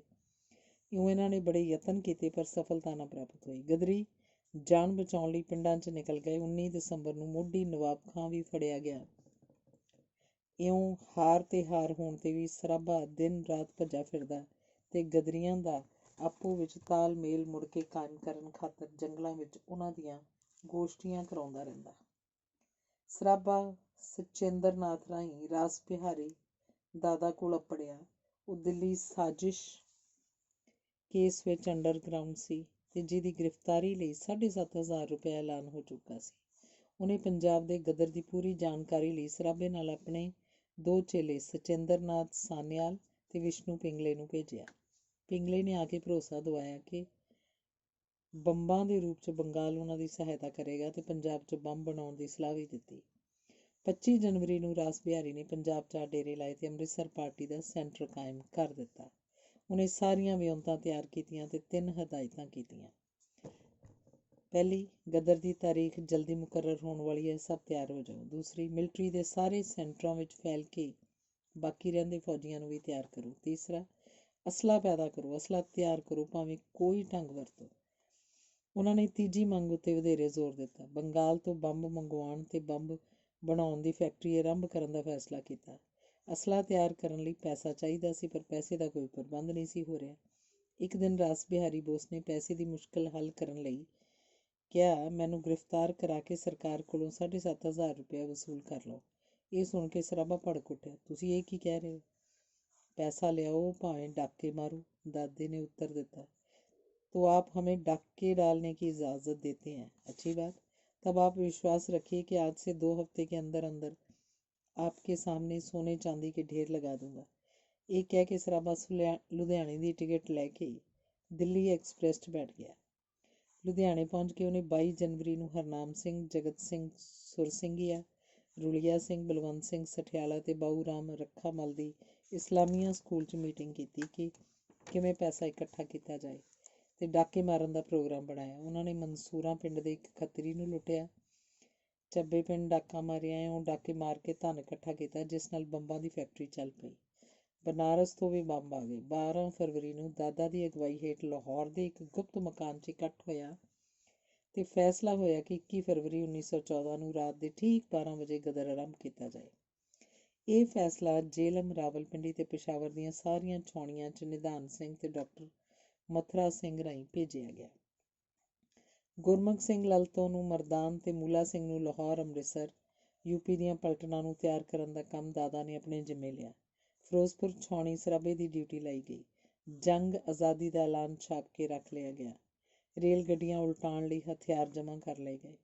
ਭਾਵੇਂ 8 ਦਿਨਾਂ ਦਾ ਵਕਫਾ ਬਹੁਤ ਥੋੜ੍ਹਾ ਸੀ, ਪਰ ਫੌਜੀਆਂ ਵੱਲੋਂ ਜਲਦੀ ਕਰੋ ਦੀ ਰੱਟ ਕਾਰਨ ਕੰਮ ਕਾਹਲੀ 'ਚ ਕਰਨਾ ਪਿਆ। ਰਾਸ ਬਿਹਾਰੀ ਭਾਵੇਂ ਕਾਹਲੀ ਦੇ ਹੱਕ 'ਚ ਨਹੀਂ ਸੀ, ਪਰ ਫੌਜੀਆਂ ਦੀਆਂ ਅਸਮਾਨ ਛੂਹਣ ਵਾਲੀਆਂ ਰਿਪੋਰਟਾਂ ਤੇ ਖਾਸ ਕਰਕੇ ਸਿੰਗਾਪੁਰ ਬਗਾਵਤ ਦੀਆਂ ਖਬਰਾਂ ਜਿਸ ਢੰਗ ਨਾਲ ਉਹਨਾਂ ਨੂੰ ਪਹੁੰਚਦੀਆਂ, ਉਹਨਾਂ ਨੂੰ ਗਦਰ ਝਟਪਟ ਆਰੰਭ ਕਰਨ ਦਾ ਫੈਸਲਾ ਕਰਨਾ ਪਿਆ।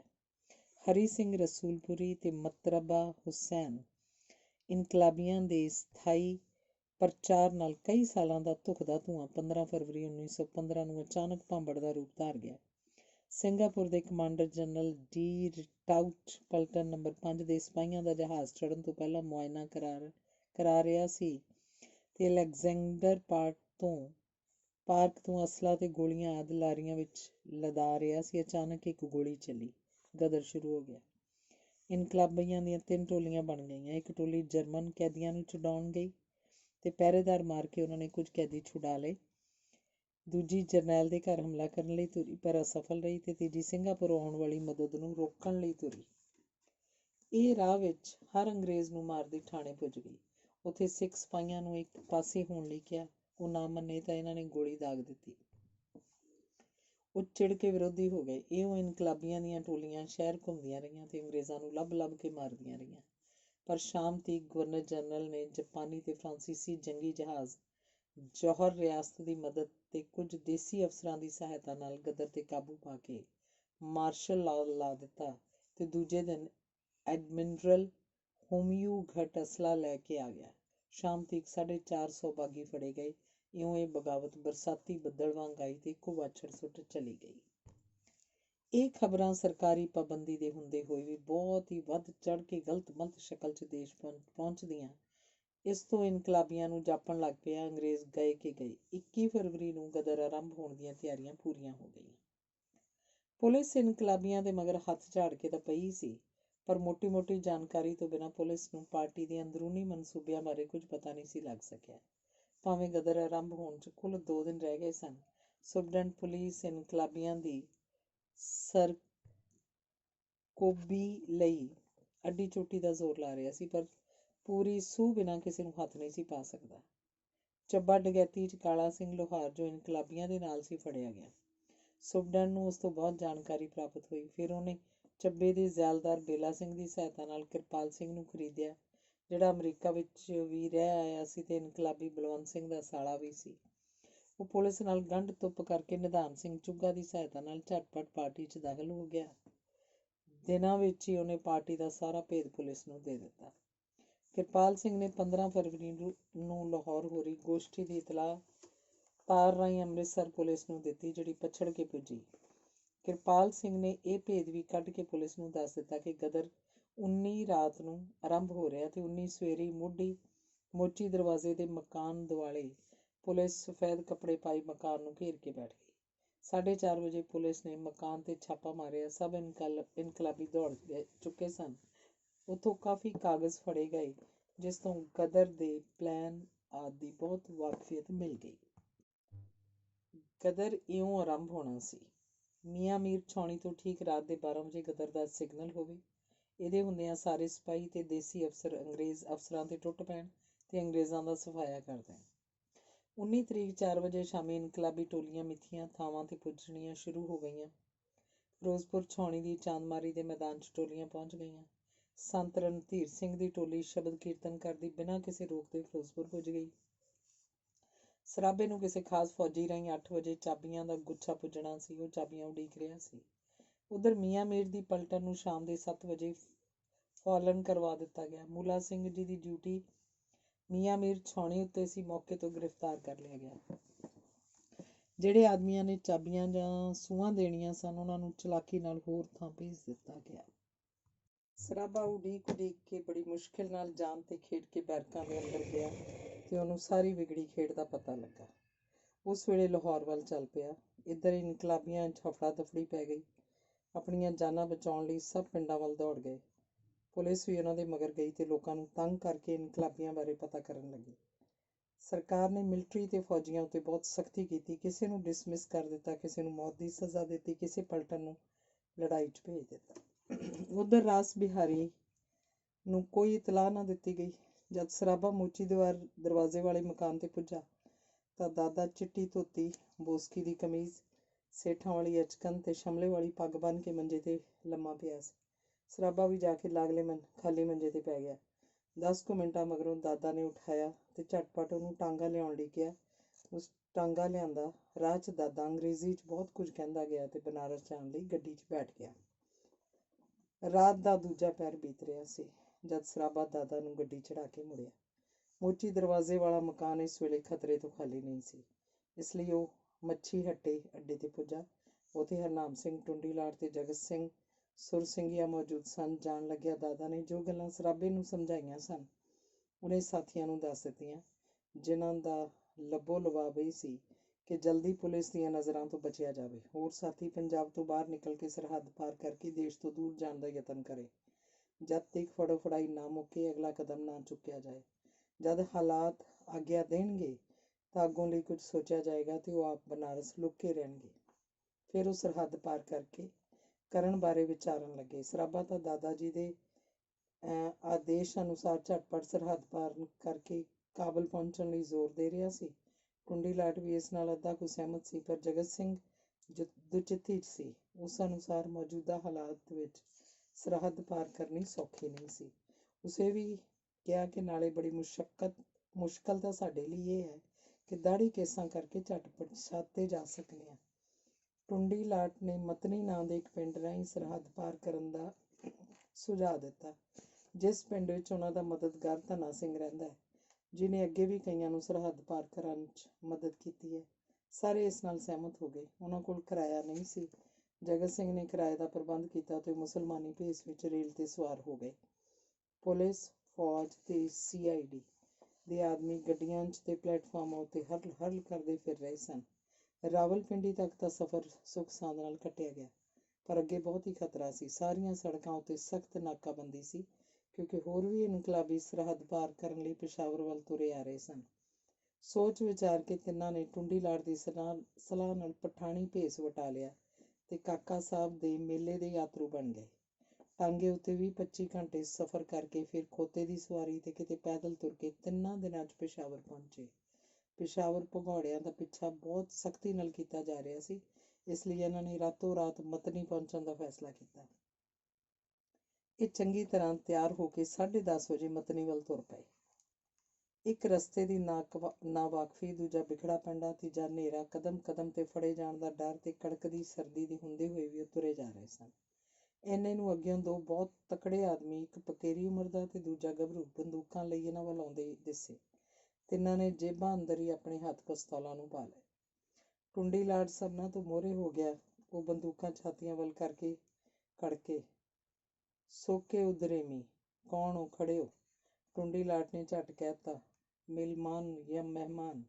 ਇਹ ਸ਼ਬਦ ਸੁਣ ਕੇ ਉਹਨਾਂ ਨੇ ਬੰਦੂਕਾਂ ਮੋਢਿਆਂ ਤੋਂ ਹੇਠਾਂ ਕਰ ਲਈਆਂ ਤੇ ਉਹਨਾਂ 'ਚੋਂ ਇੱਕ ਬੋਲਿਆ, ਕੁਮ ਖੁਬਾ ਨਰਾਗਲਿਕ, ਕਿੱਧਰੋਂ ਆ ਰਹੇ ਹੋ? ਪੇਖਾਵਰ ਨਾਰਾਗਮ, ਪਿਸ਼ਾਵਰੋਂ ਆ ਰਹੇ ਹਾਂ, ਟੁੰਡੀ ਲਾਟ ਨੇ ਕਿਹਾ। ਚੇਤਰਾ ਜੀ, ਕਿੱਧਰ ਜਾ ਰਹੇ ਹੋ? ਮਤਨਈ ਜਾ ਰਹੇ ਹਾਂ, ਟੁੰਡੀ ਲਾਟ ਨੇ ਦਲੇਰੀ ਨਾਲ ਕਿਹਾ। ਇਹ ਸੁਣ ਕੇ ਉਹਨਾਂ ਨੂੰ ਫੇਰ ਸ਼ੱਕ ਪੈ ਗਿਆ ਤੇ ਉਹਨਾਂ ਨੇ ਫੇਰ ਬੰਦੂਕਾਂ ਛਾਤੀਆਂ ਨਾਲ ਲਾ ਕੇ ਹੱਥ ਉੱਪਰ ਕਰਨ ਲਈ ਕਿਹਾ। ਟੁੰਡੀ ਲਾਟ ਨੇ ਟੁੰਡੀ ਬਾਂਹ ਨੰਗੀ ਕਰ ਦਿੱਤੀ ਤੇ ਦੂਜੀ ਬਾਂਹ ਉੱਪਰ ਕਰਤੀ ਤੇ ਕਹਿਣਾ ਆਰੰਭਿਆ ਕਿ ਉਹ ਰੇਲਵੇ ਵਿੱਚ ਇੱਥੇ ਨੌਕਰ ਸੀ, ਉਹਦੀ ਬਾਂਹ ਕੱਟੀ ਗਈ, ਬਿਮਾਰ ਪੈ ਗਿਆ। ਉਹਨੇ ਕਾਕਾ ਸਾਹਿਬ ਦੀ ਸੁੱਖਣਾ ਸੁੱਖੀ, ਉਹ ਸੁੱਖਣਾ ਲਾਉਣ ਆਇਆ। ਇਹ ਪੰਜਾਬੀ ਪੀਰ ਕਾਕਾ ਸਾਹਿਬ ਦੀ ਜ਼ਿਆਰਤ ਕਰਨ ਆਏ ਹਨ। ਉਹਨਾਂ ਦਾ ਸ਼ੱਕ ਦੂਰ ਹੋ ਗਿਆ ਤੇ ਉਹਨਾਂ 'ਚੋਂ ਵੱਡਾ ਇਹਨਾਂ ਨੂੰ ਮਤਨੀ ਵੱਲ ਲੈ ਤੁਰਿਆ। ਸਰਾਬੇ ਨੂੰ ਤੌਖਲਾ ਸੀ, ਪਰ ਟੁੰਡੀ ਲਾਟ ਨੇ ਇਹ ਕਹਿ ਕੇ ਤਸੱਲੀ ਕਰਾ ਦਿੱਤੀ ਕਿ ਇਹ ਜ਼ਾਲਮ ਹੁੰਦੇ ਨੇ, ਵਿਸਾਖਾਤੀ ਨਹੀਂ ਹੁੰਦੇ। ਇਹ ਚੌਕੜੀ ਸਵੇਰੇ ਮਤਨੀ ਪੁੱਜੀ। ਇਸ ਪਿੰਡ ਦੁਆਲੇ ਤੇਰਕਟਕੂਲ ਨੇ ਕੁੰਡਲ ਜਿਹਾ ਪਾਇਆ ਹੋਇਆ ਸੀ, ਜਿਸ ਕਰਕੇ ਦੁਆਲੇ ਅੰਗੂਰਾਂ, ਨਾਸ਼ਪਤੀਆਂ ਤੇ ਅਨਾਰਾਂ ਦੇ ਬਾਗ ਸਨ। ਪਠਾਨ ਤਿੰਨਾਂ ਨੇ ਸਿੱਧਾ ਹੀ ਧੰਨਾ ਸਿੰਘ ਦੇ ਘਰ ਲੈ ਗਿਆ। ਇਹ ਘਰ ਕਿਲੇ ਵਰਗਾ ਸੀ। ਧੰਨਾ ਸਿੰਘ ਮੁਸਲਮਾਨੀ ਪਹਿਰਾਵੇ 'ਚ ਘੋੜੇ 'ਤੇ ਕਿਤੇ ਜਾਣ ਨੂੰ ਤਿਆਰ ਖੜਾ ਸੀ। ਇਹ ਤਿੰਨੇ ਡਰੀ ਜਾ ਰਹੇ ਸਨ ਕਿਉਂਕਿ ਇਹ ਧੰਨਾ ਸਿੰਘ ਨੂੰ ਜਾਣਦੇ ਨਹੀਂ ਸਨ ਤੇ ਨਾ ਹੀ ਪਹਿਲਾਂ ਆਉਣ ਦੀ ਖਬਰ ਦਿੱਤੀ ਸੀ। ਜਦ ਪਠਾਨ ਨੇ ਅੱਗੇ ਵੱਧ ਕੇ ਹੱਥ ਵਧਾਇਆ ਤੇ ਕਿਹਾ, ਅਸਲਾਮ ਅਲੈਕਮ ਧੰਨੇ ਦੀਵਾਨ ਕੁਮਖਵਾਰ ਵਾਨੀ। ਸਲਾਮ ਧੰਨੇ ਦੀਵਾਨ, ਕਿਹੜੇ ਪਾਸੇ ਤਿਆਰ ਹੋਇਆ? ਤਾਂ ਉਹਨਾਂ ਨੂੰ ਸੁੱਖ ਦਾ ਸਾਹ ਆਇਆ। ਉਹ ਪਠਾਨ ਨਾਲ ਗੱਲਾਂ ਕਰਨ ਲੱਗ ਪਿਆ। ਕੁਝ ਚਿਰ ਮਗਰੋਂ ਪਠਾਨ ਸਭ ਨਾਲ ਹੱਥ ਮਿਲਾ ਕੇ ਚਲਾ ਗਿਆ। ਉਹਦੇ ਜਾਣ ਮਗਰੋਂ ਧੰਨਾ ਸਿੰਘ ਨੇ ਦੱਸਿਆ ਕਿ ਉਹ ਬਹੁਤ ਖਤਰਨਾਕ ਇਲਾਕੇ 'ਚ ਜਾ ਫਸੇ ਸਨ। ਜੇ ਉਹਦਾ ਨਾਂ ਨਾ ਲੈਂਦੇ ਤਾਂ ਇਸੇ ਪਠਾਨ ਨੇ ਗੋਲੀ ਦਾਗ ਦੇਣੀ ਸੀ। ਤਿੰਨਾਂ ਦੇ ਅੰਨ ਪਾਣੀ ਛਕਾ ਕੇ ਉਹਨਾਂ ਨੂੰ ਉੱਪਰਲਾ ਕਮਰਾ ਖੋਲ੍ਹ ਦਿੱਤਾ ਗਿਆ। ਜਦ ਟੁੰਡੀ ਲਾਟ ਨੇ ਆਪਣਾ ਮਨੋਰਥ ਦੱਸਿਆ ਤਾਂ ਧੰਨਾ ਸਿੰਘ ਨੇ ਵੇਰਵੇ ਨਾਲ ਦੱਸਿਆ ਕਿ ਇਸ ਵੇਲੇ ਹੱਦ ਪਾਰ ਕਰਨੀ ਮੌਤ ਸਹੇੜਨੀ ਹੈ, ਕਿਉਂਕਿ ਅੰਗਰੇਜ਼ ਦਾ ਟਿੱਡੀ ਦਲ ਥਾਂ ਥਾਂ ਫਿਰਦਾ ਹੈ। ਉਹਨੇ ਹਿੰਦੂ ਕੁਸ਼ ਦੀਆਂ ਪਹਾੜੀਆਂ ਲੰਘ ਕੇ ਖੈਬਰ ਦੀ ਪਿੱਠ ਪਿੱਛੋਂ ਦੀ ਕਾਬਲ ਤੱਕ ਪੁੱਜਣ ਦਾ ਸੁਝਾਅ ਦਿੱਤਾ, ਪਰ ਇਹ ਰਾਹ ਲੰਮਾ ਤੇ ਬਰਫ਼ ਨਾਲ ਢਕਿਆ ਹੋਇਆ ਹੈ। ਧੰਨਾ ਸਿੰਘ ਦੇ ਸਾਰੀਆਂ ਔਕੜਾਂ ਦੱਸਣ 'ਤੇ ਵੀ ਟੁੰਡੀ ਲਾਟ ਨੇ ਕਿਹਾ ਕਿ ਭਾਵੇਂ ਕੁਝ ਹੋਵੇ, ਉਹਨਾਂ ਨੇ ਕਾਬਲ ਜ਼ਰੂਰ ਪਹੁੰਚਣਾ। ਧੰਨਾ ਸਿੰਘ ਨੇ ਮਤਨੀ ਦੇ ਗੁਰਦੁਆਰੇ ਤੋਂ ਫੌਜੀ ਲਾਇਲ ਗਜ਼ਟ ਤੇ ਖਾਲਸਾ ਸਮਾਚਾਰ ਹਫ਼ਤੇ ਭਰ ਦੀਆਂ ਸਭੇ ਅਖਬਾਰਾਂ ਮੰਗਵਾ ਦਿੱਤੀਆਂ, ਜਿਨ੍ਹਾਂ ਨੂੰ ਪੜ੍ਹ ਕੇ ਉਹ ਸੋਚੀ ਪੈ ਗਏ। ਅਖਬਾਰਾਂ 'ਚ ਲਿਖਿਆ ਸੀ, 15 ਫਰਵਰੀ ਨੂੰ ਸਿੰਗਾਪੁਰ ਗਦਰ ਆਰੰਭ ਹੋਇਆ, ਜਿਹਨੂੰ 24 ਘੰਟੇ 'ਚ ਕੁਚਲ ਦਿੱਤਾ ਗਿਆ। 16 ਨੂੰ ਨਾਦਰ ਖਾਂ ਨੂੰ, ਵਿਸ਼ਨੂੰ ਗਣੇਸ਼ ਪਿੰਗਲੇ ਨੂੰ ਬੰਬਾਂ ਸਮੇਤ ਗ੍ਰਿਫਤਾਰ ਕਰ ਲਿਆ। ਅਰਜਨ ਸਿੰਘ ਤੇ ਉਹਦੇ 2 ਸਾਥੀ ਪੁਲਿਸ ਹੱਥੋਂ ਮਾਰੇ ਗਏ। ਕਰਤਾਰ ਸਿੰਘ ਸਰਾਭਾ ਤੇ ਮਥੁਰਾ ਸਿੰਘ ਦੇ ਫੜਨ ਲਈ 2-2 ਹਜ਼ਾਰ ਇਨਾਮ ਰੱਖਿਆ। 1000 ਗਦਰੀ ਫੜ ਲਿਆ। ਪਰਮਾਨੰਦ ਨੂੰ ਵੀ ਗ੍ਰਿਫਤਾਰ ਕਰ ਲਿਆ। ਜਗਤ ਰਾਮ ਪੇਸ਼ਾਵਰ ਜਾਂਦਾ ਫੜ ਲਿਆ ਗਿਆ। ਰਾਸ ਬਿਹਾਰੀ ਲਈ ਪੰਜਾਬ ਸਰਕਾਰ ਨੇ ਆਪਣੇ ਵੱਲੋਂ 5000 ਇਨਾਮ ਰੱਖਿਆ। ਗਦਰੀਆਂ ਨੂੰ ਫੜਾਉਣ 'ਚ ਜ਼ੈਲਦਾਰ ਨੰਬਰਦਾਰ ਬਹੁਤ ਸ਼ਲਾਘਾਯੋਗ ਕੰਮ ਕਰ ਰਹੇ ਹਨ। ਕਾਬਲ ਦੇ ਬਾਦਸ਼ਾਹ ਨੇ 16 ਬਾਗੀ ਫੜੇ, ਜਿਨ੍ਹਾਂ ਵਿੱਚ ਫੌਜੀ ਵਧੇਰੇ ਹਨ, ਫੜ ਕੇ ਅੰਗਰੇਜ਼ੀ ਸਰਕਾਰ ਦੇ ਹਵਾਲੇ ਕਰ ਦਿੱਤੇ ਹਨ ਤੇ ਅੱਗੋਂ ਐਲਾਨ ਕੀਤਾ ਕਿ ਜਿਹੜਾ ਬਾਗੀ ਅਫਗਾਨਿਸਤਾਨ ਦੀ ਹੱਦ ਅੰਦਰ ਦਾਖਲ ਹੋਏਗਾ, ਉਹਨੂੰ ਫੜ ਕੇ ਅੰਗਰੇਜ਼ੀ ਸਰਕਾਰ ਦੇ ਹਵਾਲੇ ਕਰ ਦਿੱਤਾ ਜਾਏਗਾ। ਇਹ ਖਬਰਾਂ ਪੜ੍ਹ ਕੇ ਉਹ ਸੋਚੀ ਪੈ ਗਿਆ।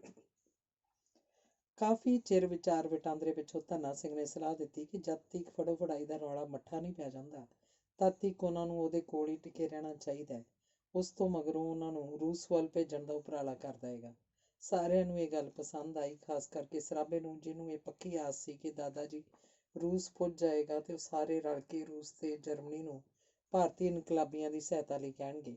ਉਹਨੂੰ ਨਿਸ਼ਚਾ ਸੀ ਕਿ ਜੇ ਦੋਵੇਂ ਭਾਰਤੀ ਇਨਕਲਾਬੀਆਂ ਦੀ ਮਦਦ ਲਈ ਉੱਠ ਖੜੋਣ ਤਾਂ ਅੰਗਰੇਜ਼ 24 ਘੰਟੇ ਦੇ ਅੰਦਰ ਅੰਦਰ ਭਾਰਤ ਛੱਡ ਜਾਏਗਾ। ਧੰਨਾ ਸਿੰਘ ਉਹਨਾਂ ਨੂੰ ਸੁਆ ਕੇ ਆਪਣੇ ਕਮਰੇ 'ਚ ਚਲਾ ਗਿਆ। ਦੋਵੇਂ ਘੂਕ ਸੌਂ ਗਏ, ਕਿਉਂਕਿ ਬੜੇ ਚਿਰਾਂ ਪਿੱਛੋਂ ਉਹਨਾਂ ਨੂੰ ਇੰਨੇ ਆਰਾਮ ਵਾਲਾ ਥਾਂ ਮਿਲਿਆ ਸੀ, ਪਰ ਸਰਾਭੇ ਨੂੰ ਨੀਂਦ ਨਹੀਂ ਸੀ ਆ ਰਹੀ। ਰਾਤ ਦੇ ਤੀਜੇ ਪਹਿਰ ਜਦ ਦੋਵੇਂ ਸੁੱਤੇ ਪਏ ਸਨ ਤਾਂ ਸਰਾਭਾ ਆਪਣਾ ਕੰਬਲ ਉੱਤੇ ਲੈ ਕੇ ਬੂਹਾ ਖੋਲ੍ਹ ਕੇ ਨੰਗੇ ਪੈਰੀਂ ਹੇਠਾਂ ਉਤਰ ਆਇਆ। ਬਾਗ 'ਚੋਂ ਹੁੰਦਾ ਹੋਇਆ ਅਨਾਰਾਂ ਦੇ ਇੱਕ ਜੋੜੇ ਦਰੱਖਤ ਦੇ ਤਣੇ ਨਾਲ ਢੋਹ ਲਾ ਕੇ ਬੈਠ ਗਿਆ। ਇੱਥੇ ਫਾਟਕ ਦੇ ਨਾਲ ਲੱਗੀ ਥੰਮੀ ਉੱਤੇ ਜਗਦੇ ਲੈਂਪ ਦਾ ਥੋੜ੍ਹਾ ਥੋੜ੍ਹਾ ਚਾਨਣ ਪੈਂਦਾ ਸੀ। ਉਹਨੇ ਆਪਣਾ ਕੰਬਲ ਲਾਹ ਕੇ ਆਪਣੇ ਪੈਰਾਂ ਹੇਠ ਰੱਖ ਲਿਆ ਤੇ ਨੋਟਬੁੱਕ ਕੱਢ ਕੇ ਲਿਖਣ ਲੱਗ ਪਿਆ। ਅੱਧਾ ਕੁ ਘੰਟਾ ਲਿਖਦਾ ਰਿਹਾ ਤੇ ਫਿਰ ਨੋਟਬੁੱਕ ਜੇਬ 'ਚ ਪਾ ਕੇ ਕਮਰੇ 'ਚ ਆ ਗਿਆ। ਸਾਥੀ ਉੱਠ ਖੜੋਤੇ ਸਨ ਤੇ ਗੱਲਾਂ ਕਰ ਰਹੇ ਸਨ। ਸਰਾਭੇ ਨੂੰ ਮੋਢੇ ਉੱਤੇ ਕੰਬਲ ਚੁੱਕੀ ਆਉਂਦਿਆਂ ਵੇਖ ਕੇ ਮਖੌਲ ਕਰਨ ਲੱਗੇ, ਪਰ ਉਹ ਗੰਭੀਰ ਸੋਚਾਂ 'ਚ ਡੁੱਬਿਆ ਸੀ ਤੇ ਸੋਚ ਰਿਹਾ ਸੀ ਕਿ ਆਦਮੀ ਦੀ ਕਮਬਖਤੀ ਇਹ ਹੈ ਕਿ ਹਰ ਵੇਲੇ ਉਹਨੂੰ ਆਪਣੀ ਜਿੰਦ ਬਚਾਉਣ ਦਾ ਹੀ ਝੋਰਾ ਪਿਆ ਰਹਿੰਦਾ। ਉਹਨੇ ਸਾਥੀਆਂ ਨੂੰ ਬੜਾ ਸਪਸ਼ਟ ਪ੍ਰਸ਼ਨ ਪੁੱਛਿਆ, ਰੂਸ ਜਾਂ ਕਾਬਲ ਜਾ ਕੇ ਕੀ ਕਰਾਂਗੇ? ਆਪਾਂ ਨੂੰ ਪੰਜਾਬ ਮੁੜ ਜਾਣਾ ਚਾਹੀਦਾ ਹੈ। ਇਹ ਕਹਿ ਕੇ ਸਰਾਭੇ ਨੇ ਨਵੀਂ ਲਿਖੀ ਕਵਿਤਾ ਸੁਣਾਉਣੀ ਆਰੰਭੀ। ਸੂਰਮੇ ਦਾ ਕੰਮ ਨਹੀਂ ਉਹ ਪਿੱਠ ਮੋੜਨਾ, ਯਾਰੀ ਲਾ ਕੇ ਯਾਰ ਨਾਲੋਂ ਨਿਉ ਤੋੜਨਾ। ਬਣੀ ਸਿਰ ਸ਼ੇਰਾਂ ਦੇ ਕੀ ਜਾਣਾ ਭੱਜ ਕੇ, ਜਿਨ੍ਹਾਂ ਨਾਲ ਰਲ ਕੇ ਅਸੀਂ ਬੇੜਾ ਚੁੱਕਿਆ। ਜ਼ਾਲਮਾਂ ਨੇ ਸਾਰਿਆਂ ਨੂੰ ਜੇਲੀ ਡੱਕਿਆ, ਦੇਈ ਜਾਂਦਾ ਉਹਨਾਂ ਨੂੰ ਤਸੀਹੇ ਰੱਜ ਕੇ।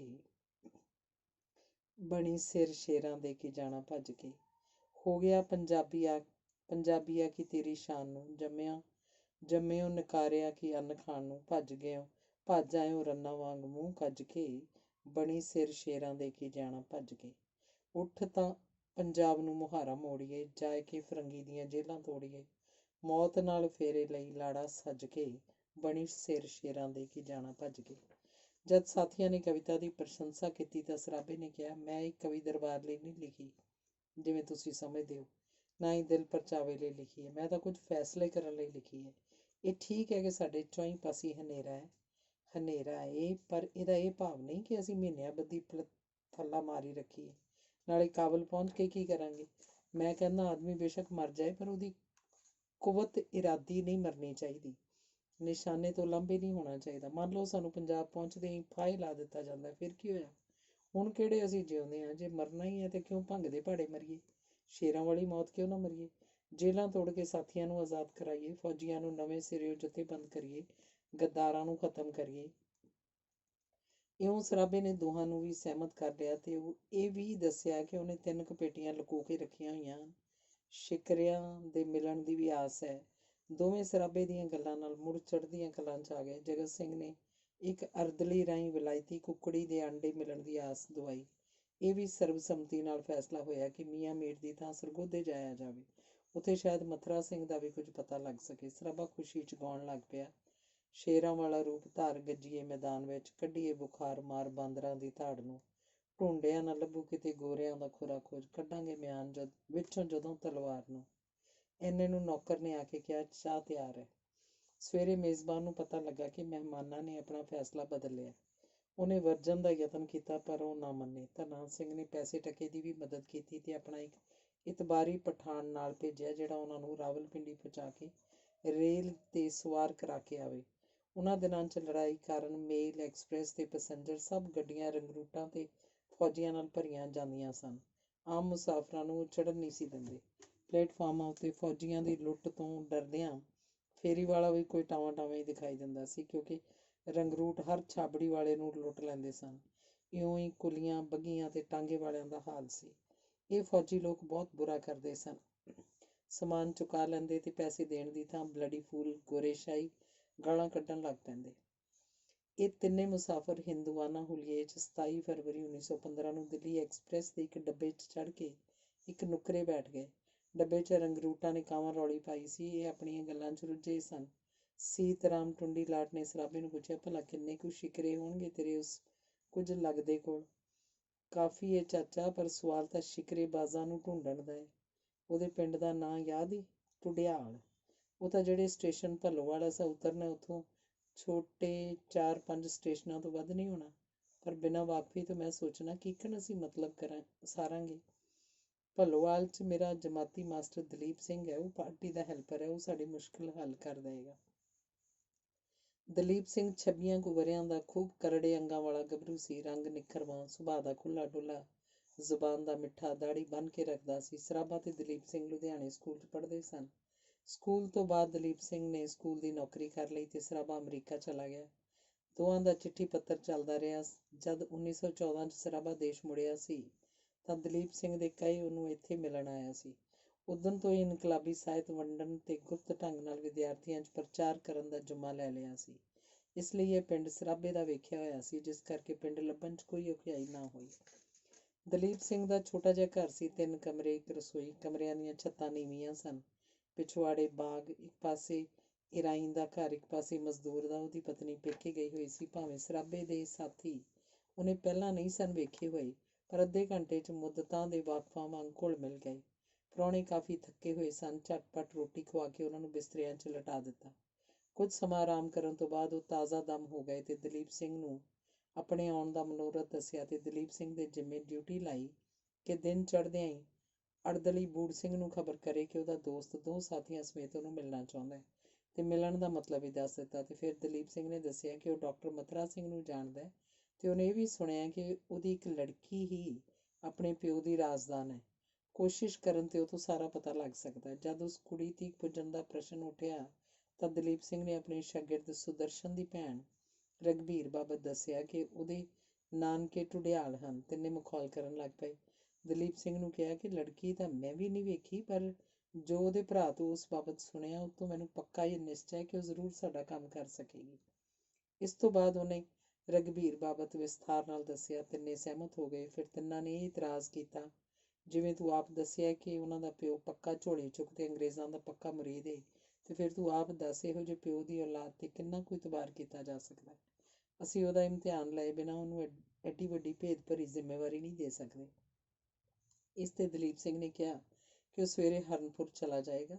ਦੋਵਾਂ ਭੈਣ ਭਰਾਵਾਂ ਨੂੰ 3 ਵਜੇ ਦੀ ਗੱਡੀ ਲੈ ਆਏਗਾ। ਇਸ ਗੱਲ 'ਤੇ ਸਭ ਸਹਿਮਤ ਹੋ ਗਏ ਤੇ ਦਲੀਪ ਸਿੰਘ ਨੇ ਗੱਲ ਇਉਂ ਮੁਕਾਈ ਕਿ ਮੈਂ ਪਹਿਲਾਂ ਸਵੇਰੇ ਚੱਕ ਨੰਬਰ 5 ਜਾ ਕੇ ਬੂੜ ਸਿੰਘ ਨੂੰ ਸੁਨੇਹਾ ਦੇ ਕੇ ਤੇ ਉਹਦਾ ਸੁਨੇਹਾ ਤੁਹਾਨੂੰ ਪਹੁੰਚਾਉਣ ਤੋਂ ਬਾਅਦ ਕੁਟੀਆ ਪੈਸੰਜਰ 'ਤੇ ਸਵਾਰ ਹੋ ਜਾਵਾਂਗਾ ਤੇ 3 ਵਜੇ ਦੁਪਹਿਰ ਇਹਨਾਂ ਦੋਹਾਂ ਨੂੰ ਲਿਆ ਕੇ ਤੁਹਾਡੀ ਹਾਜ਼ਰੀ 'ਚ ਖੜਾ ਕਰ ਦਿਆਂਗਾ।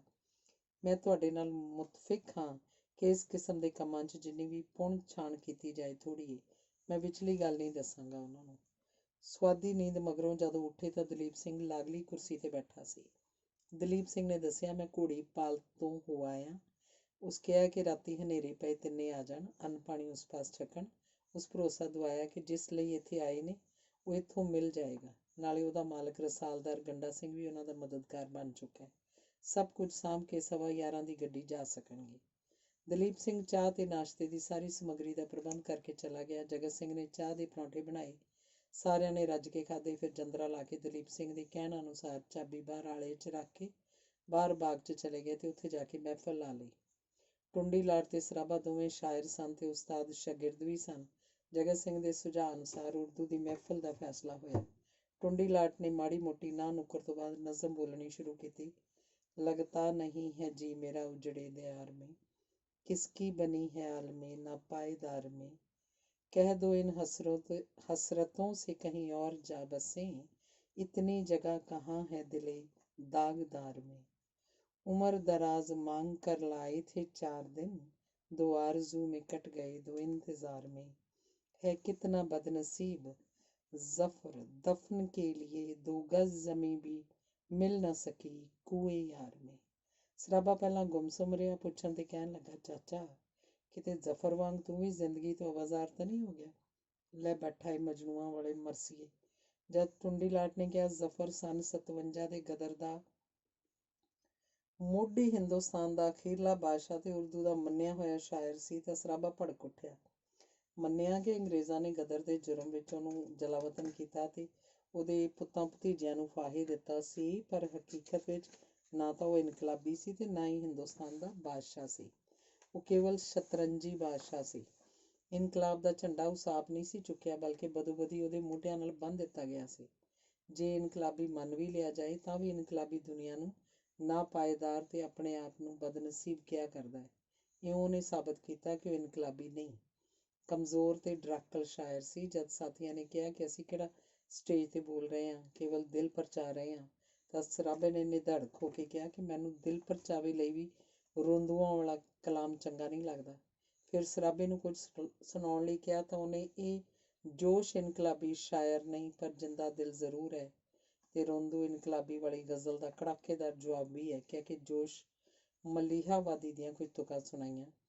मसरत की ताने उड़ाता गुजर जा, सिदक के तराने सुनाता गुजर जा, ज़माने मकां की सितम रानियों पर, मसायब की हंगामा समानियों पर, हयाते 2 रोज़ा की नादानियों पर, ख़ता और ख़ता की परेशानियों पर नज़र डालता मुस्कुराता गुजर जा।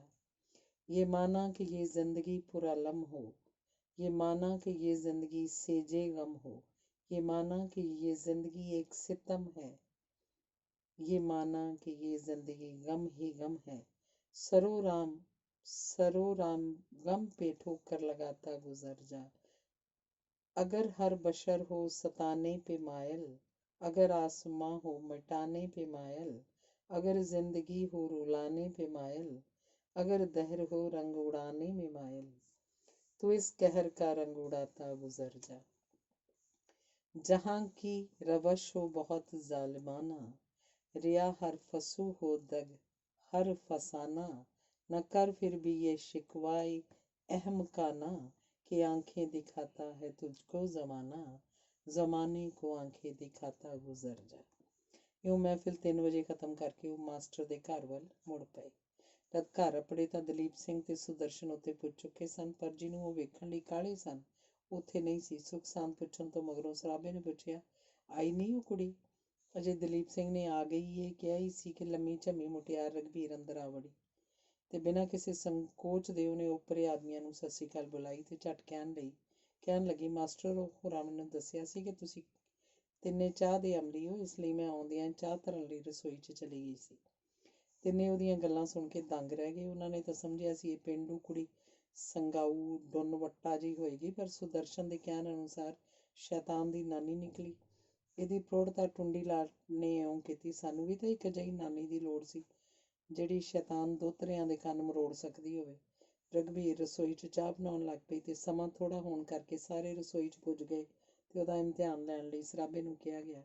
ਬੀਰੀ, ਸਰਾਬਾ ਹੋਰੀ ਕੁਝ ਜ਼ਰੂਰੀ ਗੱਲਾਂ ਕਰਨੀਆਂ ਚਾਹੁੰਦੇ ਨੇ ਤੇਰੇ ਨਾਲ, ਨਾਲੇ ਤੈਨੂੰ ਵੀ ਤਾਂ ਬੜੇ ਚਿਰਾਂ ਤੋਂ ਰੀਝ ਸੀ ਇਹਨਾਂ ਨਾਲ ਗੱਲਾਂ ਕਰਨ ਦੀ।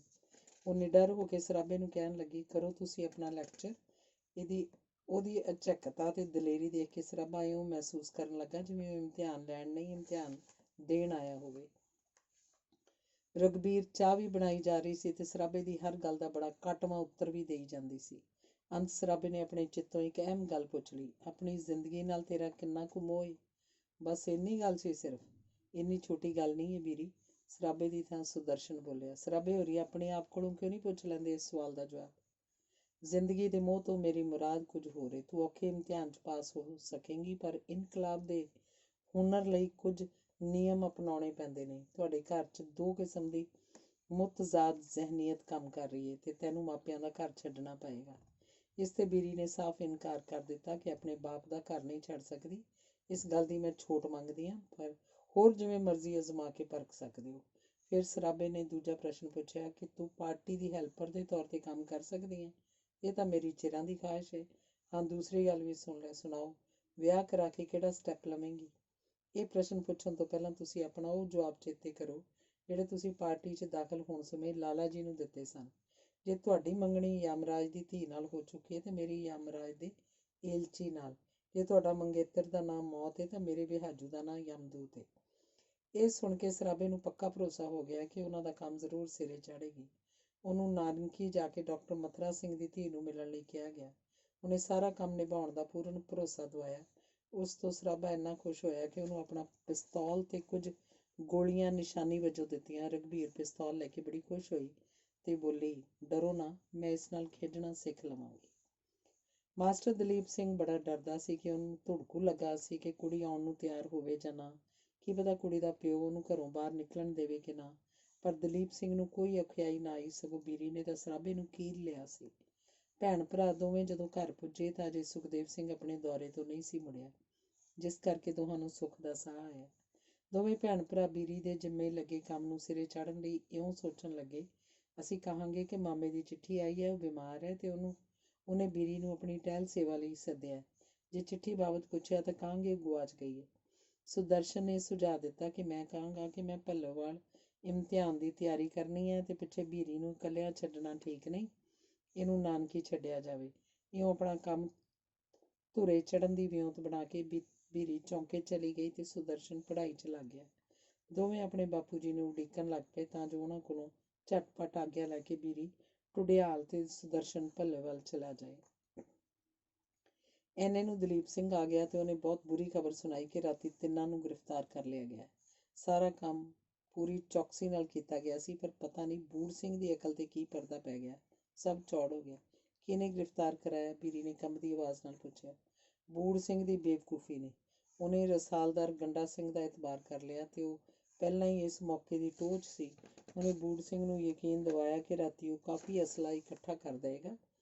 ਇਉਂ ਉਹਨੇ ਬੂੜ ਸਿੰਘ ਤੋਂ ਸਾਰਾ ਭੇਦ ਲੈ ਲਿਆ ਤੇ ਪੁਲਿਸ ਨੂੰ ਖਬਰ ਕਰ ਦਿੱਤੀ। ਤਿੰਨੇ ਆਪਣੇ ਇਕਰਾਰ ਅਨੁਸਾਰ ਬੂੜ ਸਿੰਘ ਦੇ ਡੇਰੇ ਪਹੁੰਚੇ, ਰੋਟੀ ਟੁੱਕ ਖਾਧਾ, ਉੱਥੇ ਪੁਲਿਸ ਆ ਗਈ। ਤਿੰਨਾਂ ਨੂੰ ਗ੍ਰਿਫਤਾਰ ਕਰ ਲਿਆ, ਹੱਥ ਕੜੀਆਂ 'ਚ ਜਕੜਿਆ ਤੇ ਪੁਲਿਸ ਦੇ ਘੇਰੇ 'ਚ ਵੀ ਨਿਡਰ ਸ਼ੇਰ ਸਰਾਬਾ ਲੈਕਚਰ ਦੇਣੋਂ ਨਾ ਰੁਕਿਆ। ਬੂੜ ਸਿੰਘ ਦੇ ਕਹਿਣ ਅਨੁਸਾਰ ਉਹ ਮੌਕਾ ਤਾੜ ਕੇ 2-4 ਗੱਲਾਂ ਦੱਸਣ 'ਚ ਸਫਲ ਹੋ ਗਿਆ। ਕਿਹੜੀਆਂ ਗੱਲਾਂ? ਬੀਰੀ ਨੇ ਕਾਹਲੀ ਨਾਲ ਪੁੱਛਿਆ। ਗੱਲਾਂ ਤਾਂ ਉਸ ਕਾਫੀ ਕਹੀਆਂ, ਪਰ 2 ਗੱਲਾਂ ਤੁਸਾਂ ਦੋਹਾਂ ਲਈ ਨੇ ਤੇ ਉਹ ਗੱਲਾਂ ਦੱਸਣ ਮੈਨੂੰ ਆਉਣਾ ਪਿਆ। ਸਾਫ਼ ਲਫ਼ਜ਼ਾਂ 'ਚ ਸੁਨੇਹਾ ਦੇਣਾ ਉਸ ਲਈ ਮੁਸ਼ਕਲ ਸੀ। ਉਹਨੇ ਮੋਟਰ 'ਚ ਬੈਠਿਆਂ ਮੂੰਹ ਪਰਲੇ ਪਾਸੇ ਕਰਕੇ ਉੱਚੀ ਸਾਰੀ ਬਸ ਇੰਨਾ ਹੀ ਕਿਹਾ, ਨਾਨੀ ਨੂੰ ਹਾਲੇ ਨਾਨਕੇ ਨਾ ਭੇਜਣਾ। ਨਾਨੀ ਦਾ ਭਰਾ ਜਿੱਥੋਂ ਤੱਕ ਜਲਦੀ ਹੋ ਸਕੇ ਲਾਹੌਰ ਜਾ ਡੇਰਾ ਲਾਵੇ। ਤਿੰਨੇ ਜਣੇ ਇਸ ਦੁਰਘਟਨਾ ਬਾਰੇ ਸੋਚਣ ਲੱਗੇ। ਕਿਵੇਂ ਕੀਤੀ ਕਰਾਈ ਸਾਰੀ ਖੂਹ 'ਚ ਪੈ ਗਈ। ਮਾਸਟਰ ਨੇ ਕਿਹਾ, ਹੁਣ ਇਹਨਾਂ ਦਾ ਕੀ ਬਣੇਗਾ? ਇੰਨੇ ਨੂੰ ਬੀਰੀ ਬੋਲ ਪਈ, ਜੇ ਇਨਕਲਾਬੀ ਹਿੰਮਤ ਤੋਂ ਕੰਮ ਲੈਣ ਤਾਂ ਕੀ ਆਪਣੇ ਸਾਥੀਆਂ ਤੇ ਖਾਸ ਕਰਕੇ ਸਰਾਬੇ ਵਰਗੇ ਨੂੰ ਛੁਡਾ ਨਹੀਂ ਸਕਦੇ? ਬੀਰੀ, ਤੂੰ ਅਜੇ ਤੱਕ ਭੁਲੇਖੇ 'ਚ ਹੈ। ਹਕੂਮਤ ਦੀਆਂ ਨਜ਼ਰਾਂ 'ਚ ਸਰਾਬਾ ਬਹੁਤ ਖਤਰਨਾਕ ਹੈ। ਸਰਕਾਰ ਉਹਦੀ ਵਾਹ ਵੱਲ ਵੀ ਨਹੀਂ ਤੱਕਣ ਦੇਵੇਗੀ ਕਿਸੇ ਨੂੰ। ਫਿਰ ਤਾਂ ਮਾਸਟਰ ਜੀ ਸਰਾਬੇ ਨੂੰ ਕੈਦ ਬੜੀ ਕਰੜੀ ਹੋਏਗੀ, ਸਿਸਕਦੀ ਬੀਰੀ ਬੋਲੀ। ਝੱਲੀਏ, ਜਿਹਦੇ ਖੂਨ ਕਰਨ, ਬੰਬ ਬਣਾਉਣ, ਡਾਕੇ ਮਾਰਨ ਤੇ ਬਗਾਵਤ ਕਰਨ ਦੇ ਕਈ ਇਲਜ਼ਾਮ ਹੋਣ, ਉਹਨੂੰ ਨਿਰਾ ਕੈਦ ਕਰਕੇ ਸੰਤੋਖ ਨਹੀਂ ਆਏਗਾ ਅੰਗਰੇਜ਼ ਨੂੰ। ਤੇ ਫਿਰ ਬੀਰੀ ਨੇ ਕੰਬਦਿਆਂ ਕਿਹਾ। ਮਾਸਟਰ ਨੇ ਸੁਦਰਸ਼ਨ ਦੇ ਇਸ਼ਾਰੇ ਤੇ ਗੱਲ ਬਦਲ ਦਿੱਤੀ। ਮਾਸਟਰ ਸੁਦਰਸ਼ਨ ਨੂੰ ਸਮਝਾਉਣ ਲੱਗ ਪਿਆ, ਭਾਵੇਂ ਉਹਨਾਂ ਨੇ ਸਰਹੱਦ ਤੋਂ ਮੁੜਨ ਸਮੇਂ ਜੋ ਮਨਸੂਬੇ ਬਣਾਏ ਸਨ ਸਾਰੇ ਭਸਮ ਹੋ ਗਏ, ਪਰ ਸਰਾਬੇ ਨੇ ਅਜੇ ਵੀ ਆਸ ਨਹੀਂ ਛੱਡੀ, ਇਸ ਲਈ ਤੈਨੂੰ ਤੇ ਹੋਰ ਕਈਆਂ ਨੂੰ ਸੁਨੇਹੇ ਭੇਜੇ ਹਨ। ਬਾਬਾ ਜੀ ਦਾ ਐਤਕੀਂ ਦਾ ਦੌਰਾ ਕਾਫੀ ਲੰਮਾ ਸੀ। ਉਹ ਪੂਰਾ ਹਫ਼ਤਾ ਗੁਜ਼ਾਰ ਕੇ ਮੁੜੇ। ਇੱਧਰ ਦੋਵੇਂ ਭੈਣ ਭਰਾ ਬੜੀ ਬੇਸਬਰੀ ਨਾਲ ਉਹਨਾਂ ਨੂੰ ਉਡੀਕ ਰਹੇ ਸਨ, ਕਿਉਂਕਿ ਸੁਦਰਸ਼ਨ ਨੇ ਲਾਹੌਰ ਜਾਣ ਦੀ ਆਗਿਆ ਲੈਣੀ ਸੀ। ਜਦ ਬਾਬਾ ਜੀ ਘਰ ਮੁੜੇ ਤਾਂ ਬਹੁਤ ਖੁਸ਼ ਸਨ, ਜਿਸ ਤੋਂ ਦੋਹਾਂ ਨੇ ਅੰਦਾਜ਼ਾ ਲਾਇਆ ਕਿ ਬਾਪੂ ਜੀ ਕੋਈ ਬਹੁਤ ਹੀ ਵੱਡੀ ਮੁਹਿੰਮ ਜਿੱਤ ਕੇ ਆਏ ਨੇ। ਇਸ ਖੁਸ਼ੀ ਦਾ ਕਾਰਨ ਜਾਣਨ ਲਈ ਦੋਵੇਂ ਤਰਲੋ ਮੱਚੀ ਹੋ ਰਹੇ ਸਨ। ਐਤਕਾਂ ਤਾਂ ਬਾਪੂ ਜੀ ਤੁਸੀਂ ਹੱਦ ਮੁਕਾਈ ਤੇ ਏਡਾ ਲੰਮਾ ਦੌਰਾ। ਮੈਨੂੰ ਘੱਟ ਖਿਆਲ ਸੀ ਮੁੜਨ ਦਾ ਕਿਤੇ, ਪਰ ਉੱਧਰ ਵੀ ਤਾਂ ਬੜਾ ਜ਼ਰੂਰੀ ਕੰਮ ਸਨ ਬੇਟਾ, ਬਾਬਾ ਜੀ ਬੋਲੇ। ਕਿਹੜੇ ਏਡੇ ਜ਼ਰੂਰੀ ਕੰਮ ਆ ਪਏ ਸਨ ਬਾਪੂ ਜੀ? ਸੁਦਰਸ਼ਨ ਨੇ ਪੁੱਛਿਆ। ਬਾਬਾ ਜੀ ਨੇ ਜਵਾਬ ਦੇਣ ਦੀ ਥਾਂ ਇੱਕ ਅੰਗਰੇਜ਼ੀ 'ਚ ਟਾਈਪ ਕੀਤੀ ਚਿੱਠੀ ਸੁਦਰਸ਼ਨ ਨੂੰ ਦਿੱਤੀ। ਚਿੱਠੀ ਗਵਰਨਰ ਸਰ ਮਾਈਕਲ ਉਡਵਾਇਰ ਵੱਲੋਂ ਸੀ ਤੇ ਇਸ 'ਚ ਬਾਬਾ ਜੀ ਦੀ ਸਰਕਾਰ ਭਗਤੀ ਤੇ ਭਰਤੀ ਕਰਾਉਣ ਦੀ ਸੇਵਾ ਬਾਰੇ ਬਹੁਤ ਪ੍ਰਸ਼ੰਸਾ ਕੀਤੀ ਸੀ। ਸੁਦਰਸ਼ਨ ਨੇ ਇਹਨਾਂ ਸ਼ਬਦਾਂ ਨਾਲ ਚਿੱਠੀ ਮੋੜੀ। ਵਾਕਈ ਬਾਬੂ ਜੀ, ਬਹੁਤ ਵੱਡਾ ਮਾਰਕਾ ਮਾਰਿਆ ਤੁਸਾਂ। ਗਵਰਨਰ ਦੀ ਚਿੱਠੀ ਤੇ ਫਿਰ ਏਡੀਆਂ ਤਾਰੀਫਾਂ ਨਾਲ ਭਰੀ ਹੋਈ, ਹਾਸਲ ਕਰਨੀ ਮਜ਼ਾਕ ਨਹੀਂ। ਬਾਬਾ ਜੀ ਆਪਣੇ ਪੁੱਤਰ ਦੀ ਗੱਲ ਸੁਣ ਕੇ ਆਪਣੇ ਵੱਡੇ ਵਡੇਰਿਆਂ ਦੀ ਉਸਤਤ ਕਰਨ ਲੱਗ ਪਏ ਤੇ ਕਹਿਣ ਲੱਗੇ, ਕਾਕਾ, ਪ੍ਰਸ਼ੰਸਾ ਦੀਆਂ ਚਿੱਠੀਆਂ ਤਾਂ ਪਹਿਲਾਂ ਵੀ ਬਹੁਤ ਸਨ, ਪਰ ਇਸ ਚਿੱਠੀ ਦੀ ਲੋੜ ਸੀ। ਫਿਰ ਉਹਨਾਂ ਨੂੰ ਚਿੱਠੀ ਸਾਂਭ ਕੇ ਲੰਬੂਤਰੇ ਡੱਬੇ 'ਚ ਰੱਖ ਲਈ ਤੇ ਪਹਿਲੀਆਂ ਚਿੱਠੀਆਂ ਬਾਰੇ ਦੱਸਣ ਲੱਗ ਪਏ। ਸੁਦਰਸ਼ਨ ਕਮਾਲ, ਵੰਡਰਫੁਲ, ਹੱਦ ਕਰ ਦਿੱਤੀ ਕਹੀ ਜਾਂਦਾ ਸੀ, ਪਰ ਬੀਰੀ ਪਾਗਲਾਂ ਵਾਂਗ ਚਿੱਠੀਆਂ ਵੱਲ ਵੇਖੀ ਜਾ ਰਹੀ ਸੀ। ਬਾਬਾ ਜੀ ਨੇ ਉਹ ਚਿੱਠੀਆਂ ਦੀ ਮਹੱਤਤਾ ਦੱਸਣੀ ਆਰੰਭੀ। ਤੇਰਾ ਹੀ ਭਵਿੱਖ ਬਣਾਉਣ ਲਈ ਮੈਂ ਸਭ ਪਾਪੜ ਵੇਲ ਰਿਹਾ ਵਾਂ। ਕੀਮਤ ਇਹਦੀ ਉਦੋਂ ਪਤਾ ਲੱਗੇਗੀ ਤੈਨੂੰ ਜਦ ਤੂੰ ਬਹੁਤ ਵੱਡੀ ਜਾਗੀਰ ਦਾ ਮਾਲਕ ਬਣ ਜਾਏਗਾ, ਜਦ ਰੁਤਬਿਆਂ ਅਹੁਦਿਆਂ ਦੇ ਤੌਰ ਤੇ ਮਲਕ ਵਾਲੀਏ ਟਿਵਾਣਿਆਂ ਨੂੰ ਤੇਰੀ ਫਰਮਾਬਰਦਾਰੀ ਕਰਨੀ ਪਏਗੀ। ਕਿਸ ਤਰ੍ਹਾਂ ਬਾਪੂ ਜੀ? 2-2.5 ਮਹੀਨਿਆਂ ਤੱਕ ਹਿਜ਼ ਹਾਈਨੈਸ ਇੱਕ ਹੋਰ ਦਰਬਾਰ ਕਰਨ ਵਾਲੇ ਨੇ। ਉਸ ਵਿੱਚ ਸਿਰਫ ਉਹੀ ਆਦਮੀ ਸੱਦੇ ਜਾਣਗੇ ਜਿਨ੍ਹਾਂ ਨੇ ਭਰਤੀ ਦੇ ਕੰਮ 'ਚ ਤਖਤ ਬਰਤਾਨੀਆ ਦੀ ਮਦਦ ਕੀਤੀ ਹੋਏਗੀ। ਕਾਹਦੇ ਲਈ ਸੱਦੇ ਜਾਣਗੇ ਬਾਪੂ ਜੀ? ਸੁਦਰਸ਼ਨ ਨੇ ਬੀਰੀ ਵੱਲ ਤੱਕਣ ਤੋਂ ਬਾਅਦ ਪੁੱਛਿਆ, ਜਦਕਿ ਬੀਰੀ ਕਾਲੀ ਕਾਲੀ ਆਪਣੇ ਹੱਥਾਂ ਦੀਆਂ ਉਂਗਲਾਂ ਮਰੋੜ ਰਹੀ ਸੀ।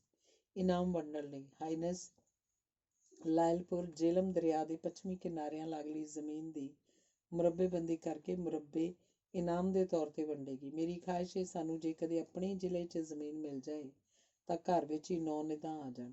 ਇਸ ਲਈ ਮੈਂ ਜੇਹਲਮ ਦੇ ਡੀਸੀ ਨੂੰ ਅਗਲਵਾਂਢੀ ਮਿਲਣਾ ਚਾਹੁੰਦਾ। ਜੇਹਲਮ ਦੇ ਡੀਸੀ ਨੂੰ? ਕਾਹਦੇ ਲਈ ਬਾਪੂ ਜੀ? ਸਾਰੀ ਕਲਾ ਹੀ ਇਸ ਵੇਲੇ ਡਿਪਟੀ ਕਮਿਸ਼ਨਰ ਦੇ ਹੱਥ 'ਚ ਹੈ। ਇਸ ਨੇ ਸਿਫਾਰਿਸ਼ ਕਰਨੀ ਹੈ ਆਪਣੇ ਜ਼ਿਲ੍ਹੇ ਦੇ ਸੇਵਾਦਾਰਾਂ ਦੀ। ਉਂਝ ਤਾਂ ਮੇਰੇ ਕੰਮਾਂ ਬਾਰੇ ਡੀਸੀ ਪਹਿਲਾਂ ਹੀ ਕਾਫੀ ਖੁਸ਼ ਹੈ, ਫਿਰ ਵੀ ਮਿਲ ਕੇ ਸਾਰਾ ਕੁਝ ਸਮਝਾਉਣ ਦੀ ਹੋਰ ਗੱਲ ਹੈ। ਠੀਕ ਹੈ ਬਾਪੂ ਜੀ, ਫਿਰ ਤਾਂ ਤੁਹਾਡੇ ਲਈ ਡੀਸੀ ਨੂੰ ਮਿਲਣਾ ਜ਼ਰੂਰੀ ਹੈ। ਚੰਗਾ ਤਾਂ ਇਹ ਰਹੇਗਾ ਅੰਮ੍ਰਿਤਸਰੋਂ ਵਾਪਸ ਆ ਕੇ 2-3 ਤਕੜੇ ਦੌਰੇ ਕਰਾਂ ਤੇ ਉਸ ਤੋਂ ਪਿੱਛੇ ਡੀਸੀ ਨੂੰ ਮਿਲਾਂ। ਅੰਮ੍ਰਿਤਸਰ ਕਾਹਦੇ ਲਈ ਜਾਣਾ ਹੈ ਬਾਪੂ ਜੀ? ਸੁਦਰਸ਼ਨ ਨੇ ਜਿਗਿਆਸਾ ਰੰਗਾਂ 'ਚ ਪੁੱਛਿਆ। ਇੱਕ ਵੱਡੇ ਜ਼ਰੂਰੀ ਕੰਮ ਲਈ ਅੰਮ੍ਰਿਤਸਰ ਜਾਣਾ ਪੈ ਰਿਹਾ। ਕਾਕਾ, ਤੂੰ ਅਖਬਾਰਾਂ 'ਚ ਬਾਗੀਆਂ ਬਾਬਤ ਨਹੀਂ ਪੜ੍ਹਿਆ? ਕਿਹੜੇ ਬਾਗੀਆਂ ਬਾਬਤ? ਬਾਪੂ ਜੀ, ਮੈਨੂੰ ਪੜ੍ਹਾਈ 'ਚੋਂ ਸਿਰ ਖੁਰਕਣ ਦੀ ਵੇਲ ਨਹੀਂ, ਅਖਬਾਰਾਂ ਕਿੱਥੇ ਪੜ੍ਹਨੀਆਂ ਨੇ। ਅਮਰੀਕਾ ਤੇ ਕੈਨੇਡਾ 'ਚ ਰਹਿਣ ਵਾਲੇ ਪੰਜਾਬੀਆਂ ਦੇ ਦਿਮਾਗ 'ਚ ਫਤੂਰ ਪੈ ਗਿਆ। ਉਹ ਇੱਥੇ ਆ ਕੇ ਅੰਗਰੇਜ਼ੀ ਹਕੂਮਤ ਦਾ ਤਖਤਾ ਉਲਟਾਉਣ ਲਈ ਬਗਾਵਤ ਕਰ ਰਹੇ ਨੇ, ਜਿਨ੍ਹਾਂ ਨੂੰ ਸਰਕਾਰ ਫੜ ਡੱਕੀ ਜਾ ਰਹੀ ਹੈ। ਇਸ ਕੰਮ ਲਈ ਅੰਮ੍ਰਿਤਸਰ ਸਿੱਖ ਕੌਮ ਦੇ ਲੀਡਰਾਂ ਦੀ ਇੱਕ ਇਕੱਤਰਤਾ ਅਕਾਲ ਤਖਤ ਹੋਣ ਵਾਲੀ ਹੈ, ਜਿਸ 'ਚ ਗੁਰਮਤਾ ਪਾਸ ਹੋਏਗਾ ਕਿ ਜਿਵੇਂ 1857 'ਚ ਸਰਕਾਰ ਦੀ ਮਦਦ ਕੀਤੀ ਸੀ, ਹੁਣ ਵੀ ਮਦਦ ਕਰਨ, ਜਿਵੇਂ ਫੂਲਕੀਆਂ ਨੇ ਮਦਦ ਕਰਕੇ ਜਗੀਰਾਂ ਖੱਟੀਆਂ ਸਨ।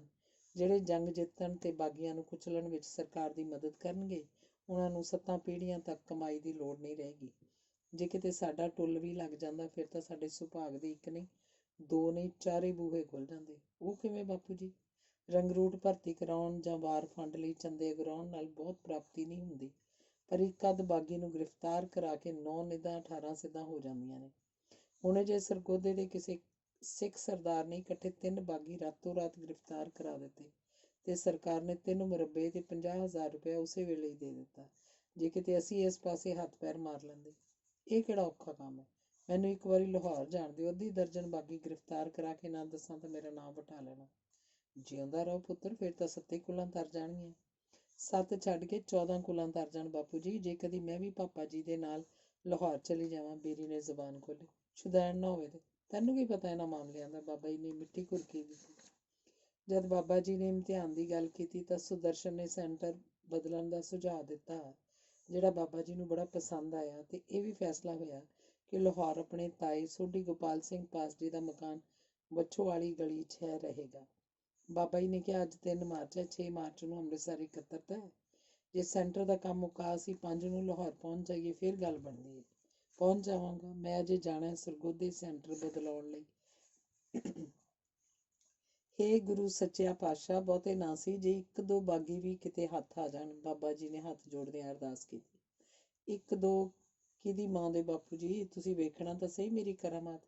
ਬੀਰੀ ਨੂੰ ਉੱਥੇ ਨਾ ਵੇਖ ਕੇ ਤੇ ਇਹ ਜਾਣ ਕੇ ਕਿ ਉਹ ਬਾਗੀਆਂ ਦੇ ਗ੍ਰਿਫਤਾਰ ਹੋਣ ਦੀ ਗੱਲ ਸੁਣ ਕੇ ਚਲੀ ਗਈ ਹੈ। ਬਾਬਾ ਜੀ ਇਹ ਕਹਿੰਦੇ ਉੱਥੋਂ ਉੱਠ ਖਲੋਤੇ, ਬੜੀ ਡਰਪੋਕ ਕੁੜੀਏ, ਰਤਾ ਜਿੰਨੀ ਕੋਈ ਇਸ ਕਿਸਮ ਦੀ ਗੱਲ ਕਰੂ ਪ੍ਰਾਣ ਖੁਸ਼ਕ ਹੋ ਜਾਂਦੇ ਨੇ ਇਹਦੇ। ਜਦ ਬਾਬਾ ਜੀ ਸੁਦਰਸ਼ਨ ਨੂੰ ਲਾਹੌਰ ਛੱਡ ਕੇ ਤੇ ਅੰਮ੍ਰਿਤਸਰ ਦੀ ਇਕੱਤਰਤਾ ਵਿੱਚ ਭਾਗ ਲੈ ਕੇ ਆਏ ਤਾਂ ਬਹੁਤ ਖੁਸ਼ ਸਨ। ਉਹਨਾਂ ਨੇ ਬੀਰੀ ਨੂੰ ਦੱਸਿਆ, ਇਮਤਿਹਾਨ ਤੋਂ ਬਾਅਦ ਵੀ ਸੁਦਰਸ਼ਨ ਬਾਗੀਆਂ ਨੂੰ ਗ੍ਰਿਫਤਾਰ ਕਰਾਉਣ ਦੇ ਕੰਮ ਲਈ ਕੁਝ ਸਮਾਂ ਲਾਹੌਰ ਰਹੇਗਾ। ਫਿਰ ਉਹ ਅਕਾਲ ਤਖਤ ਦੀ ਇਕੱਤਰਤਾ ਬਾਬਤ ਦੱਸਣ ਲੱਗੇ। ਉੱਥੇ ਬਹੁਤ ਸੰਗਤਾਂ ਹਨ, ਤਿਲ ਸੁੱਟਣ ਨੂੰ ਵੀ ਥਾਂ ਨਹੀਂ। ਸੁੰਦਰ ਸਿੰਘ ਮਜੀਠੀਆ ਤੇ ਹੋਰ ਸਿੱਖ ਰਾਈਸਾਂ ਨੇ ਬਾਗੀਆਂ ਬਾਰੇ ਤਕਰੀਰਾਂ ਕੀਤੀਆਂ। ਫਿਰ ਗੁਰਮਤਾ ਪਾਸ ਹੋਇਆ। ਕਿਹੜਾ ਗੁਰਮਤਾ? ਗੁਰਮਤੇ ਦੇ ਲਫ਼ਜ਼ ਇਹ ਸਨ, ਵਿਦੇਸ਼ਾਂ ਤੋਂ ਆਏ ਸਿੱਖਾਂ ਤੇ ਉਹਨਾਂ ਗੱਦਾਰਾਂ ਨੂੰ ਸਿੱਖੀ ਤੋਂ ਪਤਿਤ ਕਰਾਰ ਦਿੱਤਾ ਜਾਂਦਾ ਹੈ ਜਿਨ੍ਹਾਂ ਨੇ ਸਾਡੇ ਬਾਦਸ਼ਾਹ ਦੇ ਖਿਲਾਫ ਬਗਾਵਤ ਸ਼ੁਰੂ ਕਰ ਰੱਖੀ ਹੈ। ਸਿੱਖ ਪੰਥ ਨੂੰ ਹਦਾਇਤ ਕੀਤੀ ਜਾਂਦੀ ਹੈ ਕਿ ਕੋਈ ਵੀ ਗੁਰੂ ਦਾ ਸਿੱਖ ਉਹਨਾਂ ਰਾਜ ਧਰੋਈਆਂ ਨੂੰ ਮੱਥੇ ਨਾ ਲਾਏ, ਬਲਕਿ ਜਿੱਥੋਂ ਤੱਕ ਵੀ ਹੋ ਸਕੇ ਉਹਨਾਂ ਨੂੰ ਗ੍ਰਿਫਤਾਰ ਕਰਾ ਕੇ ਆਪਣੇ ਬਾਦਸ਼ਾਹ ਪ੍ਰਤੀ ਸੱਚੀ ਵਫਾਦਾਰੀ ਦਾ ਫਰਜ਼ ਅਦਾ ਕਰੇ। ਬੀਰੀ ਸੁਣੀ ਜਾ ਰਹੀ ਸੀ ਤੇ ਸੱਪਣੀ ਵਾਂਗ ਵਿਸ ਘੋਲ ਰਹੀ ਸੀ, ਪਰ ਉੱਪਰੋਂ ਪ੍ਰਸ਼ੰਸਾ ਕਰੀ ਜਾ ਰਹੀ ਸੀ। ਅੰਮ੍ਰਿਤਸਰੋਂ ਮੁੜਨ ਤੋਂ ਬਾਅਦ ਬਾਬਾ ਜੀ ਦੇ ਮੁੜ ਦੌਰੇ ਆਰੰਭ ਹੋ ਗਏ। ਪਿੱਛੇ ਜਿਉਣੀ ਮਾਈ ਨੂੰ ਸਥਾਈ ਤੌਰ ਤੇ ਬੀਰੀ ਕੋਲ ਘਰ ਰਹਿਣ ਲਈ ਛੱਡ ਦਿੱਤਾ ਗਿਆ। ਬਾਬਾ ਜੀ ਬਹੁਤ ਬਾਹਰ ਹੀ ਰਹਿੰਦੇ, ਕਦੀ ਕਦਾਈ ਇੱਕ ਪਾਸਿਓਂ ਦੂਜੇ ਪਾਸੇ ਜਾਂਦੇ, ਰਾਤ ਪਿੰਡ ਅਟਕਦੇ। ਭਾਵੇਂ ਬੀਰੀ ਆਪਣੇ ਪਿਓ ਦੇ ਆਚਰਨ ਤੋਂ ਪੋਟਾ ਦੁਖੀ ਸੀ, ਪਰ ਉਹ ਪਿਓ ਦੇ ਕੰਮਾਂ ਦੀ ਹਿਮਾਇਤ ਤੇ ਪ੍ਰਸ਼ੰਸਾ 'ਚ ਜ਼ਮੀਨ ਅਸਮਾਨ ਦੇ ਖਿਲਾਵੇ ਮੇਲਦੀ ਰਹਿੰਦੀ। ਕਦੀ ਕਦਾਈ ਤਾਂ ਇਹ ਵੀ ਕਹਿ ਦਿੰਦੀ ਕਿ ਸੱਚੀ ਬਾਪੂ ਜੀ, ਜੇ ਕਦੀ ਮੈਨੂੰ ਇਜਾਜ਼ਤ ਦਿਓ ਤਾਂ ਮੈਂ ਵੀ ਕੁਝ ਕਰਕੇ ਦਿਖਾ ਦਿਆਂ। ਨਹੀਂ ਬੇਟਾ, ਗੁਰੂ ਜੀ ਨੇ ਚਾਹਿਆ ਤਾਂ ਤੇਰਾ ਵੀਰ ਹੀ ਬਥੇਰਾ ਕੁਝ ਕਰ ਲਏਗਾ, ਬਾਬਾ ਜੀ ਉੱਤਰ ਦਿੰਦੇ। ਕਈ ਵਾਰੀ ਬੀਰੀ ਜਿਉਣੀ ਤੋਂ ਖਿਝ ਜਾਂਦੀ, ਜਿਹੜੀ ਬੁੱਢੀ ਤੇ ਬੋਲੀ ਸੀ। ਉਹ ਤੋਂ ਬਗੈਰ ਆਪ ਹੀ ਆਪਣੇ ਖਿਡੌਣੇ ਨਾਲ ਰਾਖੀ ਕਰ ਸਕਦੀ ਸੀ, ਪਿਸਤੌਲ ਨਾਲ। ਉਸ ਵਿੱਚ ਦਿਨੋਂ ਦਿਨ ਤਬਦੀਲੀ ਆ ਰਹੀ ਸੀ। ਕਈ ਵਾਰ ਉਹ ਆਪਣੀ ਪਿਆਰ ਨਿਸ਼ਾਨੀ ਭਾਵ ਖਿਡੌਣੇ ਨਾਲ ਖੇਡਦੀ ਰਹਿੰਦੀ, ਕਈ ਵਾਰੀ ਉਹਦਾ ਜੀ ਉਹਨੂੰ ਚਲਾ ਕੇ ਵੇਖਣ ਨੂੰ ਕਰਦਾ। ਇੱਕ ਦਿਨ ਹਨੇਰੀ ਰਾਤ ਸੀ, ਦੁਆਲੇ ਵਿਆਹ ਬਹੁਤ ਸਨ ਤੇ ਹਵਾਈਆਂ ਤੇ ਆਤਿਸ਼ਬਾਜ਼ੀਆਂ ਛੁੱਟ ਰਹੀਆਂ ਸਨ। ਬੀਰੀ ਨੇ ਕੋਠੇ ਤੇ ਜਾ ਕੇ 6 ਗੋਲੀਆਂ ਖਤਮ ਕਰ ਦਿੱਤੀਆਂ। ਇਉਂ ਉਹਨੂੰ ਮਾੜਾ ਮੋਟਾ ਨਿਸ਼ਾਨਾ ਬੰਨ੍ਹਣਾ ਆ ਗਿਆ। ਉਹ ਦੇਸ਼ ਬਾਰੇ ਚਿੰਤਾ, ਭਰਾ ਬਾਰੇ ਚਿੰਤਾ, ਪਿਓ ਬਾਰੇ ਚਿੰਤਾ, ਉਸ ਵਿਅਕਤੀ ਬਾਰੇ ਚਿੰਤਾ ਜਿਹਨੂੰ ਕੇਵਲ ਇੱਕ ਵਾਰੀ ਵੇਖਿਆ ਸੀ, ਭਾਵ ਸਰਾਬੇ ਬਾਰੇ ਚਿੰਤਾ ਨਾਲ ਤੜਪ ਰਹੀ ਸੀ। ਉਹ ਇਹੋ ਜਿਹੇ ਖਿਆਲਾਂ ਨਾਲ ਪਿੰਜੀ ਜਾ ਰਹੀ ਸੀ। ਸਰਾਬੇ ਨੂੰ ਫਾਂਸੀ ਦਾ ਹੁਕਮ ਸੁਣਾਇਆ ਜਾ ਰਿਹਾ ਹੈ। ਉਹ ਫਾਂਸੀ ਦੇ ਤਖਤੇ ਵੱਲ ਜਾ ਰਿਹਾ। ਉਹਦੀ ਗਰਦਨ 'ਚ ਰੱਸੀ ਦਾ ਫੰਦਾ ਪਾਇਆ ਜਾ ਰਿਹਾ। ਸਰਾਬਾ ਲਟਕ ਰਿਹਾ, ਸਰਾਬਾ ਸੜ ਰਿਹਾ ਹੈ। ਕਦੇ ਸੁੱਤੀ ਹੋਈ ਇਉਂ ਅਨੁਭਵ ਕਰਦੀ ਜਿਵੇਂ ਉਹਨੇ ਨਾਨੀ ਕਹਿ ਕੇ ਆਵਾਜ਼ ਮਾਰੀ ਹੈ। ਉਹ ਰਾਤ ਨੂੰ ਉੱਠ ਤੁਰਦੀ, ਚੱਕਰ ਕੱਢਦੀ ਰਹਿੰਦੀ। ਉਹਨੂੰ ਸਨਾਟੇ 'ਚ ਇਹ ਆਵਾਜ਼ ਸੁਣਾਈ ਦਿੰਦੀ, ਇੱਕ ਮਿਆਨ 'ਚ 2 ਤਲਵਾਰਾਂ ਨਹੀਂ ਸਮਾ ਸਕਦੀਆਂ। ਉਹ ਡਰ ਜਾਂਦੀ, ਉਹ ਅੱਖਾਂ ਬੰਦ ਕਰ ਲੈਂਦੀ ਤੇ ਆਪਣੇ ਆਪ ਨੂੰ ਕੋਸਣ ਲੱਗ ਪੈਂਦੀ ਕਿ ਕੁਝ ਵੀ ਨਹੀਂ ਕਰ ਸਕੀ ਵਤਨ ਲਈ। ਸੁਦਰਸ਼ਨ ਦੀਆਂ ਪਹਿਲਾਂ 2-4 ਚਿੱਠੀਆਂ ਆਈਆਂ, ਫਿਰ ਬੰਦ ਹੋ ਗਈਆਂ। ਇਸ ਨਾਲ ਵੀ ਬੀਰੀ ਉਦਾਸ ਹੋ ਗਈ ਕਿ ਸ਼ਾਇਦ ਵੀਰ ਨਾਰਾਜ਼ ਹੋ ਗਿਆ। ਬਾਬਾ ਜੀ ਨੂੰ ਵਿਸ਼ਵਾਸ ਸੀ ਸੁਦਰਸ਼ਨ ਇਮਤਿਹਾਨ ਦੇ ਚੁੱਕਾ ਤੇ ਕਾਲਜ 'ਚ ਦਾਖਲ ਹੋ ਚੁੱਕਾ। ਉਹ ਬਾਗੀਆਂ ਨੂੰ ਫੜਾਉਣ ਦੇ ਕੰਮ 'ਚ ਰੁੱਝਾ ਹੋਇਆ, ਪਰ ਸੁਦਰਸ਼ਨ ਕੀ ਕਰ ਰਿਹਾ ਸੀ ਇਸ ਬਾਰੇ ਉਹ ਅਣਜਾਣ ਸਨ। ਬਾਬਾ ਜੀ ਜਦ ਵੀ ਦੌਰੇ ਤੋਂ ਮੁੜਦੇ, ਪ੍ਰਸ਼ੰਸਾ 'ਚ ਮਿਲੀ ਚਿੱਠੀ ਬੀਰੀ ਤੋਂ ਪੜ੍ਹਾਉਂਦੇ। ਉਹਦਾ ਅੰਗ ਅੰਗ ਝੁਲਸ ਜਾਂਦਾ। ਭਾਵੇਂ ਪ੍ਰਗਟ ਤੌਰ ਤੇ ਉਹ ਬਾਪੂ ਜੀ ਦੀ ਪ੍ਰਸ਼ੰਸਾ ਕਰਦੀ ਰਹਿੰਦੀ, ਤੇ ਜਦ ਡੱਬਾ ਕੱਢ ਕੇ ਪਾਲੇ ਸਪੂਲੀਏ ਵਾਂਗ ਬਾਬਾ ਜੀ ਨਵੀਂ ਚਿੱਠੀ ਡੱਬੇ 'ਚ ਪਾਉਂਦੇ ਤਾਂ ਉਹ ਕੁਰਲਾ ਉੱਠਦੀ। ਇੱਕ ਦਿਨ ਬਾਪੂ ਜੀ ਨੂੰ ਸੁਦਰਸ਼ਨ ਦੀ ਲਿਖੀ ਚਿੱਠੀ 'ਚ ਸਰਾਬੇ ਦੀ ਦਲੇਰੀ, ਨਿਡਰਤਾ ਬਾਬਤ ਪੜ੍ਹ ਕੇ ਉਹਦੇ ਜਜ਼ਬੇ ਬੇਕਾਬੂ ਹੋ ਗਏ ਤਾਂ ਬਾਪੂ ਜੀ ਨੇ ਤਾੜ ਲਿਆ। ਕੀ ਗੱਲ ਏ ਪੁੱਤਰ, ਡਰ ਗਈ ਏ ਚਿੱਠੀ ਪੜ੍ਹਦੀ? ਪਤਾ ਨਹੀਂ ਕੀ ਹੋ ਜਾਂਦਾ ਬਾਪੂ ਜੀ, ਦਿਲ ਕਰਦਾ ਕੱਪੜੇ ਵਾੜ ਸੁੱਟਾਂ, ਕੋਠੇ ਤੋਂ ਛਾਲ ਮਾਰਦੇ ਆ, ਘਰ ਨੂੰ ਅੱਗ ਲਾ ਦਿਆਂ। ਬਾਬਾ ਜੀ ਨੇ ਸਮਝਿਆ ਕਿ ਉਹਨੂੰ ਕਿਸੇ ਸਾਏ ਦਾ ਦਬਾਅ ਪੈ ਗਿਆ। ਉਹਨੇ ਬੀਰੀ ਨੂੰ ਅੰਦਰ ਲੇਟਣ ਲਈ ਕਿਹਾ ਤੇ ਉਹ ਅੰਦਰ ਜਾ ਕੇ ਲੇਟ ਗਈ। ਧੰਨਵਾਦ।